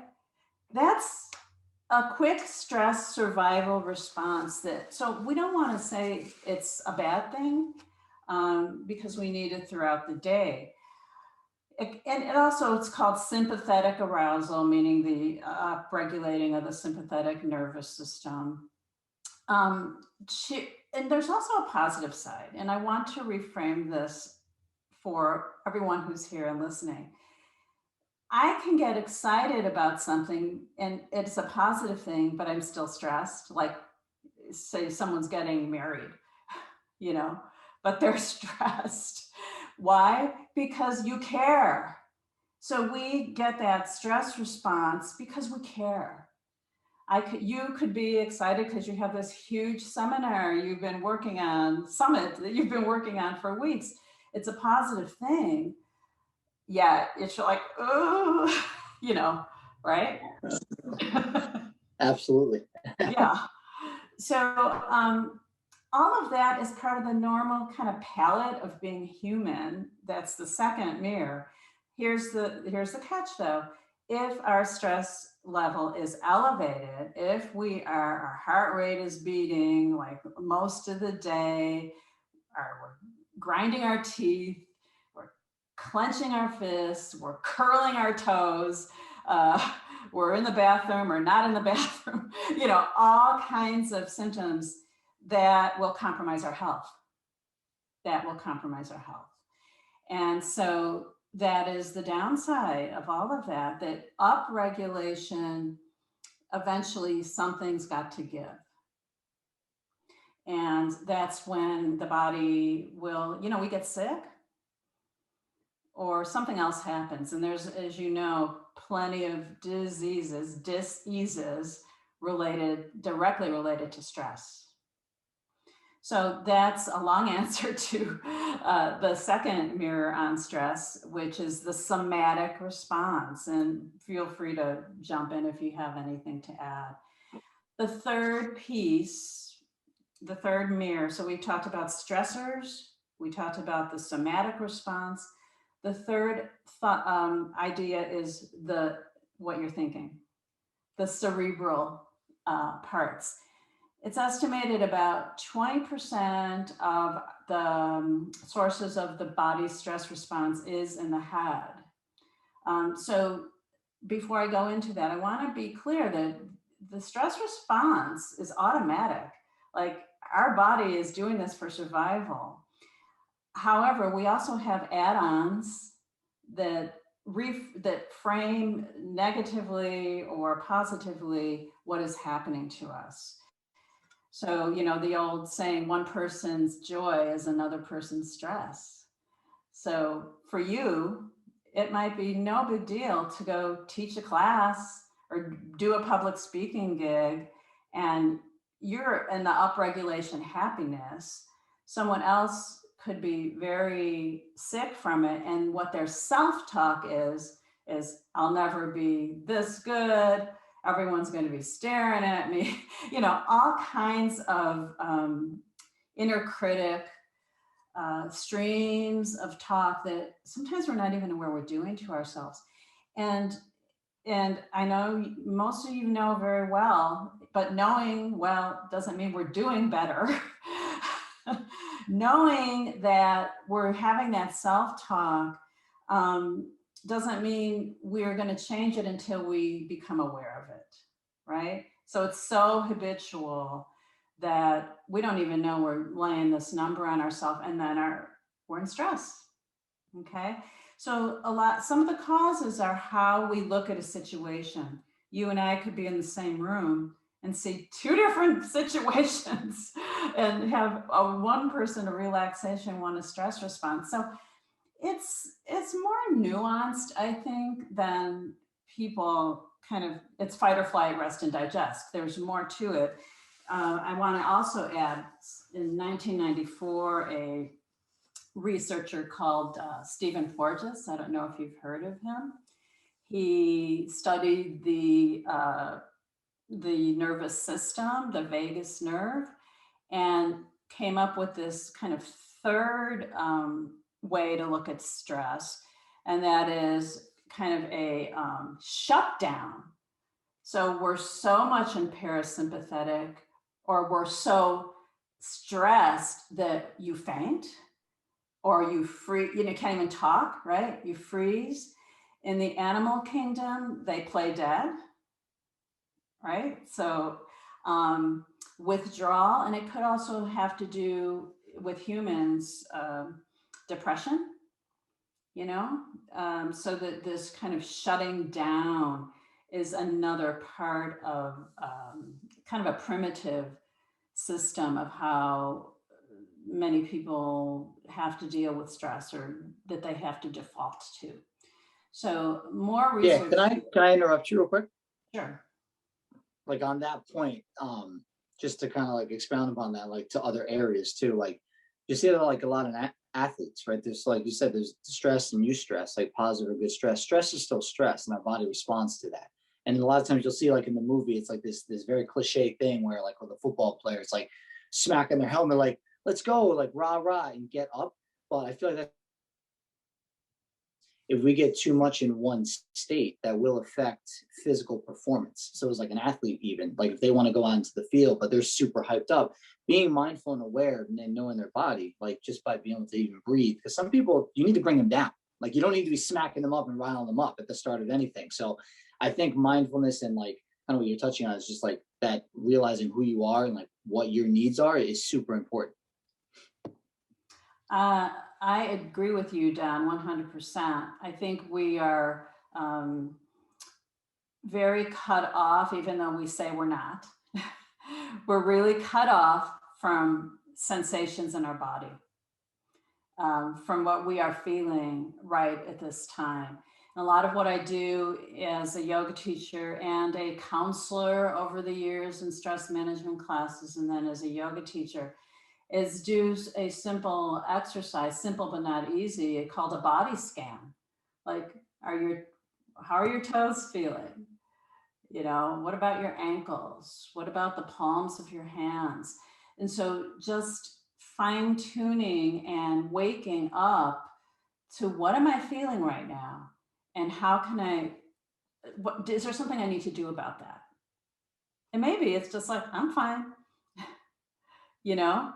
But I find that this mindfulness, which is a word that I think is used a lot, but it's fine to say that I'm in touch with what's going on in this present moment. So when we're upregulated, we are storing stress. Adrenaline is roiling around in our body, all these hormones that cause disease. And if we stay regulated, again, as I said earlier, we can get sick. So that's where the getting in tune with what's my gut feeling and how can I change the situation or change my view of the situation or do some kind of action that'll help me down regulate. Yeah, I mean, I feel like usually a lot of times, like that initial response, like somebody cuts in front of me while I'm driving, that initial response, I may get like, right. But by being aware of that, because at the end of the day, I want to try and focus on being like at equilibrium, just like at this level base. Now, am I always there? Of course not. But back and forth, the only way to take the action necessary to bring myself back down is through being in touch with myself. Because if I'm not, I'm just going to build on that. I'm going to go to wherever it is I'm going. I'm going to park. I'm going to get out, still be upregulated like that. And then now I'm going to lash out at somebody maybe who doesn't deserve it. So being in touch with myself, realizing that, and then being able. Another theme we've been talking about a lot today is the outcome really is like an illusion. I don't have any control over that. I have control over the behavior. So when I'm aware of how I'm feeling, I can take steps to change. Yeah, so that idea of letting go, and yeah, the illusion of that I have so much power to control. Like, bye-bye. That's not even going to happen. And I know what you're talking about. I've worked with people who they're in this, in yoga, we call it samskaras. It's like these endless grooves of a habit, like they're obsessing about a meeting or they're obsessing about, a person that did something or someone they didn't even know, like the guy or the woman that cut you off in traffic. And it's with them all day long. I've been obsessing about this for the last 3 days. So, just trying to calm myself down, but awesome. I mean, honestly, so I want to touch on this too, because this is something big. Obviously, it ties right into the title of your segment. You teach something called accumulating calm. So if you could just expound upon, break that down a little bit more for us, know what that is. Yeah. So thanks. We're a lot, and as I said, and I'll say it again, that upregulation accumulates stress. And so my idea and what I've been teaching to, and this is a working moms summit, but it applies to any human, that instead of accumulating only stress, we look at ways like once an hour to accumulate some what we call parasympathetic or down regulation, so that we get used to what that feels like. Like, we're so cut off that we don't even know what it feels like to not be like this, right? So my idea of accumulating calm is, if you don't have time, especially and I'm not going to say make time, because the time, you can't make it. It's already there. What are you going to do with it? What are you going to do with it? So I'm saying once an hour, especially for busy people, moms, dads, whoever, who are juggling, can you do 1, 2, or 3 minutes to accumulate calm so that by the end of your day, you have done some self-regulation. Now, what does that take? What we said earlier, I've got to do something. And so I'm trying to break things up to make habits. As you know very well as a trainer, you want to break things down. The same in yoga. I only practice an hour a week with you, and yeah, great. Can you do one thing every day, every hour of the day that you learned in class to accumulate the practice? Because making those habits, the samskaras are like habits of mind, making things a habit, well, it's about our health. And not only our physical health, also our mental health. So that's what I mean by accumulating calm. It's just the opposite of accumulating stress. But people, we don't activate those tools that are within us if we shine a light on them. Does that make Absolutely. sense? I mean, you talk about time, and I know it may come off as cliche that saying like there's only 24 hours in the day, but it is true. It's not something that we can reinvent or acquire more of. It comes down to how we allocate our time.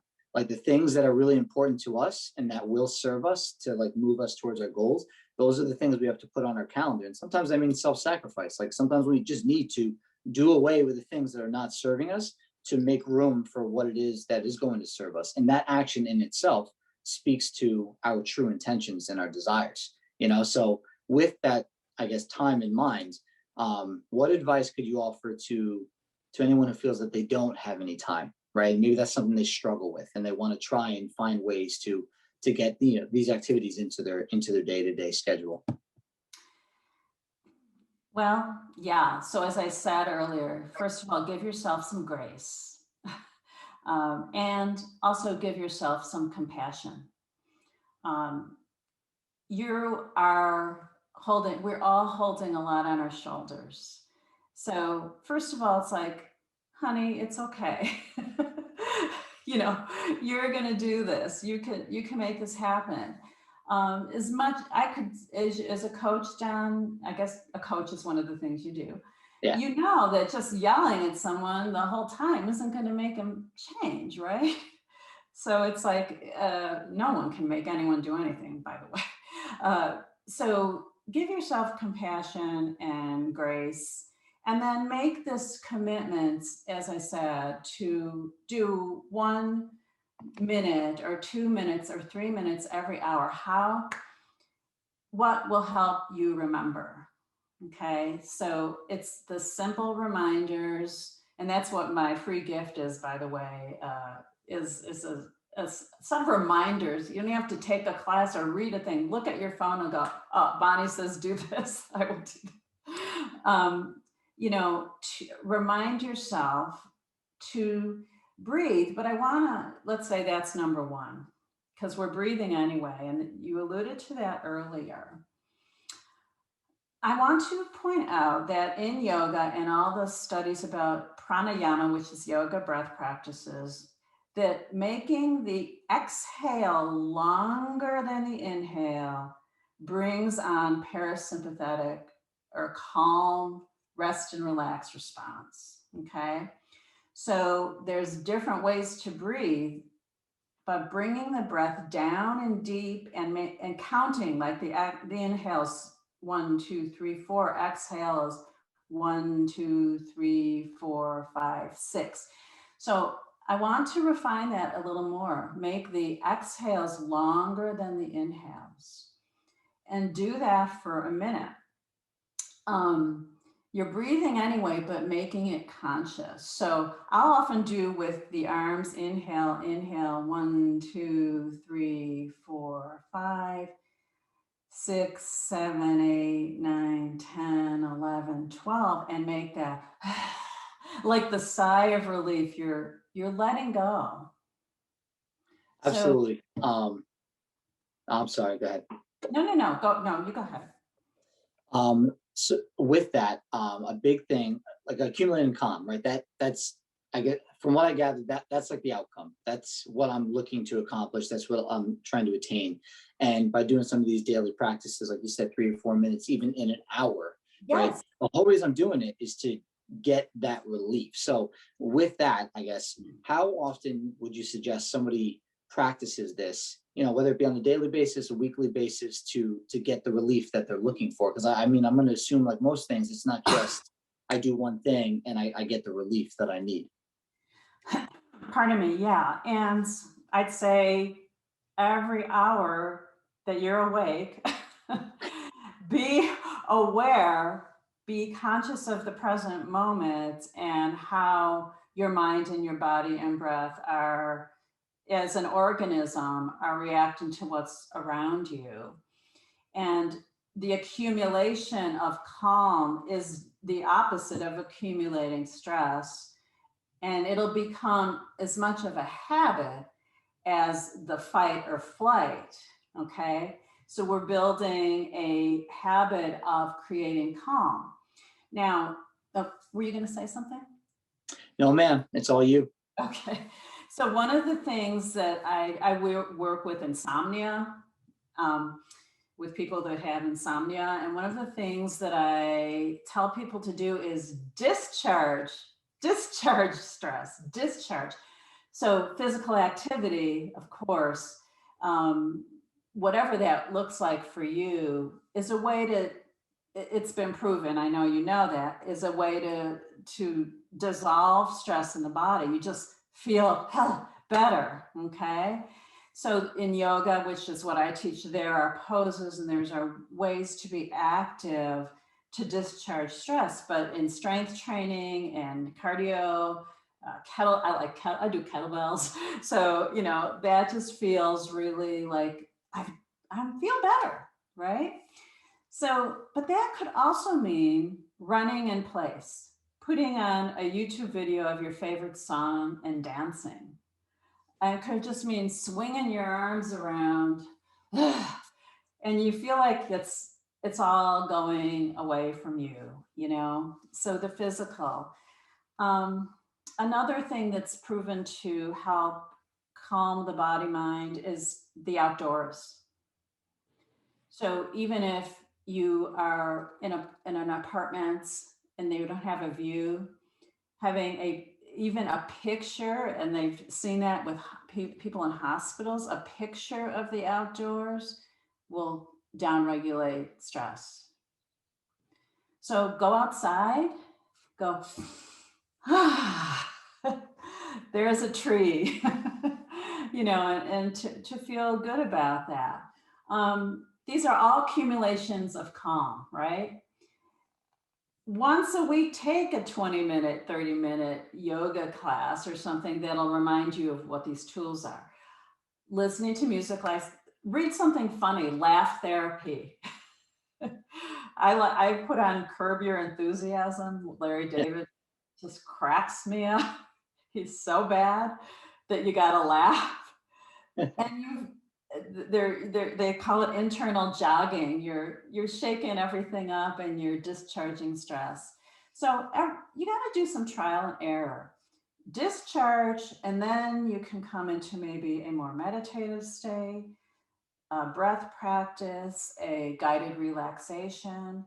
If I tell someone, well, go lie down, let's do a guided relaxation. When they've come into my session like that, it ain't gonna do anything. It's gonna So they're gonna need to discharge a little, and then we'll come to rest and digest, the calm. Awesome. You know, one thing I want to touch on, and it's just sometimes not even thought about, but over the course of 7 days, there is 168 hours in the week. And even if somebody works out 1 hour a day, but then the rest of their day is just their job, right? Or fight or flight, they're in that state of upregulated, feeling stress, negative stress, distress. That leaves 161 hours, right? Now, minus sleep. But what I'm getting at is, outside of like what we think we're doing as far as like wellness and treating ourselves well, is it still greatly outweighs like what the rest of the week is, right? So if I'm in my desk 8 hours a day, totally stressed, I never get up throughout the day. And I think that 1 hour at the end of the day is going to fix my problem. I'm going to be mistaken. So, I mean, I think sometimes even forget the gym and like workouts, like starting your day, I call it like removing the negative, for like some professionals who carry like even a briefcase in one arm, and that same arm, that's the only arm they ever use to carry that briefcase. Maybe let's get a backpack, let's switch it up every 10 minutes or so, like removing the negative. So looking for areas in our week where we can make those shifts and try and balance out the two. So we're not always stressed. So like you said, every hour getting up just for 5 minutes, and just, it allows us to get that balance and kind of stay at that equilibrium a little bit more. Yeah, exactly. And so if you are desk bound or Zoom bound for, at home, 60 hours a week or something like that, well, where are my shoulders? Get a sticky note and put it there on that screen that says, shoulders down, honey, shoulders down. So that compassion comes in, like, not shoulders down, where are your shoulders? You're like, I don't need that. Like, I don't need anyone putting demands on me, but there's a compassionate element. And I want to keep saying that because we often feel guilty. So first we feel guilty because we're not doing it. And then we feel guilty because someone tells us we should have done it. And you've heard it, don't should on yourself. And so like, there has to be this compassion and grace as we unlearn what really this culture is telling us to be like, which is, sure. Type A, etc.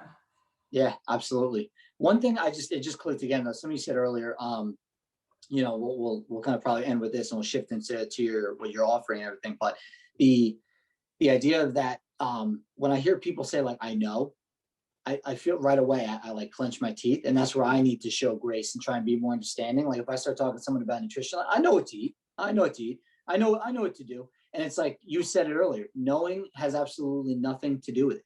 You could know all you want unless you do, right? Unless you take action, unless you implement these strategies and like moving into your day, eating better, focusing more on sleep. Unless you do it, you're not gonna, like, nothing changes. I said this earlier, nothing changes, nothing changes. It's like nothing is going to happen until we take the step to change.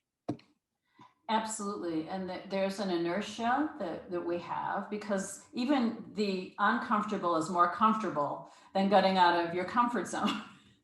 And sometimes, more is needed, like to see a therapist or to have a talk with someone online, to dig a little deeper of kind of what's keeping you there. And that doesn't mean we don't try to make those 1 minute, an hour changes. We don't put that on the back burner, but we'll have messages, as you well know, that all the listeners know, that we're unconscious about. We don't even know that we're saying this self-talk. It's so automatic that it's become like unconscious. So yeah, I agree 100% with what you're saying. Perfect. Bonnie, this has been awesome. I know we did a lot of back and forth before we got here, but it really was a pleasure to link up, like at least virtually face to face.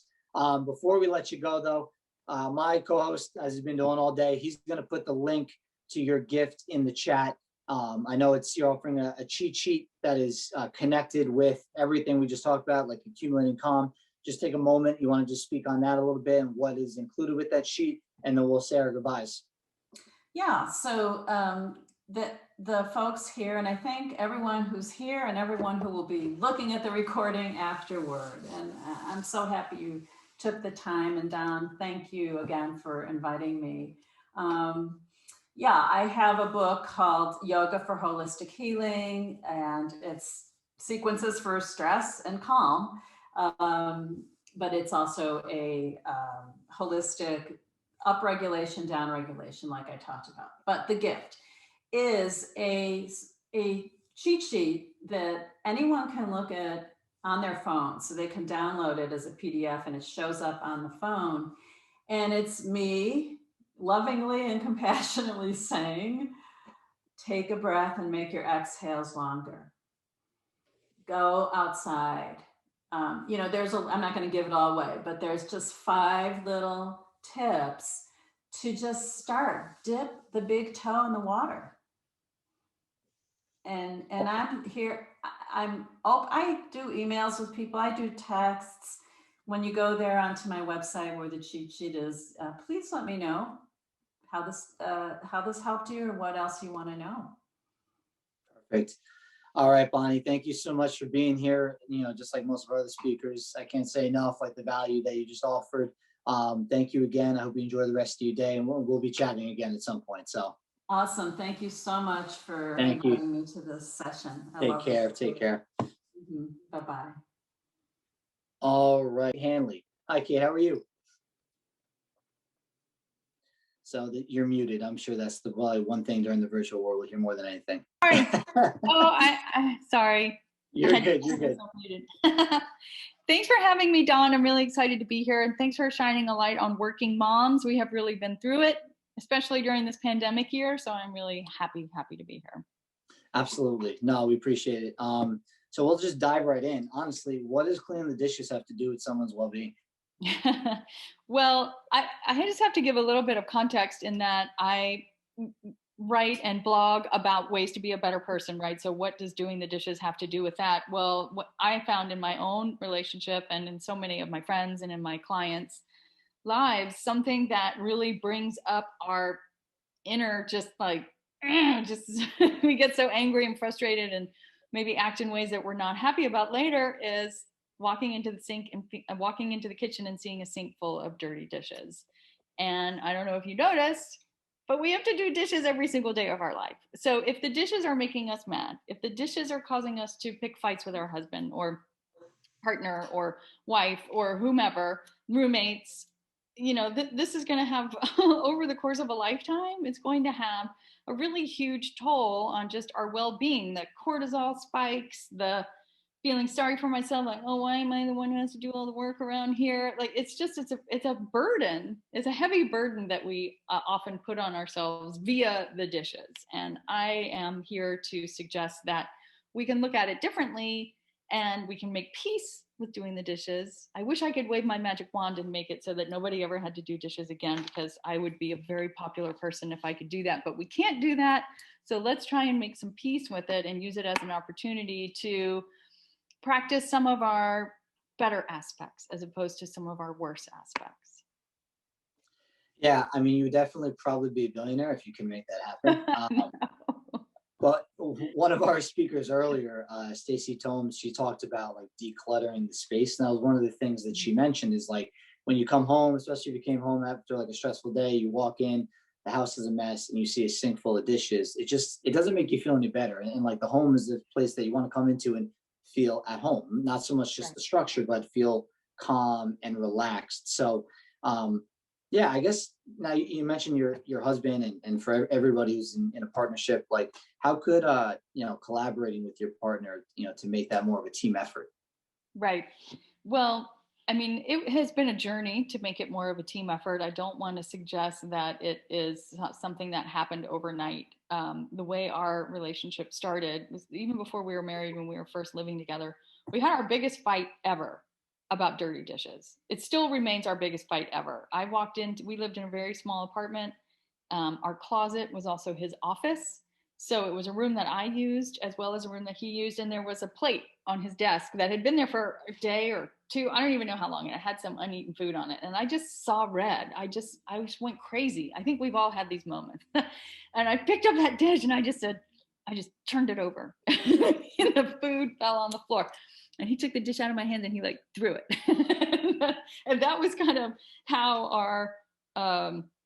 our chore relationship kind of started. And I think from there, I went from sort of feeling like you're just a slob and I don't know how I'm going to deal with that, to let's work this out.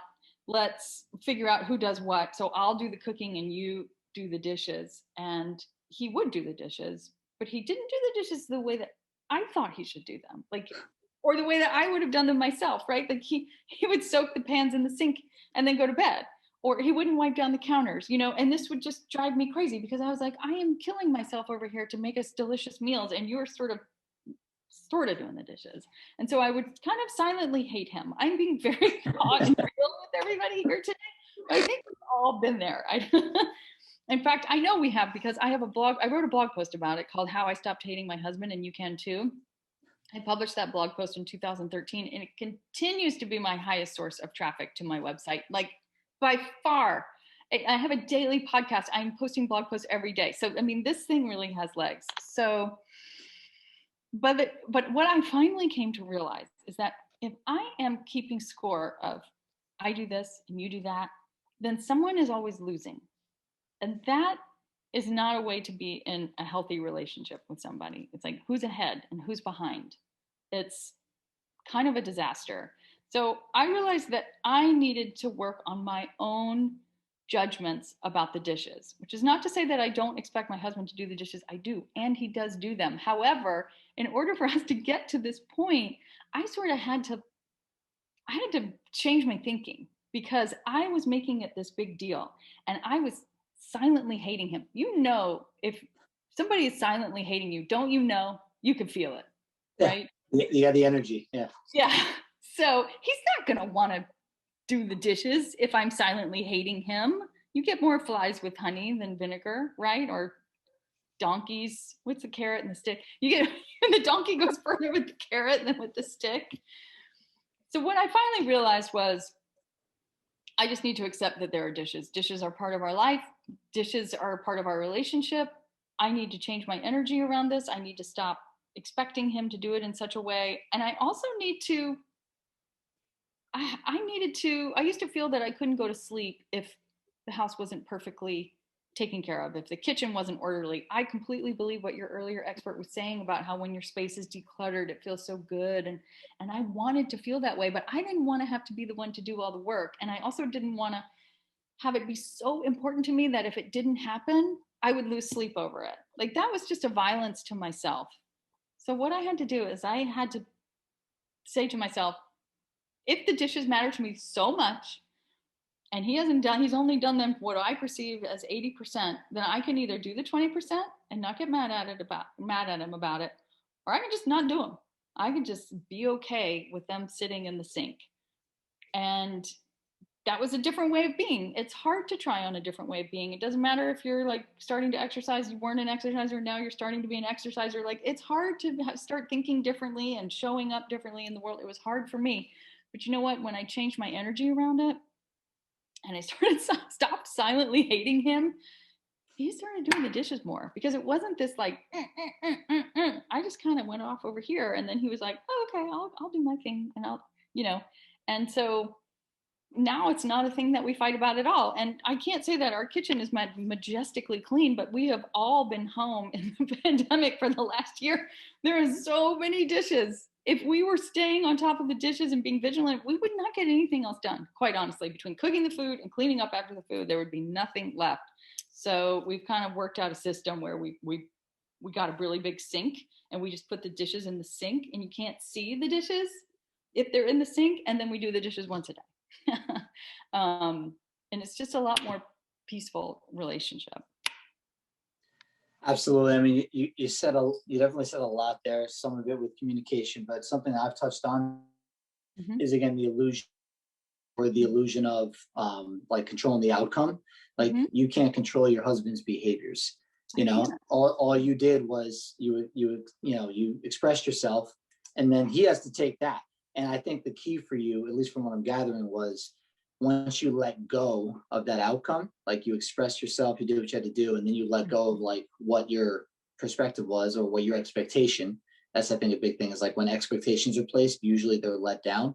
But I feel like that's kind of what, I don't know, that was maybe a turning point when you did away with the expectation and just communicated. For sure. And, tone makes such a difference when we're in relationship to somebody else. There's such a difference between, hey babe, could you do the dishes? Or, hey, would you wipe the counters? Versus, did you wipe the counters? But you can't really have that light of a tone, or it's very difficult to have that light of a tone if you're turned up and silently hating the person that you're asking to do that thing, or if you're feeling sorry for yourself. I think that's a common thing. If I read the comments on the blog, a lot of women, and I get it, they feel very unsupported and they feel very defeated and they feel very much just like there's nothing they can do. And that makes sense while you're feeling that way. I think that relates to fitness too, right? Like, oh, I don't have time to go to the gym, or I don't have money for a gym membership, or it's the pandemic, I can't even go to the gym membership, or I have to buy not the crappy food, but the unhealthy food because my kids have to eat it. You know what I mean? You can just like give yourself all these reasons why things are just not going your way, and then you're not going to make a change. So I realized is that honestly, the dishes, not only are they part of life, but they're a privilege. They mean you have a kitchen. They mean you have dishes. They mean you have food to cook. They mean you have running water. You know, if you have a sink full of dishes in your house, you're doing better than a lot of people in the world. So that really helped with my perspective too. Yeah, I have a buddy who actually refers to that as Cadillac problems. You know, you Yeah. want to be grateful to have those Cadillac. The other thing you touched on, I mean, just realizing like, hey, what goggles am I viewing the world in? How am I viewing my problems, right? And one thing you touched on is the tone. So our last speaker spoke on accumulating calm. Most of us accumulate stress throughout the day, and then we wait to get home to unleash that on our partner, right, or our spouse. And that can come in yelling at them about the dishes because it comes in, you mentioned you saw red. So I mean, even like reverse engineering that and just being more mindful throughout the day leading up to when you walk in the front door, I'm sure that could probably even help with the communication and also how we respond to one another when it comes to the dishes or really just any place, any space in the house. That's so brilliant. I love that idea of accumulating calm. Yeah, because if you're not maintaining some level of stasis or finding outlets for your stress, then you are going to, the people that we love the most we sort of treat the worst, right? So we'll come home and see something that's not to our liking. To me, it was the dishes, but it could be something else, could be socks on the floor, some other thing. And then boom, it's not even necessarily about the socks on the floor or the dishes in the sink. It's more like I have all this angst that needs somewhere to go, and I need an outlet. And it's a very unconscious seeking of relief. It's like energy needs an outlet. It's physics. It's not even psychology in a way. Something else that really helped me shift the way I thought about this whole problem is I'm a student of yoga. I've been practicing for over 20 years, and I am also certified to teach, and it influences a lot of my work and the things that I talk about on my podcast and whatnot. And I read a book by Thich Nhat Hanh. So he was a Vietnamese Buddhist monk. He left this earth in the last year or so, but he wrote a book called The Miracle of Mindfulness. And he is one of the reasons that we all know what mindfulness is, because he really helped popularize this idea. And in that really seminal book, he actually talks about washing dishes. He calls it washing the dishes to wash the dishes. And it's a meditative practice that he advises everybody to try, because most people have to encounter a sink full of dirty dishes. And the approach is, you don't wash the dishes so that you have a clean kitchen and you'll feel better. Or you don't do the dishes because you're so upset with your husband because he didn't do them, so that you're just going to get them done. You just wash the dishes because they're there and they need washing.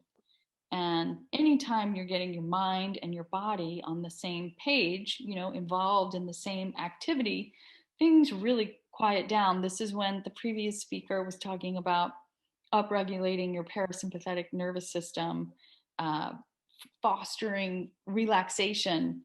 Doing the dishes is actually a meditation practice, just beckoning you to partake in, as opposed to, we all know that meditation is good for